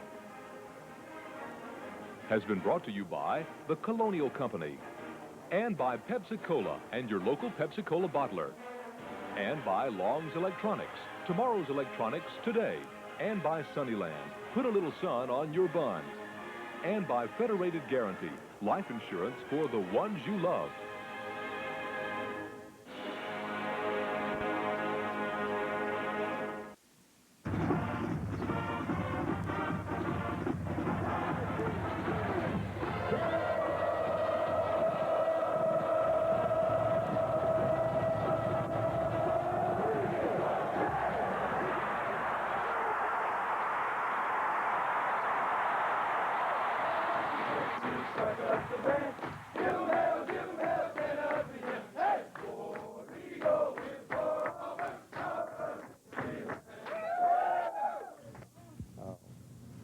got a mighty big week in front of you next week.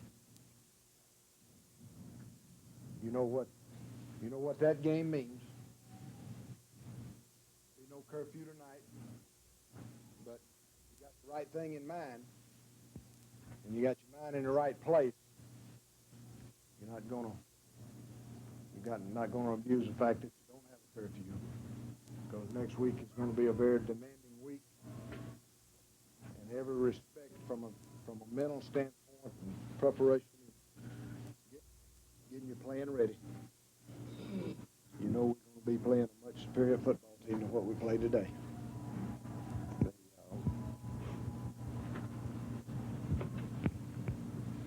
Mighty proud of you for winning, doing what you had to do, and I'm sure that there's going to be some good things that come out of the game. But we certainly got some areas that we're still not as strong as we need to be to win against the competition we got to play against. The Auburn Football Review with Coach Pat Dye. Brought to you by the Colonial Company. And by Pepsi-Cola and your local Pepsi-Cola bottler. And by Long's Electronics. Tomorrow's electronics today. And by Sunnyland. Put a little sun on your bun. And by Federated Guarantee. Life insurance for the ones you love.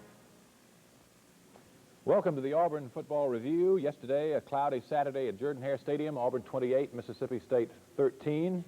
It's kind of like Coach going to the office and opening the mail or something. Well, I think you could kind of get a feel for it with singing in the dressing room wasn't quite as enthusiastic as it normally is. It was a game that we had to win, and they won it. We didn't play well offensively. Defensively, I think we made some progress. Our kicking game, specialty teams, were terrible. So we've kind of got to regroup and kind of analyze our specialty teams, especially, and I think the Florida game should put us in the frame of mind to put a complete football game together, and we haven't played one probably since the Tennessee game, and I'm excited about the week, and I know the players are. It's one that they've been looking forward to since last year, and of course there's a lot riding on the game. It makes it that much bigger and that much better, and that's what college football is all about. So we'll look at this one today and put it behind us and get ready for Florida, because they are an outstanding football team. In the post-game dressing room, those sentiments almost exactly. The thoughts quickly turned to the University of Florida next week.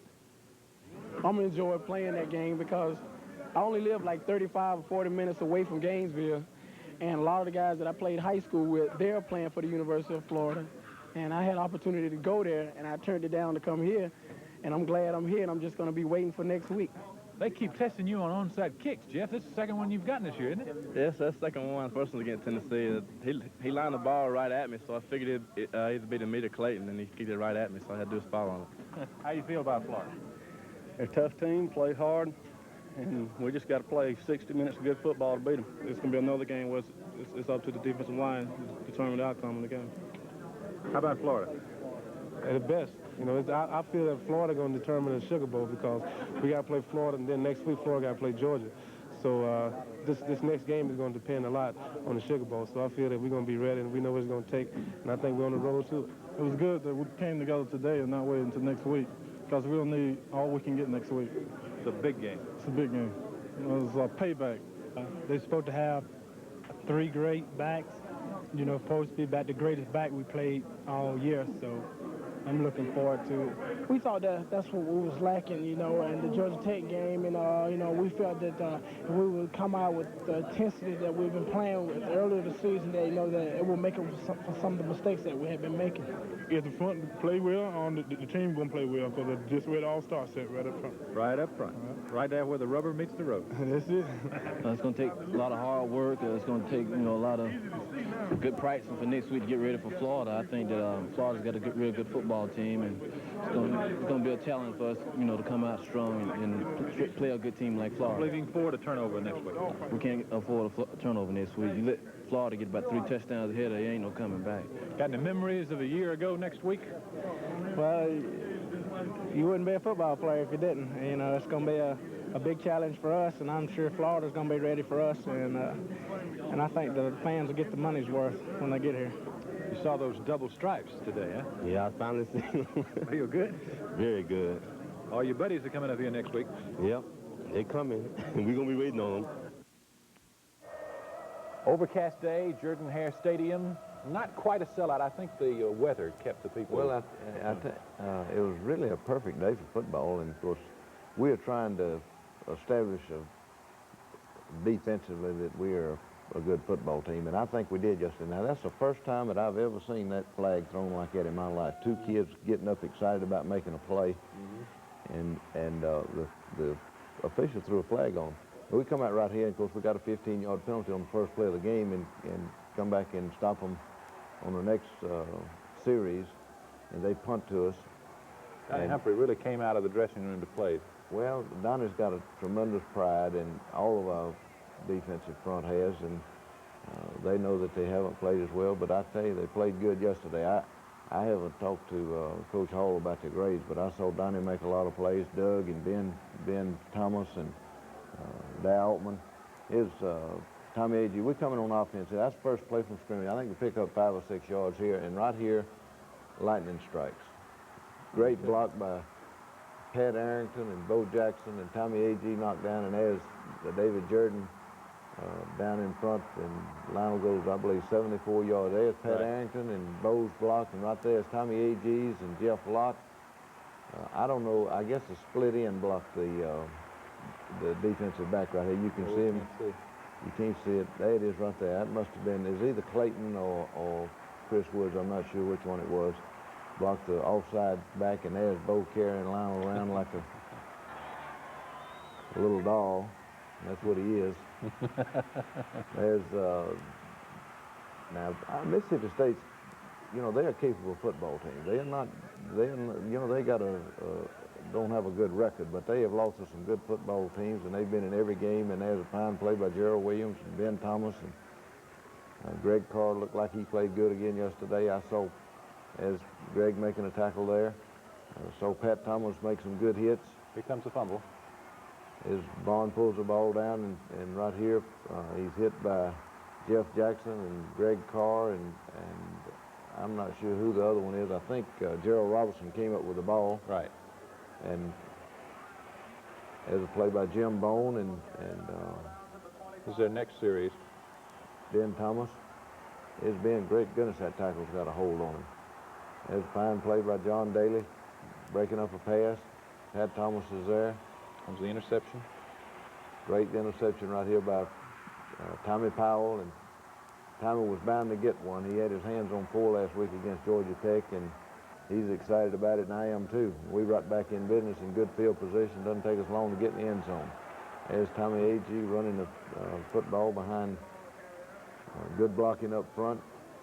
As Bo makes a nice play in a short yardage situation there and breaks outside, I think makes 14, 15 yards. 14 yards. And 2nd and 11 right here. This is a great catch by Clayton Buford. Now, he was just laid out flat, caught that ball on the 2-yard line, and we take it in the next play. We've got a little regular route call to the tight end, and the tight end's covered, and he dumps it off to Bo, and Bo gets that 2 yards and skips in the end zone right there and makes it 13-0, and Allendale Greco kicks the extra point, and it's 14-0. They come back, good hit right there by Jim Bone and Dow Altman and Donnie Humphrey. Another fine play right here by Donnie Humphrey, and Jim's there along with Pat Thomas. 3rd and 2. Good play right there by John Daly, and he stacks it up. He and Doug Smith and Donnie and Quincy Weech. Quincy catches him from behind.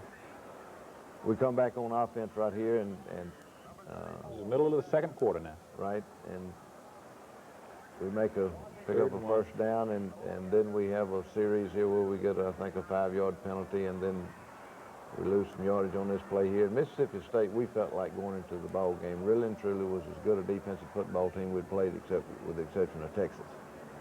Personnel-wise and the way they played and everything, we felt like they were in the same category and just as good as Tennessee. The defense doesn't have the record that Tennessee does because the offense has given up you can see some poor coverage and tackling and on our specialty teams there. Here's another fine play, fumble caused by Kevin Green, and Danny Robinson comes up with a fumble and gives us the ball in excellent field position again. And again, we don't take advantage of it. There's Tommy Agee making a first down out around the 50-yard line. You start getting worried when you don't catch those turnovers, don't you? Well, we just, just a little here and there, and we throw the incomplete pass and drop that one. So that's Trey Gaines, and Trey doesn't drop many. He got the ball a little quick. He didn't get his head around quite quick enough. And here's another pretty good coverage there. Jim Bone down. And Knight, of course, was a great athlete. We knew it going into the game, and he hurt us on the punt returns. Here's Bond on the keep off of the option, and Pat Thomas finally gets him down along with Jimmy Warren. And Bond is still can make some things happen with the football. He's turned the ball over some, but he's faster than he looks like he is, and you can see us gang tackling. Of course, they're getting close to the goal line there. And second and goal. As Doug Smith and Dow Altman and Greg Carr and as Jeff Jackson and Ben Thomas making the play right there and stop him at the 2-yard line. This is a play right here now. As Doug Smith and Gerald Robinson and Jeff Jackson, and they all get in on it and stop him again at the 2-yard line. You can see him coming hard here. Doug, as Greg Carr helping clean up on him. Donnie getting there. They're all excited about it, and Mississippi State kicks a field goal, and it's 14-3 at half. That was just before the half. We'll be back in just a minute. Andy brought him a bull. I'd like to have a little stock in that bull, $320,000. Pat, the field was just gorgeous yesterday, and it was not painted. Well, Paul Connors and Mr. Jumper and Robert, people that work on that field have just done an unbelievable job. They planted a little rye in there to give it a little color. There's Wanda and her little friend sitting up with Sue in the booth. We come back on offense and turn the ball over. Something we did last week. We certainly don't want to make a habit of that. If we do, we're going to start taking it in the first of the game instead of the second half. But that's a very unusual sight right there where Randy turns upfield, makes a first down, and the ball pops out. But the defense does the same thing it did last week. They come back and hold them to a field goal, and that's a good sign. They start at the 33 on this You're going to have a few bad things happen to you, but the defense has just got to go out and make something happen in return and take the ball away from the offense and not give up the touchdown for sure. There's Jeff Jackson. And 3rd and 5. There's Doug Smith and Greg Carr and Dow Altman all getting there, and they kick the field goal. And now it's 14-6. Just about identical to what happened last week. But defensively, we're playing much better. There's no question, no comparison. Here Randy's pitching the ball to Bo and didn't get the ball to him enough yesterday. Anytime that we rushed for 226 yards yesterday, and I looked down and Bo and Lionel got the ball 13 times, and that's ridiculous. Here's a fine throw and catch by Randy and Chris Woods, and Chris needs to hold on to the ball, but he actually stepped out of bounds before he fumbled it and move it back. And this is a touchdown drive here. We take it right in, and Randy throws to Chris to start that one. He comes back and hits Ed West right here on a nice play. And it was a 3rd and 6 play, big play. And he takes it down to all around the 20-yard line. And like I said, he doesn't take it. There's Tommy Agee's, I'm his mama. I wish you had another one just like him. Send him on. Because he is a terrific young man and also an outstanding football player, and he is playing super right now. 2nd and goal at the 8-yard line. Tommy does it all himself from the 20-yard line in. He takes it down to the 3 here, and he comes back and scores on the next play. Good blocking in the offensive line right there. Jeff Lott and Pat Arrington and Ben Tamarella. Ben comes off and gets that middle linebacker, Jackson. It's a great one. Just knocks him right back into the end zone, and we get in that end zone in good shape, and that's 21-6. Of course, we come right back after. Important to answer that score. That's exactly right. We come back and set the momentum again, and Jeff Jackson's out there in good shape on the screen. 2nd and 11 coming. Here's a nice play by Mississippi State. They come up and nice play by Jeff Jackson again. 3rd and 2 now. It's a great play right here by Victor Beasley, our free safety. You see folks are scrambling and trying to get to the football, and that's what it's all about. I mean, you know, defense is whipping blockers and technique and gang tackling, and we come back on offense right there, and that was a 3rd down situation, and that defensive end gave us a lot of trouble yesterday, and we knew they were good coming into the game. Here's a poor job of covering punts right there. We got a flag and get knocked down there and don't contain and get in a foot race, and as Lewis Colbert actually knocking Knight out of bounds, and whenever they get to our punter, we've done a poor job. As Pat Thomas and Harold Hallman. A great hit right there by Pat Thomas. Pat Thomas has made some of the finest hits on our football team this year at linebacker, and is playing good. There's Jim Bone and I think Harold Hallman again on the stop. Now we're in the 4th quarter. Offense. Nice throw and catch right there by Chris Woods and Randy. Randy threw the ball extremely well yesterday. We had several passes dropped that here's Brent Fullwood. Bo's blocking, and Randy pitches the ball, and Brent turns it into a 14-yard gain, and Brent has several nice runs on this drive. Here's a nice throw and catch and run after you catch it. Clayton and Randy. Here comes the touchdown. Good protection. Here's a super run right here by Brent Fullwood. Good block by Tim Jesse right there. Pat Arrington. That's Jeff Lott. Look, I guess that's Ed West. He's got that defensive end carrying him back to the end zone too, and we got a ground shot out right here. Look at Ed West come off. He kind of got him hooked a little bit, but he got his back bowed too. Brent gets that ball in the end zone. It's a fine play, and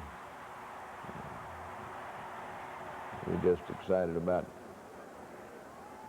Brent getting a little playing time. And there's a fine play by Ben Thomas right there. And again, we're coming on and trying to get pressure, and we do get some pressure. And the Bond, that they make a nice play and throw to the fullback. They're going to carry this one down and kind of a little pick pattern against man coverage there and hit Knight underneath and take it down to the 5-yard line. 1st and goal at the 5. But again, we come back and have a nice goal line stand right here. Ben Thomas is out there with Dow Altman.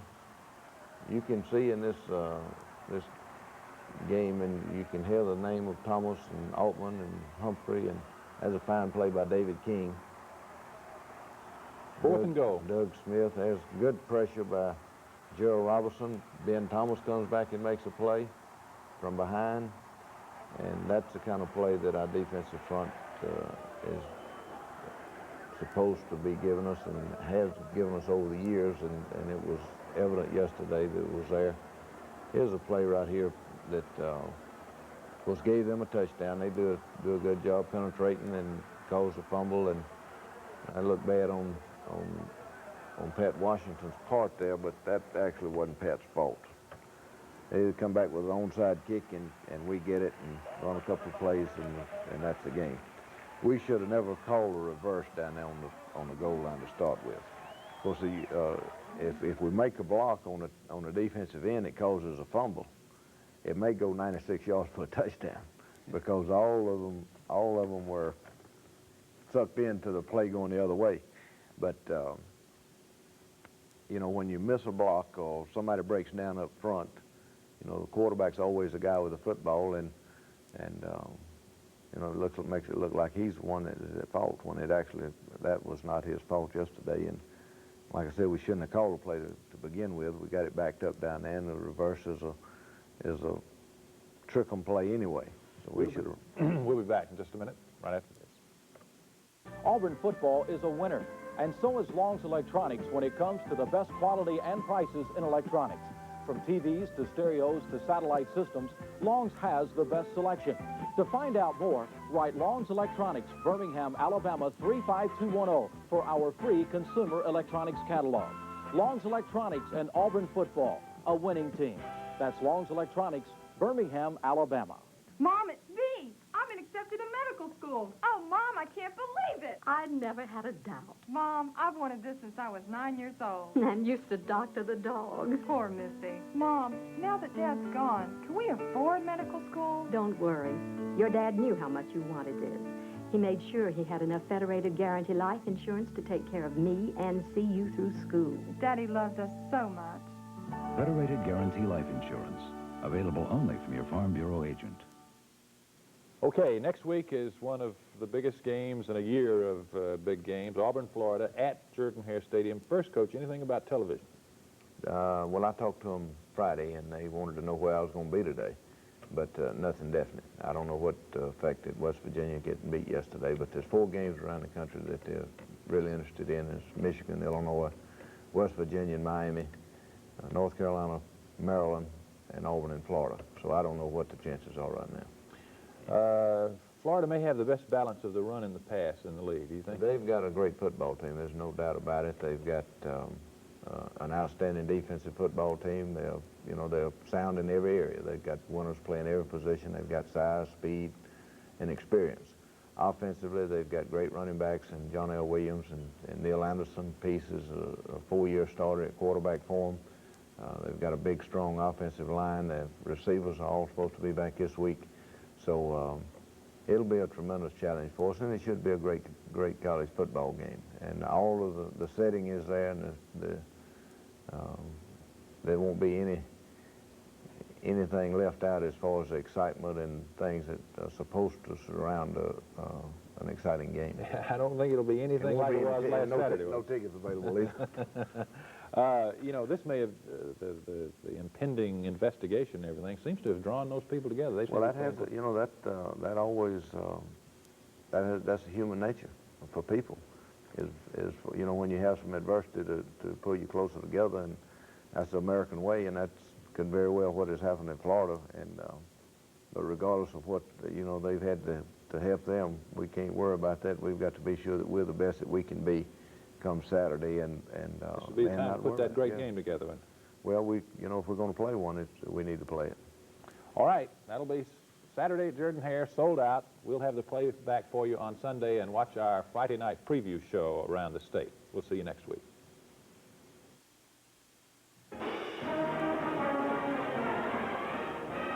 The Auburn Football Review with Coach Pat Dye has been brought to you by the Colonial Company, and by Pepsi-Cola and your local Pepsi-Cola bottler, and by Long's Electronics, tomorrow's electronics today, and by Sunnyland, put a little sun on your bun, and by Federated Guarantee, life insurance for the ones you love.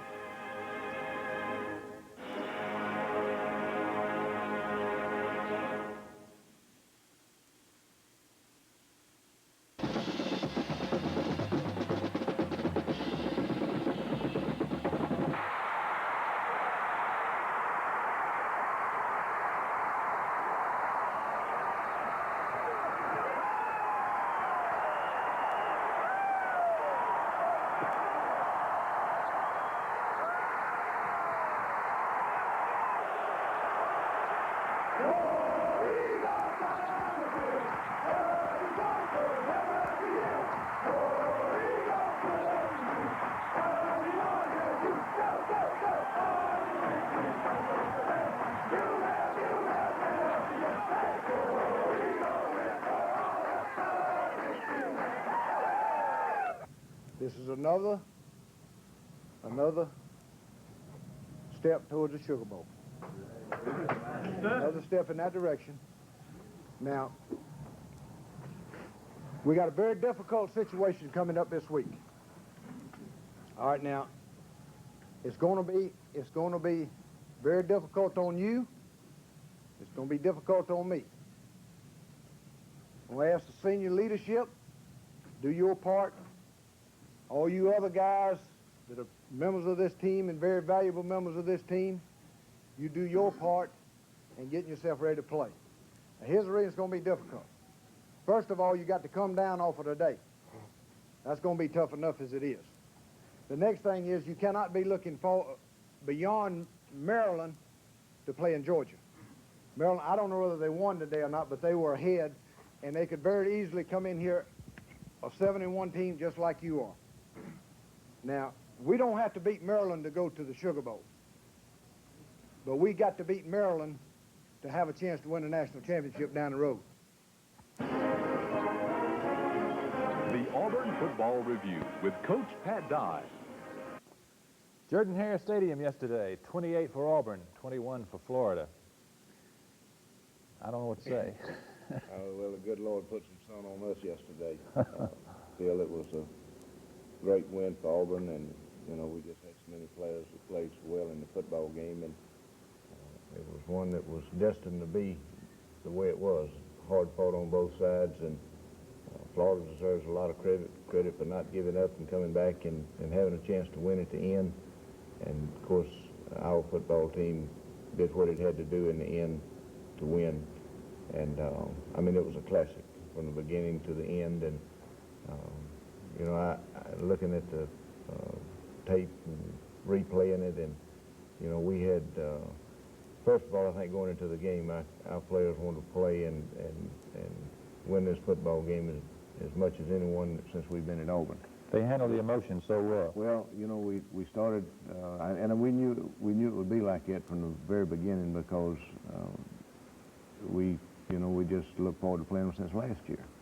And we, all week long, we kind of did everything we could do to be ready at game time rather than to leave it on the field or whatever. And our practices weren't anything extraordinary this week. Our preparation was good and sound and solid, but it wasn't too much of emotions out there. But I think that you can see physically, just from a contact standpoint, I don't think there's anything that we've played to compare with it except maybe the Alabama game the last 2 years.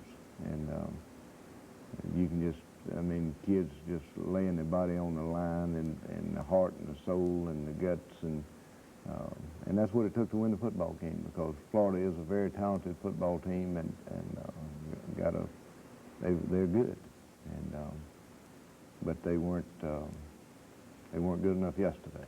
And, you know, all the controversy around the game, I think, is sad to have those kind of things take away from a great win, and really and truly a great comeback by Florida that fell a little short. But you're going to see on the film, we got a great show for you, and I think you'll enjoy it. Okay, let's go into the post-game dressing room now. First, for a little impromptu birthday party. Go here. Hey, Randy!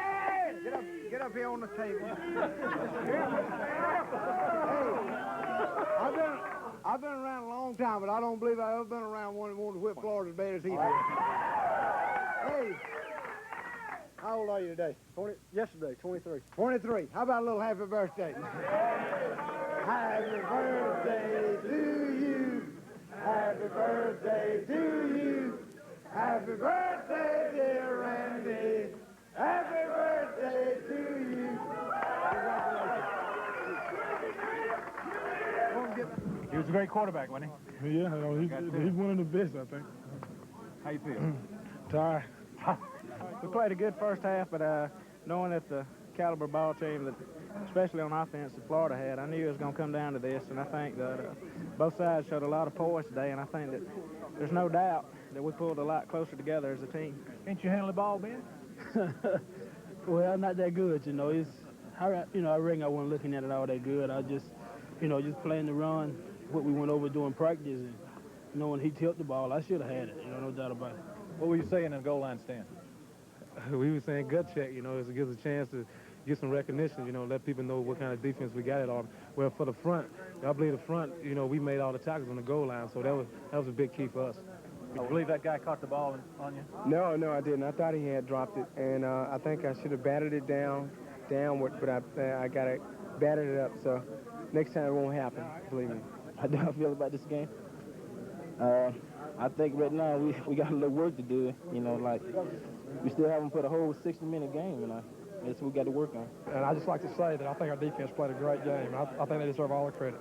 They like to try to intimidate everybody, and we knew that was going to be a factor. And we knew that if we just played our game and controlled our emotions, that we'd come out winning.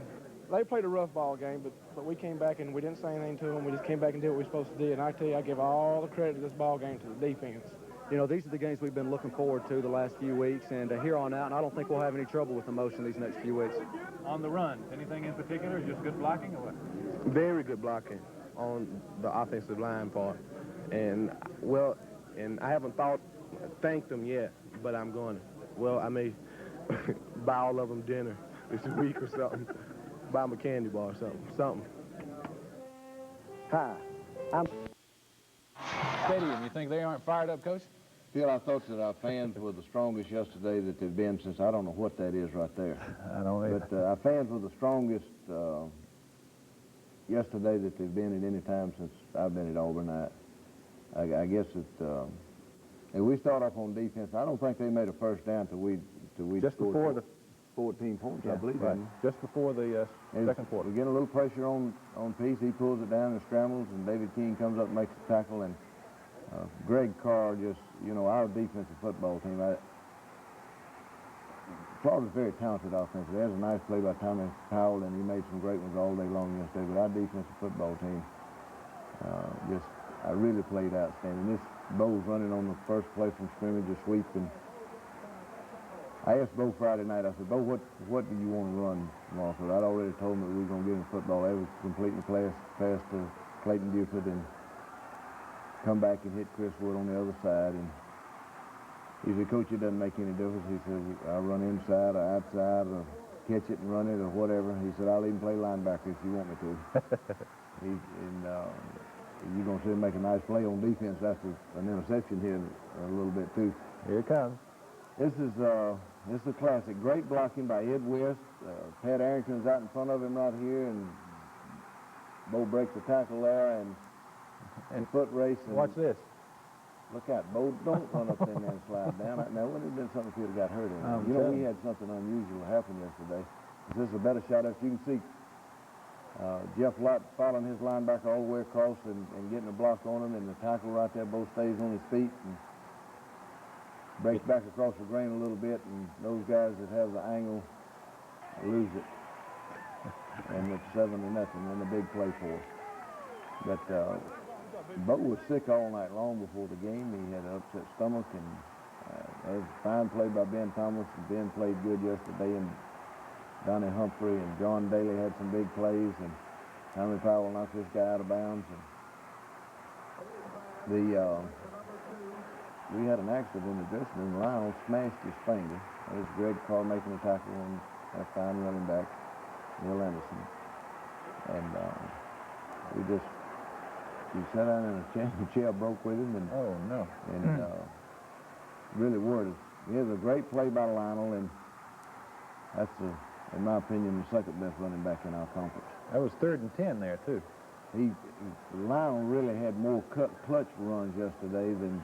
It was a great throw and catch by... He's down, too, before the ball. Well, the official made there was no hesitation or indecision on his part. He runs in there and spots the ball, and you can make something out of nothing if you try too hard enough. And Bo's running the sweep here and gets it down close. And Randy Stokes up inside there, filling the hole. Our whole offensive line had to have come off the ball. Florida is very, very strong up front, and has been Tamburello. Lionel gets 2 here. He knocks the end down and keeps right on coming and gets a linebacker, and Randy runs in for the touchdown from about the 4-yard line. And I know Coach Case is going to enjoy looking at that, because That's their first down. That's just before the end of the Dwayne quarter. Dixon is a great player for him. Of course, he came back off of knee injury and played really well for him. He is, again, out there is a fine tackle by David King, and David King just played outstanding yesterday and made, I think, 8 or 9 tackles. Now, this is a play that hurt us. Is actually, I mean, it wasn't anybody's fault. It was just one of the things that happened in football. The guy covering him man-to-man ran into one of our own people, one of our linebackers, and the guy just got away from him. 3rd and 9 here. That was a key 3rd down play. Bo makes a nice block, a good blocking at the line of scrimmage. And here's Brent Fullwood. And we played... 3rd and 1 coming. As Lionel makes a nice play, and really a super block over there then by Ed West on 3rd and Wilbur, 5 Wilbur right here. Marshall. It was a great play by Randy. He starts to throw the little seam route. He dumps it off to Tim Jesse, and Tim Jesse makes a nice play and makes the first down. Second and 12 coming up. We come right back. This is the best drive of the ball game right here. And Tim Jesse makes another outstanding run. Lionel gets his man. He slips 2 tacklers there and makes about a 15-yard run out of it. 3rd and 16 now. Here comes the double penalty play. Well, we hit Lionel on just a little play, and there's a late hit, and we get penalized 5 yards, and they get penalized 15. Then there's still 3rd down and 6. Makes a couple of them miss, and takes it down inside the 8-yard line, 18. Excuse me. Right. Now, that's a great run right there. He makes a lot of people miss. Pat Arrington gets a good block. As Marshall there missing, flagging at him. David Jordan. Right, and he steps over. David Jordan got his man, Yan Cowart, and there's Lionel on the sideline telling the defense to go. And they're going. They're getting excited. Watch this. Donnie's, oops. He's just exciting, and there's a great play by Dow Altman. If we just had another one there to pick up that fumble, it would have been a sure enough big play for us, but we got it. And that's a half, and it's 21-7, and I think that's the best half of football that we've played in maybe ever. We'll be back in just a minute. Go. Service. You deferred the coin toss. You won it, deferred the second half. Could have scored and maybe have broken the game open there. But well, we have a nice drive and end up making a mistake, and I believe jumped off sides or something and ended up in a long yardage situation. Had to throw the football, and Randy threw his second interception of the year. The first play of the second half comes, Bo breaks out of that for about 14 yards, and this is a good little drive right after the half, and come back and establish your momentum in the game. As Randy hitting a key pass to Ed West and just threw it right in a kind of a crack there, and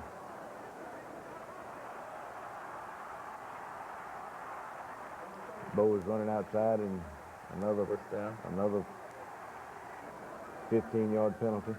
It was a nice run by Tim Jesse, and Tim has played excellent yesterday and gave us some big plays. This is 3rd and 10. Had the guy open, and watch Bo right here come from behind. There's Lionel and Bo. Look at him. Wilbur tries to block him, and Bo hits him from behind and makes a tackle. And Florida runs a couple of plays, hits a nice pass in the flat. We miss a tackle right there. Tommy Powell makes it, along with Victor Beasley. They get the ball inside the 10-yard line. Here's the play. Watch the ball away there. Comes out, and this is the one, and you can't see from the field. And watch the replay, though. Watch the ball on his hip as he stands at the 1-yard line now. Watch right here as we freeze it. As the ball is loose, and he's at the 1. Right there. Then the ball goes out of bounds, as you'll see on the ground level shot. Watch the ball hit there, and then watch it roll out of bounds. There's no question. It's just a great call by the officials, a great call and a goodie call. When you go back and look at the films, 99% of the time the official's going to be right, because you can't see from your vantage point in the players. This is a great play right here. This is one of the great turnarounds in college football. And Bo just goes on the sweep and breaks back across the grain. Excellent blocking. We had the backside walled off. Rob Schuler in there. And it's just a foot race, and when you're in a foot race with Bo, it's not much of a race. The advantage is on our side. I'd been talking to Bo about having one of those 200-yard days, and of course he was three yards shy yesterday. But Florida doesn't give up. They don't quit. They keep fighting back, and our defense is still coming after them. And Peace ends up running into his own player there and falls down, and we start celebrating too quick on the sideline. Here's 28-0, but 28-7, but they can have the weapons and the ability to come back and score, and that's exactly what they did. That guy's a back there. Yeah, he's a fine back, and there's a great hit by Victor Beasley, and here's a super hit by Jim Bone right there, and knocked the ball loose, and we come up with it. We get a 15-yarder here because Donnie's excited and jumps up and runs off the field with the ball, and you're supposed to hand it right back to the officials. So beginning at 1st and 25, they couldn't move. Now it's their next series. again, Dwayne Dixon, I think he caught 9 passes yesterday for I don't know what, but here's a nice run by John L. Williams, a fullback, and a great lick and hit right there on the goal line by Tommy Powell, and this has got to be one of the all-time classic goal line stands. Starts off right there at the 3-yard line. Good penetration, and Greg Carr makes a stop at the 1. Knock him back again. To 3. That's Dow Altman and Doug Smith and Ben Thomas and Donnie Humphrey. Here you're going to see Ben Thomas make an absolutely great football play. Right there, keeping peace from getting in the end zone at the 1-yard line, and come back, and you're going to see penetration by John Daly and Donnie Humphrey, the whole line, Doug Smith. The linebackers were coming over the top to meet him. The ball jumps out, fumbles it. We get the ball at the 3-yard line. That's a fumble and turnover, but it really wasn't. You know, it's fourth down, but it's still we got to give the defense credit for the fumble, don't we? There's a great block right there by Steve Wallace and Ed West. They just knocked their people off the line of scrimmage, and here's a nice little run by Lionel, but we left the ball on the ground, and they get it back, and they take this one in the score. And our defense is not playing bad right here.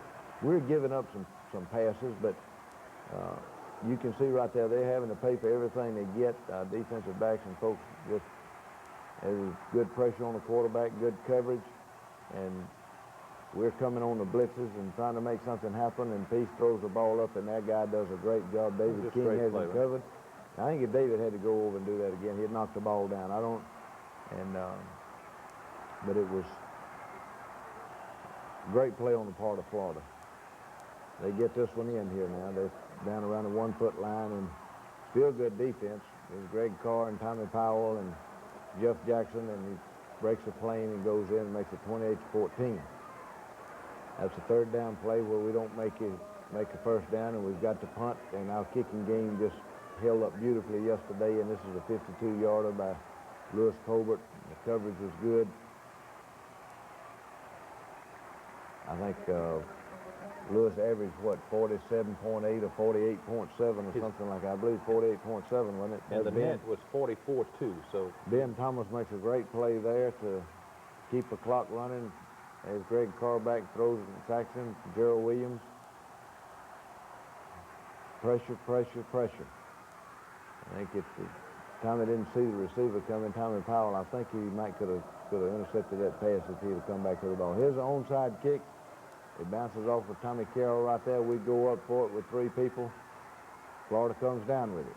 Looks like a repeat from last year. The game is on the line now. There's Quincy Williams coming up with what may be the biggest play in the ball game right there. Got around that great offensive tackle over there, and there's a nice play by John Daly and tipped the ball, and Ben Thomas has a chance to be the hero there and intercept the pass, but he didn't quite get it. He probably had his hands bandaged up too much. Throw it to Lorenzo Hampton and Jeff Jackson. 4th and 13, last play. It's a big play right here, and they throw it out of bounds and incomplete, and you can see Greg Carr there and the emotions on with him, and it was a super win for us. And I tell you, I know it was a heartbreaker for Florida, but they certainly showed a lot of class in coming back and fighting back like they did, and certainly don't have anything to be ashamed of. And I think they got a chance against Georgia next week. They're a fine, fine football team. We'll be back in just a minute. Mom, it's... Auburn's next opponent, Maryland, defeated North Carolina, 3rd-ranked team in the country yesterday. They will be ranked well in the top 10 along with Auburn. I would imagine they've got a great football team and maybe the best quarterback in the country. Boomer Esiason. He's a great one. Phil, we've got some people that are playing extremely well for us right now. Our offensive line is gotten better and better each week, and Ed West, and David Jordan, and Pat Arrington. Our 2 freshman centers yesterday had to do a great job on Newton, that big nose guard, and of course Lionel and Bo had exceptional days yesterday, and Tommy A.G. has been steady for us all year long, and of course Randy's had the 1 turnover yesterday on the interception, but his play has been outstanding, all year long. And we didn't throw the ball as much as yesterday as we normally would. We wanted to go 2 tight ends and make Marshall have to play football. He doesn't like to line up on anybody and have to play, and that's what our plan was. That's the reason we didn't play the split ends as much, but, you know, in the next games, we'll probably play them a little more. Okay, there's a possibility of TV. First of the week, we should know. We'll see you next week with the replay. The Auburn Football Review with Coach Pat Dye has been brought to you.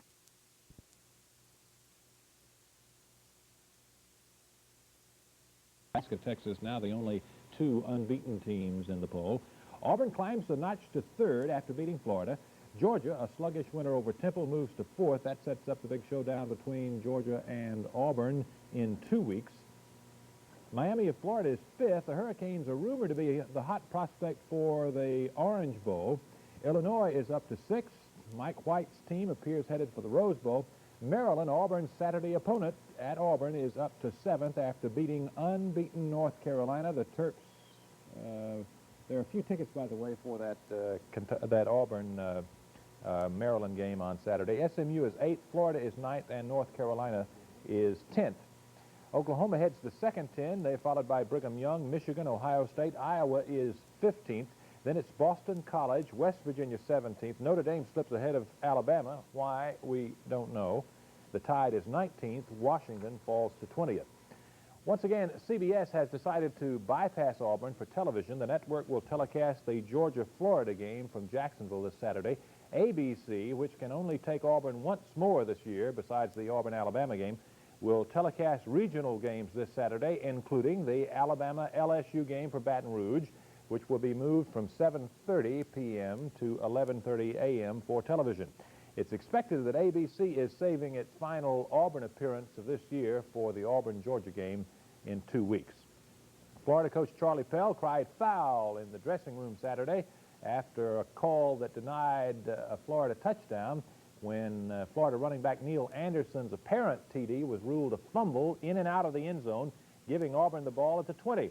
Sunday morning, however, after viewing films of the game, he saw what our tape shows, that Anderson appeared to have scored, but on closer scrutiny was in fact stripped of the ball by Tommy Powell at the 1-yard line. There. And then, as our tape shows, the ball rolled through the end zone and out of bounds, giving Auburn the ball at the Florida 20. Bo Jackson went 80 yards on the next play to make it 28-7. We were very emotional after the football game, and I want to say very clearly that probably the reason we were so emotional is we went up there expecting it not to get the fair shake. And actually on the touchdown run, for example, we remembered 81, the flashback to 81, when we were robbed of a touchdown. That probably caused our overreaction. In viewing the videotape this morning, it is obvious that Neil Anderson did fumble the football before he went across the goal line. The official made a good call, and I'll personally write him a note to congratulate him on that good call. But there were many judgment calls in the football game that went Auburn's way. None went our way. We'll also go through the proper channels to handle that. Terry Labonte maneuvered his car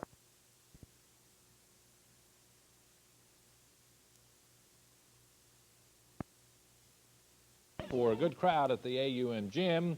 Rick Pines has a look at the action. It was a mixture of the old and new playing well tonight. Leading the Blues, consisting mostly of veterans, was the big man Charles Barkley, 2 of his game-high 30 off the slam. Sophomore Chuck Person added 16, 2 there on the outside jumper. Senior Greg Turner had 14 for the Blues. He'll score here off the nice ball movement. But most of those in attendance were interested in the heralded freshman class. And sharing high point honors for the Whites was frosh guard Gerald White with 18, most from long range like that one.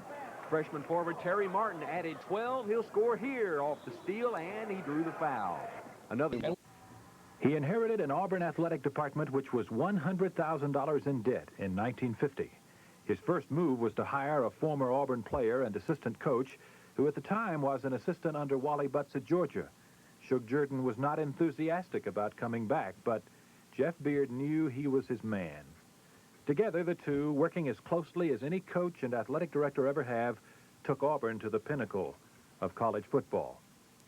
Jeff Beard retired a few years ago to raise Morgan horses on his Lee County farm. Don't you think that's really the charm, even in recruiting for Auburn, is the small town? Absolutely. I've never seen many young men come in here to look at Auburn, to assess its, to see whether or not they want to come here, that they didn't fall in love with it. Whether they came or not, why they left, but they still had a place, you know, in their heart for Auburn, because... Don't you think mamas think their kids would be better off here a lot of times? Absolutely. Well, Auburn's always been a conservative school, and had an extreme, loyal, spirited group of people, and you just can't beat all that combination of people. They've had a lot of thick and thin, huh? You got to have it to direct. You got that develops character. That's right. That's what it says in the Bible. That's right. And you got to have your lean years and your good years, and that's all part of the game. And people ought to realize that. And Pat has done a marvelous job in building what he's got here today. And I think he'll go all the way. I might be putting him on the spot, but I hope not. But I think he will.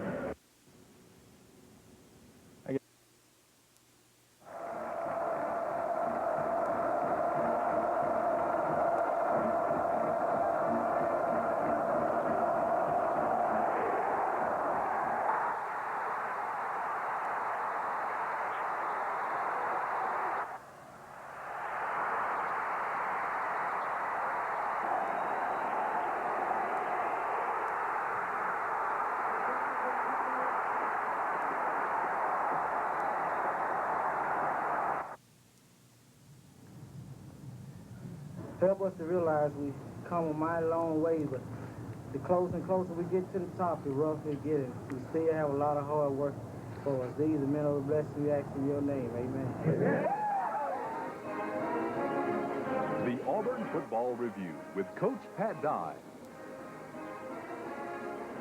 Brought to you by the Colonial Company, and by Pepsi-Cola and your local Pepsi-Cola bottler, and by Long's Electronics, tomorrow's electronics today, and by Sunnyland, put a little sun on your bun, and by Federated Guarantee, life insurance for the ones you love.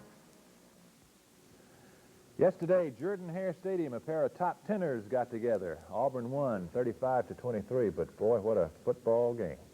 Well, it was about like I expected. We got into the game feeling actually made it kind of tough on ourselves with turnovers, but we knew Maryland had a fine football team coming into the game, and I got tremendous respect for Coach Ross at Maryland, and knew he'd have them ready to play, and I knew they'd be well coached and play as well as they could play, and I think they did. I think that we had some great effort on the part of our team, and another week to have to get up to play and against a quality team.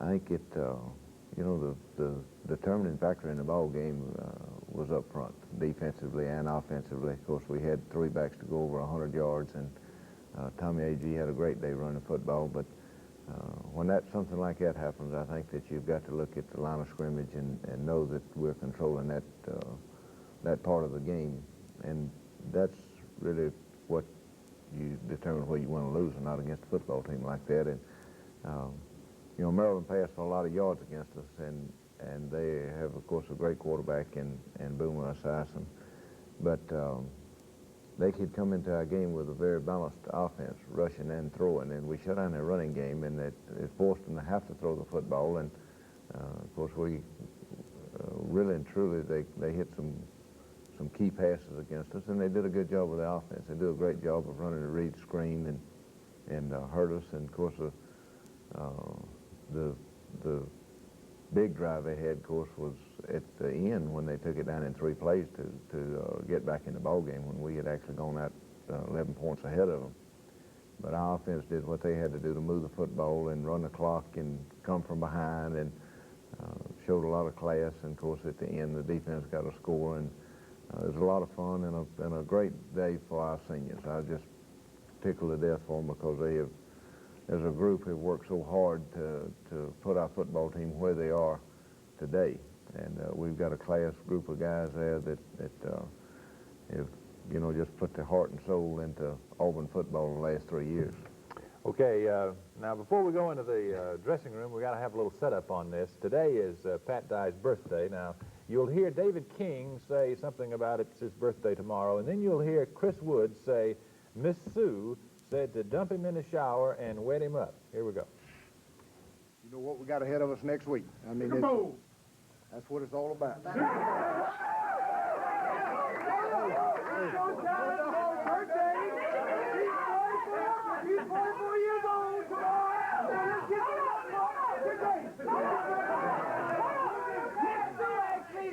Ask everybody to dump him in the shower and wet him up.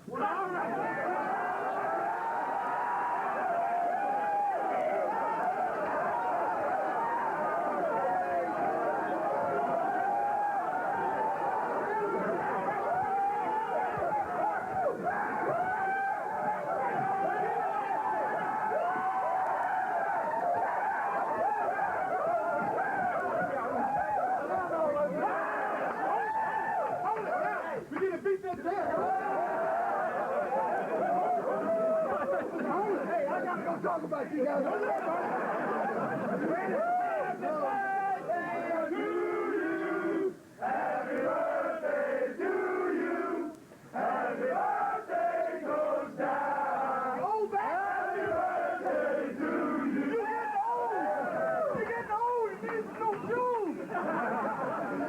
I wasn't expecting to get the ball as much. I thought they was going to be stopping, you know, the inside game like the other teams were. And they just was running outside, and they was giving the ball to me and Randley, and we took advantage of it. He was different, but he was good, wasn't he? Oh, yeah, he was a great quarterback. It was everything I thought. You know, the time I blocked the pass, I thought he had broke my wrist. The ball, he threw the ball so hard. I don't see how can the receiver hold on to the ball. Hey, were you prouder of anybody than Quincy? No, there's nobody I could want it more than Quincy. That's Quincy, you know, just going out there and doing the job when it's needed to be done. Did you know that Donnie was on the ball? Yes. As soon as I looked up, I found the ball, and I seen him done a jump on it. And so I tried to get it before he did. Tell me about old Donnie Humphrey getting on that ball. I don't think we'll ever live it down in practice next week. Are you going to be able to put up with Donnie Humphrey this week? I don't know. He talks enough as it is, but I know it's going to be bad this week.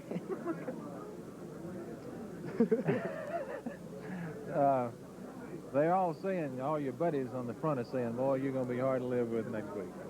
No, because this game is over with now.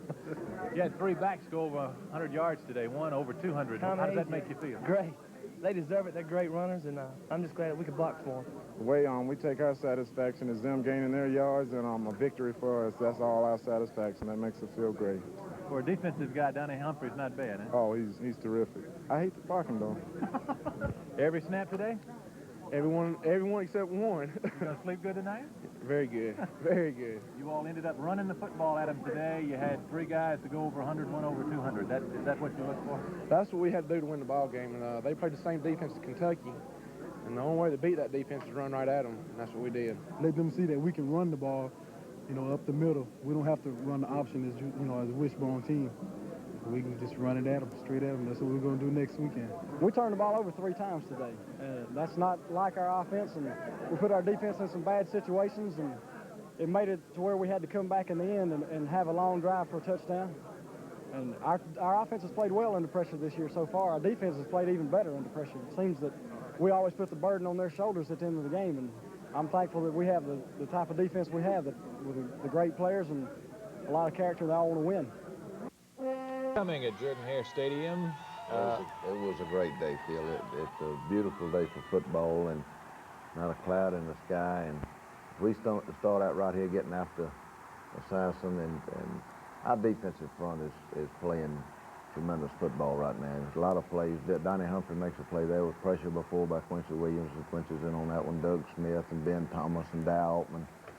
We're showing a few plays of the first quarter when Auburn stopped the Maryland drive. Fine play by Donnie Humphrey on that little flare screen that they run and do a great job with, as Coach Casey. And our coaching staff has done a great job all year long. As Donnie Humphrey and Quincy again. Quincy Williams is playing terrific football now, and as a matter of fact, our defensive front is.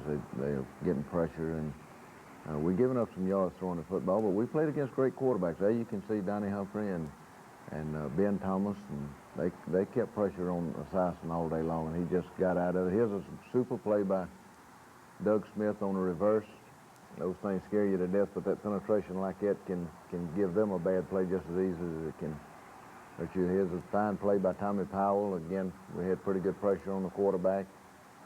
And it took us a while as Greg Carr and Jeff Jackson, our fine senior linebacker.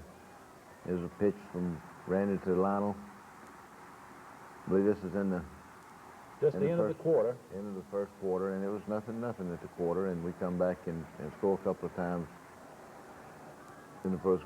Here's a pitch, I believe, was that a fourth down play there, a third down? Third down play. Third and short of. No, it was 4th and 1, you're right. 4th and 1, and, Fourth and one. and Randy and have excellent execution on the play, and throw an interception here, and they get called for a late hit on Randy, and nullifies the interception, keeps our drive alive. And you can see Bo come across and make a fine tackle on the interception right there. That's the second week in a row he's made a tackle on the interception. He might ought to be playing defense. It's a fine run by Tommy A.G.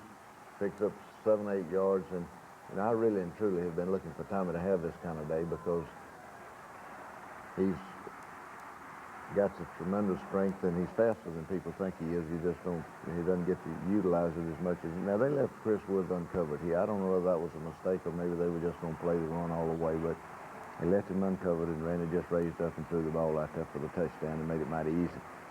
And Chris Woods is, of course, our fine senior split in, and is as fine a young man as we have on a football team, a leader in our fellowship of Christian athletes. They come back on offense here, and we do an excellent job of stopping them again and getting the football. And you can see Esiason directing traffic there, and that's a great effort by Dow Altman, and Ben Thomas comes in and makes a hit along with Greg Carr. 5 or 6 sacks yesterday. Got to him several times. We got pressure on him. They're punting to us. Almost get to the wall here. Mm-hmm. That was Trey Gaines, who is the freshman punt returner. His lightning strikes right here. He missed a couple of tackles at the line of scrimmage, and Tommy breaks a couple of tackles, and you can see what kind of speed Tommy has. I guess he's 4'6", maybe even 4'5", something, but he's got the excellent speed. Good blocking by the offensive line right there. Randy Stokes, and I know that Jay Jacobs is in there. There's Yan Coward at center, and I'm not sure who the other guard was. I think it's probably it was either Jeff Ostrowski or David Jordan, Pat Arrington at tackle. They come right back. There's that screen pass again that they do such a great job of running, and knocking people down. That number 34 for Maryland is a football player too. He's one of the strongest running backs. There he goes again, Jonah. Terrific football player, great balance, strength. They were handicapped a little bit yesterday because they lost their fullback early in the ball game, and Bodonic. Right, and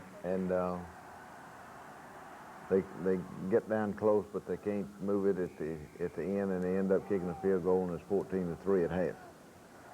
We had moved the ball pretty well. There's David Jordan, and David's having a fine senior year. Here again is pressure by Ben Thomas and Gerald Robertson. That gets him for a big loss and keeps them backed up and keeps them in the hole. And again, we go out at 14-3 at halftime. We'll be back in just a minute. Homecoming, a lot of pageantry yesterday at Jordan-Hare Stadium. At halftime, Lieutenant Edward Gibbons, who's a Montgomery native, and a 1982 graduate of Auburn, was presented the Hughes Trophy, designating him as the top Army ROTC graduate in the United States. Dr. Bailey making that presentation. He maintained a 4-point average in his junior and senior years at Auburn while he was on the Dean's List for 8 consecutive quarters. That is a very handsome trophy there. Then, also during halftime ceremonies, Deborah Rickles of Huntsville was named Homecoming Queen of 1983, presented to the crowd by Governor Wallace. And we also honored Mr. Sewell, Mr. Roy B. Sewell. And Mr. Auburn. Right, Mr. Auburn yesterday before the game, and nobody has meant more to Auburn than Mr. Sewell has as far as the contributions. And he recited the Auburn Creed, did a great job. Verbatim, with no notes. And but it was a fun day, and of course the excitement around the football game, we made it exciting because, and Maryland did too. They did their part This is about the third time this year that you know, we the turnovers come early in the we second get half. the football and move it, and I think it's the fourth game in a row, really. We did it at Georgia Tech, Mississippi State last week against Florida, and again yesterday. We take the ball, and after the half, when we turned it over, I certainly don't want that to get to be a habit. And I'll tell you what, that guy right there, it doesn't take him long to move the football, and he has got a strong arm, and he just hangs that thing out there on the line. And of course, you can see we're getting pressure on him. And they get a tip ball right there for a touchdown, and it's 14-10. We come back on offense, and we're going to move it.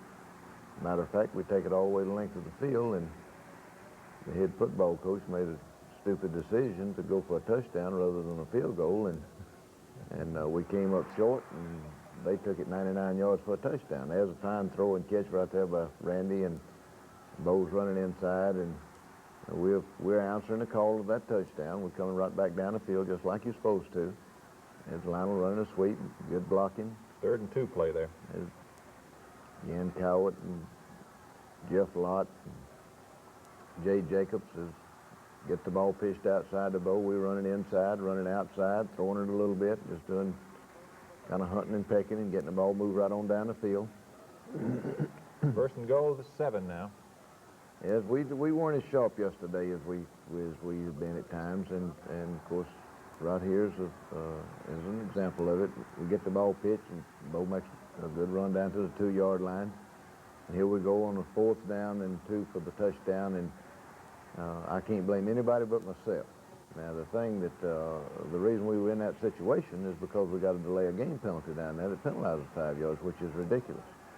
There's a fine play by Tommy Powell and Greg Carr, but they make a 1st down there on a key 3rd down situation.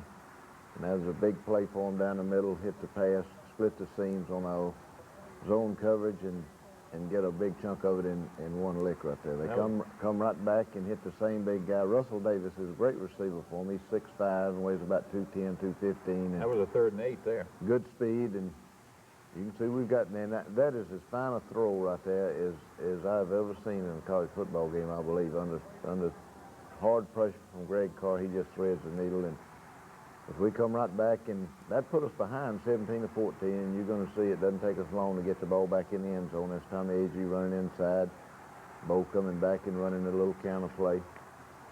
Actually slipped down and his knee touched the ground there.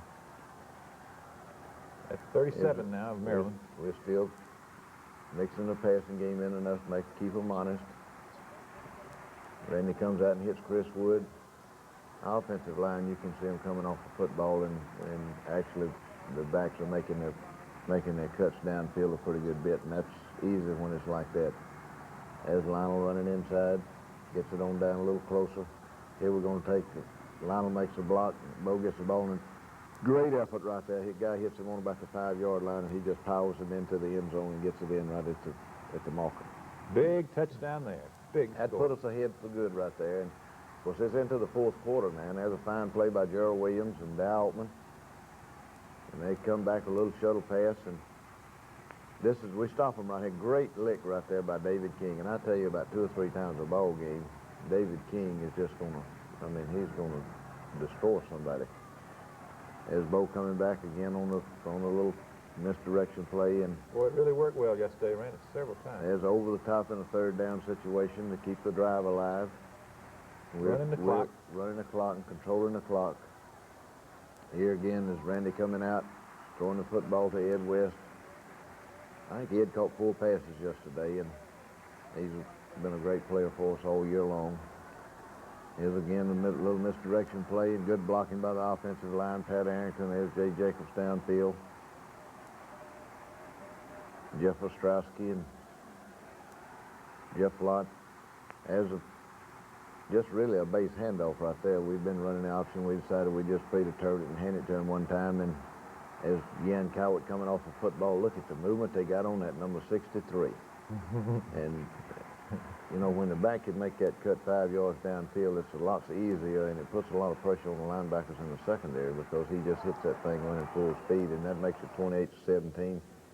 There's Tommy Agee and Bo and Lionel, and that's But this guy pitched him in the end zone in 3 plays. He's amazing. They do as good a job with the screen pass as anybody I've seen. There's Greg Carr coming all the way downfield. I think he picked up 26 yards on that play, and Greg Carr made the tackle. They come right back and hit the screen on this one. This is a little flare screen to use, and an almost great play right there by Jimmy Warren. Victor Beasley comes across and makes a hit, knocks him out of bounds at the 40-yard line, and he goes back, and under pressure he gets a crossing route, and he threw it in some places there yesterday that just didn't look like any way he could get the ball in there, but he did, and they scored. And we come back in short yardage of going for 2 here, and they hand the ball off up inside, thinking that we were coming on a blitz, but we come right back and move it again. With 4 minutes and 30 seconds to go, they only have 1 timeout. Was that the 4th down play there? That was it, yes. Okay, well, we went for a 4th and inches at the 30-yard line to keep Precisely from getting the ball back. And, of course, I've got tremendous confidence in our offensive football team. Were you a little lonely there, though, till they ran that play? Not really. I figured if they got it back, we had as good a chance to hold them there as we did on the other end of the field, and we had a 4-point lead, and they had a 5-point lead, I guess. And that was a great kick right there by Lewis Colbert, a 50-something yarder that we downed at the 3-yard line. And he was magnificent yesterday. They had no timeouts, and right here you can see the ending of the ball game where Quincy Williams hit him, and Donnie Humphrey scooped the ball into the end zone and fell on it for the touchdown.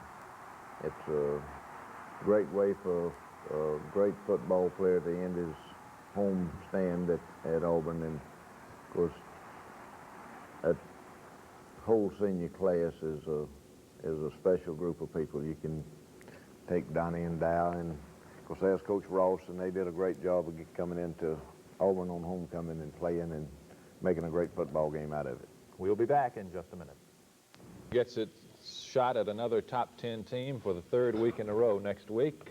Georgia, having defeated Florida yesterday 10-9, they are unbeaten in the conference. They have not lost a Southeastern Conference game in over 3 years. They don't even have anybody on that team who's lost to an SEC team, Coach. Well, it's no question that Georgia has had the dominant football team in our conference for the last few years, and they have an outstanding football team this year. They do what they have to do to win. They play hard for 60 minutes, and yesterday against Florida they just hung in there and played defense and won the football game. But they had to take it 99 yards to score a touchdown, and that says a lot for the offensive football team. I don't they just do what they have to do to win, and they'll make very few mistakes, and they force a lot of mistakes, and it should be a great football game. There'll be a lot of electricity in the air in Athens, Georgia next week. It's hard to imagine a bigger game with major bowls involved, 2 old rivalries, coaches who came from the other schools. Well, it's got everything. Well, it's exciting, and we're looking forward to going, and that's what it's all about. And we knew it would come down to this. If we were good enough, we knew it would come down to this, and because we knew that Georgia would be there. Just another hill to climb. It is on television. ABC will telecast. Thank goodness, because that will give all the Auburn fans an opportunity to see a game. And, of course, Auburn will be on the last 2 weeks of the season on television, which is going to be nice. Right. I hope that, I think we came out of the ball game yesterday in good shape physically, and I know that our coaches will have a good plan, and it should be a good one. I mean, it's the kind you like to coach in, kind you like to play in. I don't imagine there'll be difficulty getting folks excited about it. We'll have the preview show on Friday night, and then, of course, the playback with Coach Dye's comments on Sunday. We'll see you next week.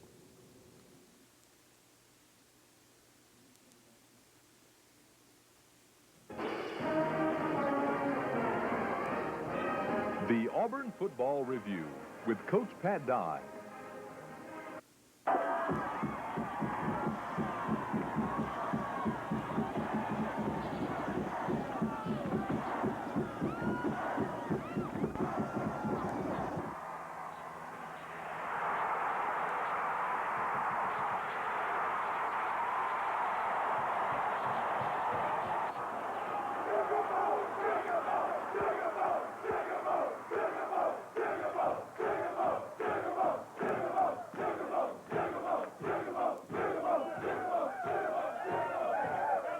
you at all. Here's the game ball. Sugar on it.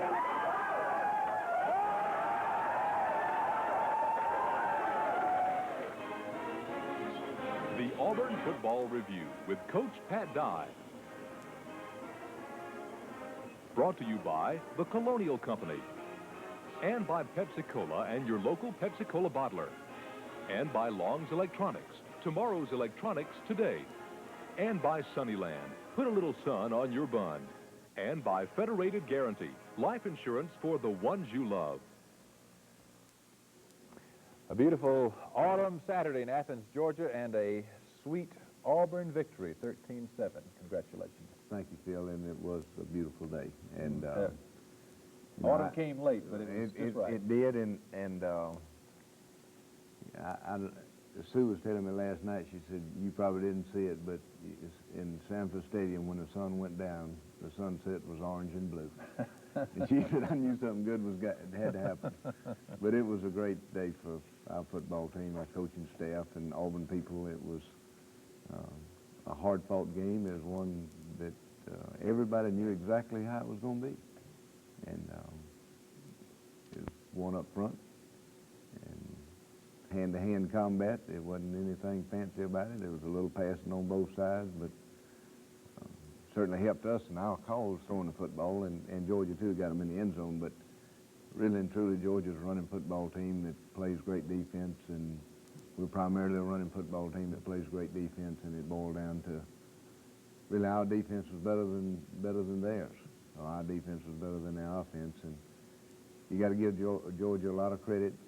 Coach Dewey and his staff has done a great job in having them in position to win the conference championship. Mm-hmm. And they had a chance to win at the end, but it wasn't to be yesterday. Our football team, Phil, and a lot of people have made a big issue out of winning the big games and this, that, and the other, but that's the ones you play for. I mean, you play a season of 11 games, but you got 4 or 5 in there that are the ones that make or break your season. You played no turnovers. No turnovers, and that was the difference in the ball game. As you said it would be. Last year it was we turned it over twice. They didn't turn it over any. We lost 5 points, and yesterday they turned it over twice. We didn't turn it over any, and that was a big difference. One of the things that impressed me about it, too, was the way the Georgia players played. Some of the Georgia seniors, that is, the Auburn players from Georgia, played their best games. Well, it was a great football game, and you're going to see in the film that individual effort was unbelievable on some of them. Jeff Jackson, I'm sure, played the best game he's ever played at Auburn. Quincy Williams had some great plays. Doug Smith just had 3 tremendous plays defensively that I know of right now. The fumble calls, of interception calls, and the 4th down when he stopped them. So there's a lot of stars out there, and Greg Carr had another outstanding day. Gerald Robinson, secondary, played well. Bo had a great day running the football, and the offensive line had to do a good job. And of course, as always, Randy was near flawless in his operation at quarterback, and that's a result of just youngster that's grown and matured and developed into a really outstanding quarterback. It's a great leader for us, and I'm just happy for the players and the coaching staff that has worked so hard and set their goals, and it's one thing to set them, but it's something else to reach them. And we still got one to go. There's a mighty big one on our schedule, and we're going to give them off this week and kind of rest up and heal up. And I think they've earned it, wouldn't you say? Well, nobody in the country has played one tougher than we have. Right. So, and early on, when the television people called about us moving the game back to the 3rd of December, 3 weeks is a long time to have off before you play a game. But I knew that with our schedule, we'd be bruised and battered and sore and at this time, so I'm delighted to death that we have the 3 weeks before we play Alabama. Let's go into the post-game dressing room right now, and as you can imagine, it was a lot of fun. You played yourself a game of a lifetime, didn't you? Yeah, it was about time. I mean, I hadn't had one like this all year. And it couldn't happen no better time than now against Georgia. How do you feel about it? Going home now. Sweet. How about them dogs? I got a feeling the Tigers going to the Sugar Bowl. I got a feeling the Tigers going to the Sugar Bowl. It's my job to stay underneath, and we got a man over the top. And so that was hanging a little bit, let him get a little bit in front of me where I can bait the quarterback in the throwing, and he did. I wanted to intercept it, but I missed. I said, I'll just knock it down. Hey, which one of you guys is Rod Middleton? Me. What? I'm getting a little time. Oh, no. How about them Tigers? That's what I'm going to say. How do you feel now? It's taking a long time to do it. I don't know. I ain't come down yet. I don't know. It's great. Going to the Sugar Bowl. What they were doing is they were sending about 3 or 4 guys on Tommy H, the fullback, trying to stop him. They had the linebacker and the defensive tackle in the end all keen on him, because that was our big play last week. Auburn? Hey, yes. Well, we're going to be #1. It's just something we practice before the game and every day at practice. Is when you got to have to catch the ball first, and I was going to run with it before I caught it. And then I decided, after I seen I was fumbling it, I just concentrated on the ball and just stopped to get it. And then when they scored the touchdown, everybody got uptight, and then they came back in that onside kick. You know, we know then, you know, the only way for us to go to the Sugar Bowl was to win this game, and everybody just went out there and put their guts on the line. I was paying attention at all times, just waiting for them to check, you know. But they had a lot of success, and I'm happy that, you know. I thank God that we won the way we played. I mean, you were there, and we didn't really execute our offense at all this second half. And Georgia's type of ball club where you nearly have to be perfect. I think the key of making up from not executing our offense was we didn't have any turnovers, still, and Georgia had 2, and that was the big, you know, effect in the game. Tommy was 219 yards last year. They had to take away our fullback threat, and with them taking away that, it leaves something else open. And I think Brandon did a great job, and he just pitched it, and the corners were there, and our split ends did a great job of blocking. Think this team can win big games now? Yeah, I knew it from the jump. We got a lot of young guys, and they're growing, and they're pulling together, and seem to be having fun. That's what it's all about. They're a great team, and I have all respect in the world for them, and I wish them good luck next year. Where are you going tonight? Back home to Atlanta. How are you getting in that out pass? Well, their corner lined up deep on our wideout, on Chris or Clayton or Trey, whoever happened to be out there. And the guy that's usually the strong safety was playing pretty close to the line of scrimmage. And it was a combo where I could look out and see where he was and choose between the sweep and the pass play. Early in the game, I chose the sweep a lot, and then later in the game, I started throwing the out pattern a lot. It was up, Coach Crow leaves that up to me. As the seniors representing our football team yesterday, we pushed Pat Arrington and Lionel James out front to call the toss, and which they lost versus only second time this year. What I guess, and what we had to receive, didn't we? Right. Because they chose to take the ball in the half, and I wondered if you decide to kick anyway. You know what we did to come out the second half? We gave Georgia the ball and the win, so we would have the win in the fourth quarter. And of course, as the first drive we had the ball right here, and we move it pretty good. We come down the field and make a nice pitch to Lionel, and come back and throw the ball out in the flat, pick up a key first down. Bo makes a nice run here. We're getting it down close. But they had to give it up, miss a long field goal. Long field goal, and the ball actually hit the corner of the goalpost. We started out playing defense from the beginning, and there was a great play right there by Doug Smith, and we were really concerned about the last thing, keeping the ball on the option, and we'd worked very hard to keep him from cutting down the running lanes. He'd like to turn back up inside, and there's Lionel breaking a tackle and making some miss and picking up 4 or 5 yards. Taking this from the end now after the turnover. That's Randy. Great job out there by Pat Arrington blocking the linebacker, and Randy picks up another first down. Bo is running here, and this is a great run, folks. I think that run right there probably convinced Georgia folks and Georgia team that Bo is a great running back. Right here, just watch it. He just runs through it, powers through it. Leaves 2 there, and another one there.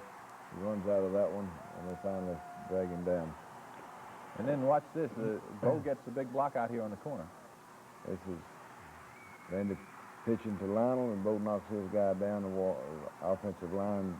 I think Ron Middleton had a nice block on the linebacker there, had him walled off inside, and Lionel gets a little victory ride. And sugar on him. sugar cubes in the end zone. Feel my cough is trying to come back on me a little bit. Here's a great play right here by Jimmy Warren. They had him beat a little bit, but Jimmy played it perfect. He reached up, and this is the ball got there, and caught his hand and pulled it down just like he coached it to. They just didn't have any running room at all yesterday, and here's a great play. They run the comeback and run the quarterback draw, and last thing is runs up inside, and Pat Thomas makes the play. Here's just a little hand back misdirection play we run, and Bo picks up and makes a nice gain. 12 yards. 3rd and 7 play. Looking, comes back to Jeff Parks on a kind of a throwback route, and Jeff picks up a first down. Tried to go for it on 4th down here. Yes, we did, and I don't know, that play is really designed to get the ball pitched, and Randy felt like the folks ran upfield and took the pitch away from him, but they stopped us on 4th down. Fine play by Gerald Robinson. And, we had tremendous respect for Clarence K going in the game. I know Quincy Williams and Gerald Robinson and John Daly and Kevin Green, our defensive ends, must have had to play outstanding because Georgia just had no running room whatsoever on the sweep or the sprint draw or whatever they came over there with. Fine throw and catch by Randy and Clayton comes back on the reverse, and Georgia does a good job of playing it. We still gain 3 or 4 yards. 1st and 10. We're going on down and make a first down. Here's a fine play by Randy and Bo. Acceleration. Randy and Bo do some mysterious things out there with that ball. Some way they pitch it and handle it.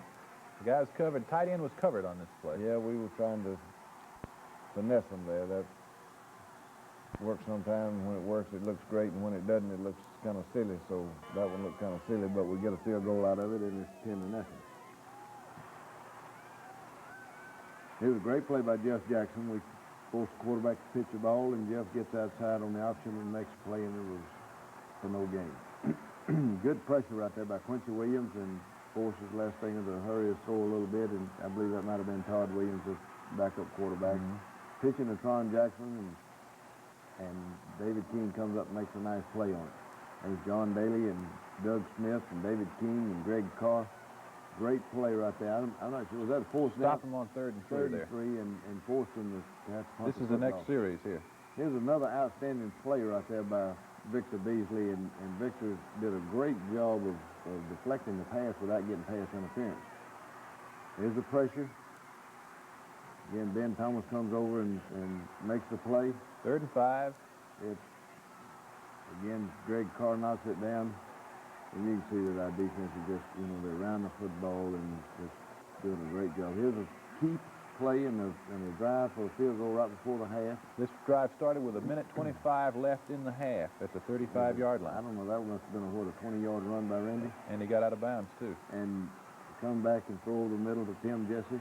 You can see we're using a kind of a double wing set here, and come back and throw the screen pass. And we're a wishbone football team, but we have the ability to spread folks out and use our running backs in the passing game. I think both got 4 passes last night. Split ends. We got a lot of formations that we can go to. But just having the threat of lining up in that full house, gives people problems getting ready to play us defensively. 13-0 at the half. We'll be back in just a minute. You couldn't have hoped for any better situation defensively at the half. Georgia had made 57 yards total and only 3 first downs. Well, we had to make a decision at the half, Phil, and I knew the game would get into the 4th quarter and be won in the 4th quarter. I felt like it would be, even though I felt comfortable with the lead we had, and we were playing well and moving the football and playing well on defense.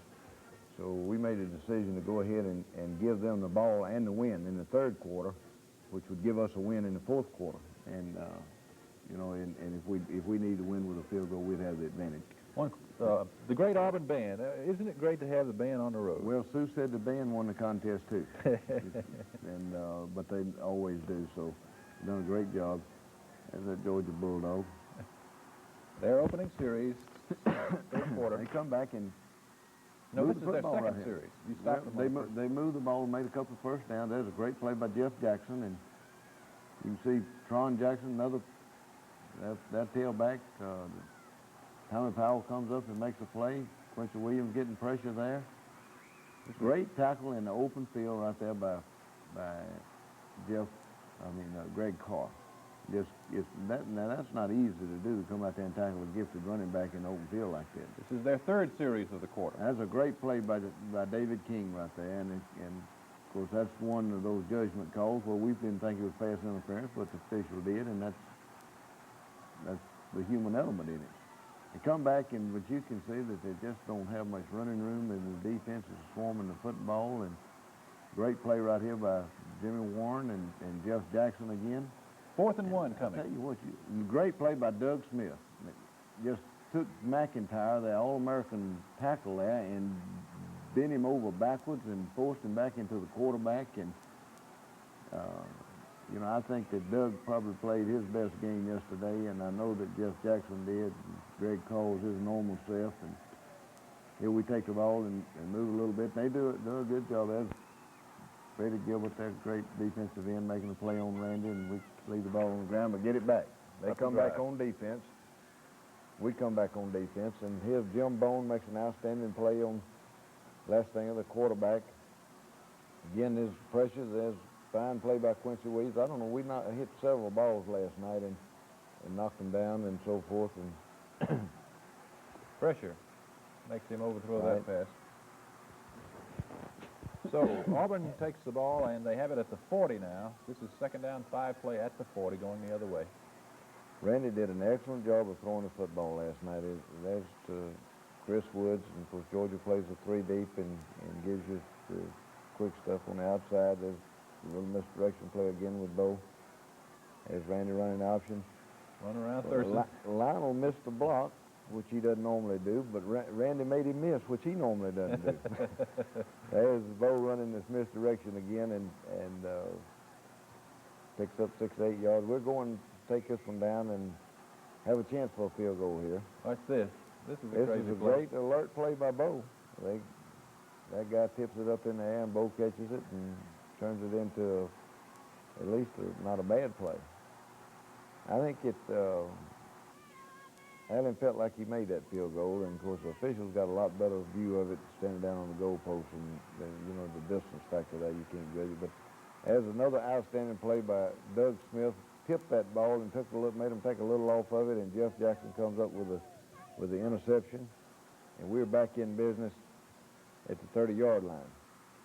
As a fine throw and catch to Clayton Buford, and Randy throwing and Clayton catching. And 3rd and 5 here. Lionel runs a sweep, and they stop us, and again have an opportunity to kick a 30-yarder, and this time it was not close. Either one of those could have put the ball game out of reach for Georgia, because it would have made it 16 to nothing, and the way our defense had been playing, it would have been near impossible for them to. That guy is a good receiver. Make it up. He is a good receiver, and of course Lessing's got great poise as a quarterback, and they're going to take this one down to score. Now it's tackled by Jeff Jackson. We're still getting a little pressure, just a little bit there from being a great play defensively to a great play offensively. But again, Georgia converted, they executed, did what they had to do, and they come back and hit a big split-in Archer for the touchdown, and it's 13-7. That's another one of those quarterbacks that can't throw. So. Right, and this is the onside kick, and the ball takes that big high bounce like they always do, and Jeff Park goes up, and I believe that ball hit Jeff on the shoulder pad. He just didn't quite get enough of it, and Georgia comes up with the ball at their own 45-yard line. And we come with pressure right here. There's John Daly, and Quincy Williams ends up making a sack along with Greg Carr. Would have been a hole. Again, we go to a 3-man rush. They hit one of the backs, and we in good position there to knock him out of bounds. We're mixing up our rushes here. There's fine pressure by Dye Altman and the defensive ends, and again, Greg Carr makes a play out there on the fine split in the open field in this 3rd down. Now, 4th down, 16. Down. We went to man underneath. Jimmy Warren makes a great play, and the game is over. Randy runs out the clock, and now they're singing and celebrating in the dressing room. This game had some parallels to a game you played on the other side of the ball back in 1959. Well, you know, the score of that one was 14-13, and it was, I'd say, you know, by different players at a different time and a whole lot less ability Probably was just as hard fought as that one was last night. And of course, Turnovers made the difference, too. well, that's right. Turnovers made the difference in the other one. It was Auburn kicked 2 field goals, and we had our fullback backed into our punter, and Auburn got the ball at the 2-yard line and scored. That's the way they scored. We ran a punt back for a touchdown, and then had about a 40-yard drive at the end to win the game. You failed to mention that you recovered a fumble to set up that drive. That's not important. What's important that Auburn won yesterday. Oh goodness, it was a lot of fun, and I think that it's something that was, I think, well deserved. Our players, seniors particularly, they didn't come to Auburn to win a conference championship, and they didn't come to win a national championship, but with the faith that they've had in our program and our philosophy when we came in 3 years ago, and without question, the ones that are still here worked and believed and had a dream and had a goal, and now it's all within reach, and part of them has already been reached, and that just thrills you to death to be a small part of that. We'll be back in just a minute.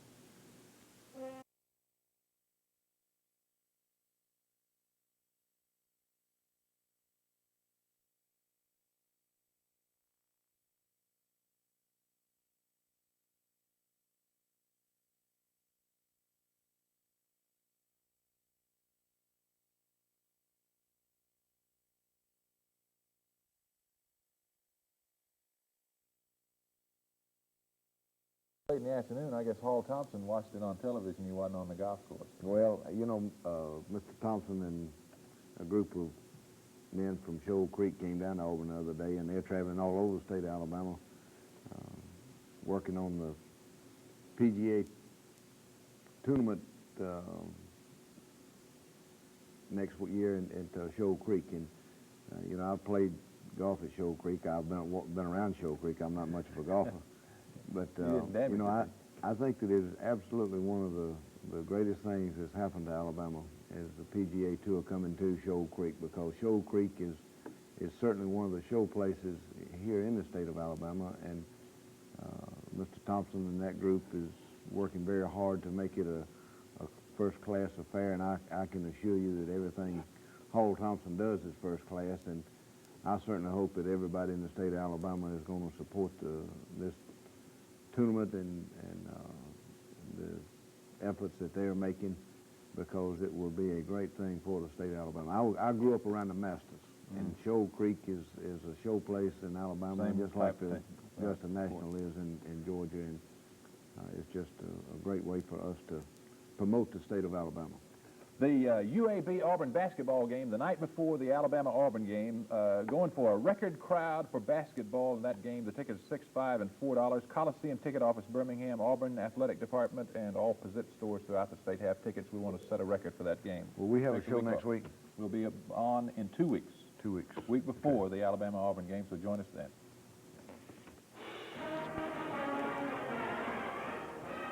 The Auburn Football Review with Coach Pat Dye has been brought to you by the Colonial Company and by Pepsi-Cola and your local Pepsi-Cola.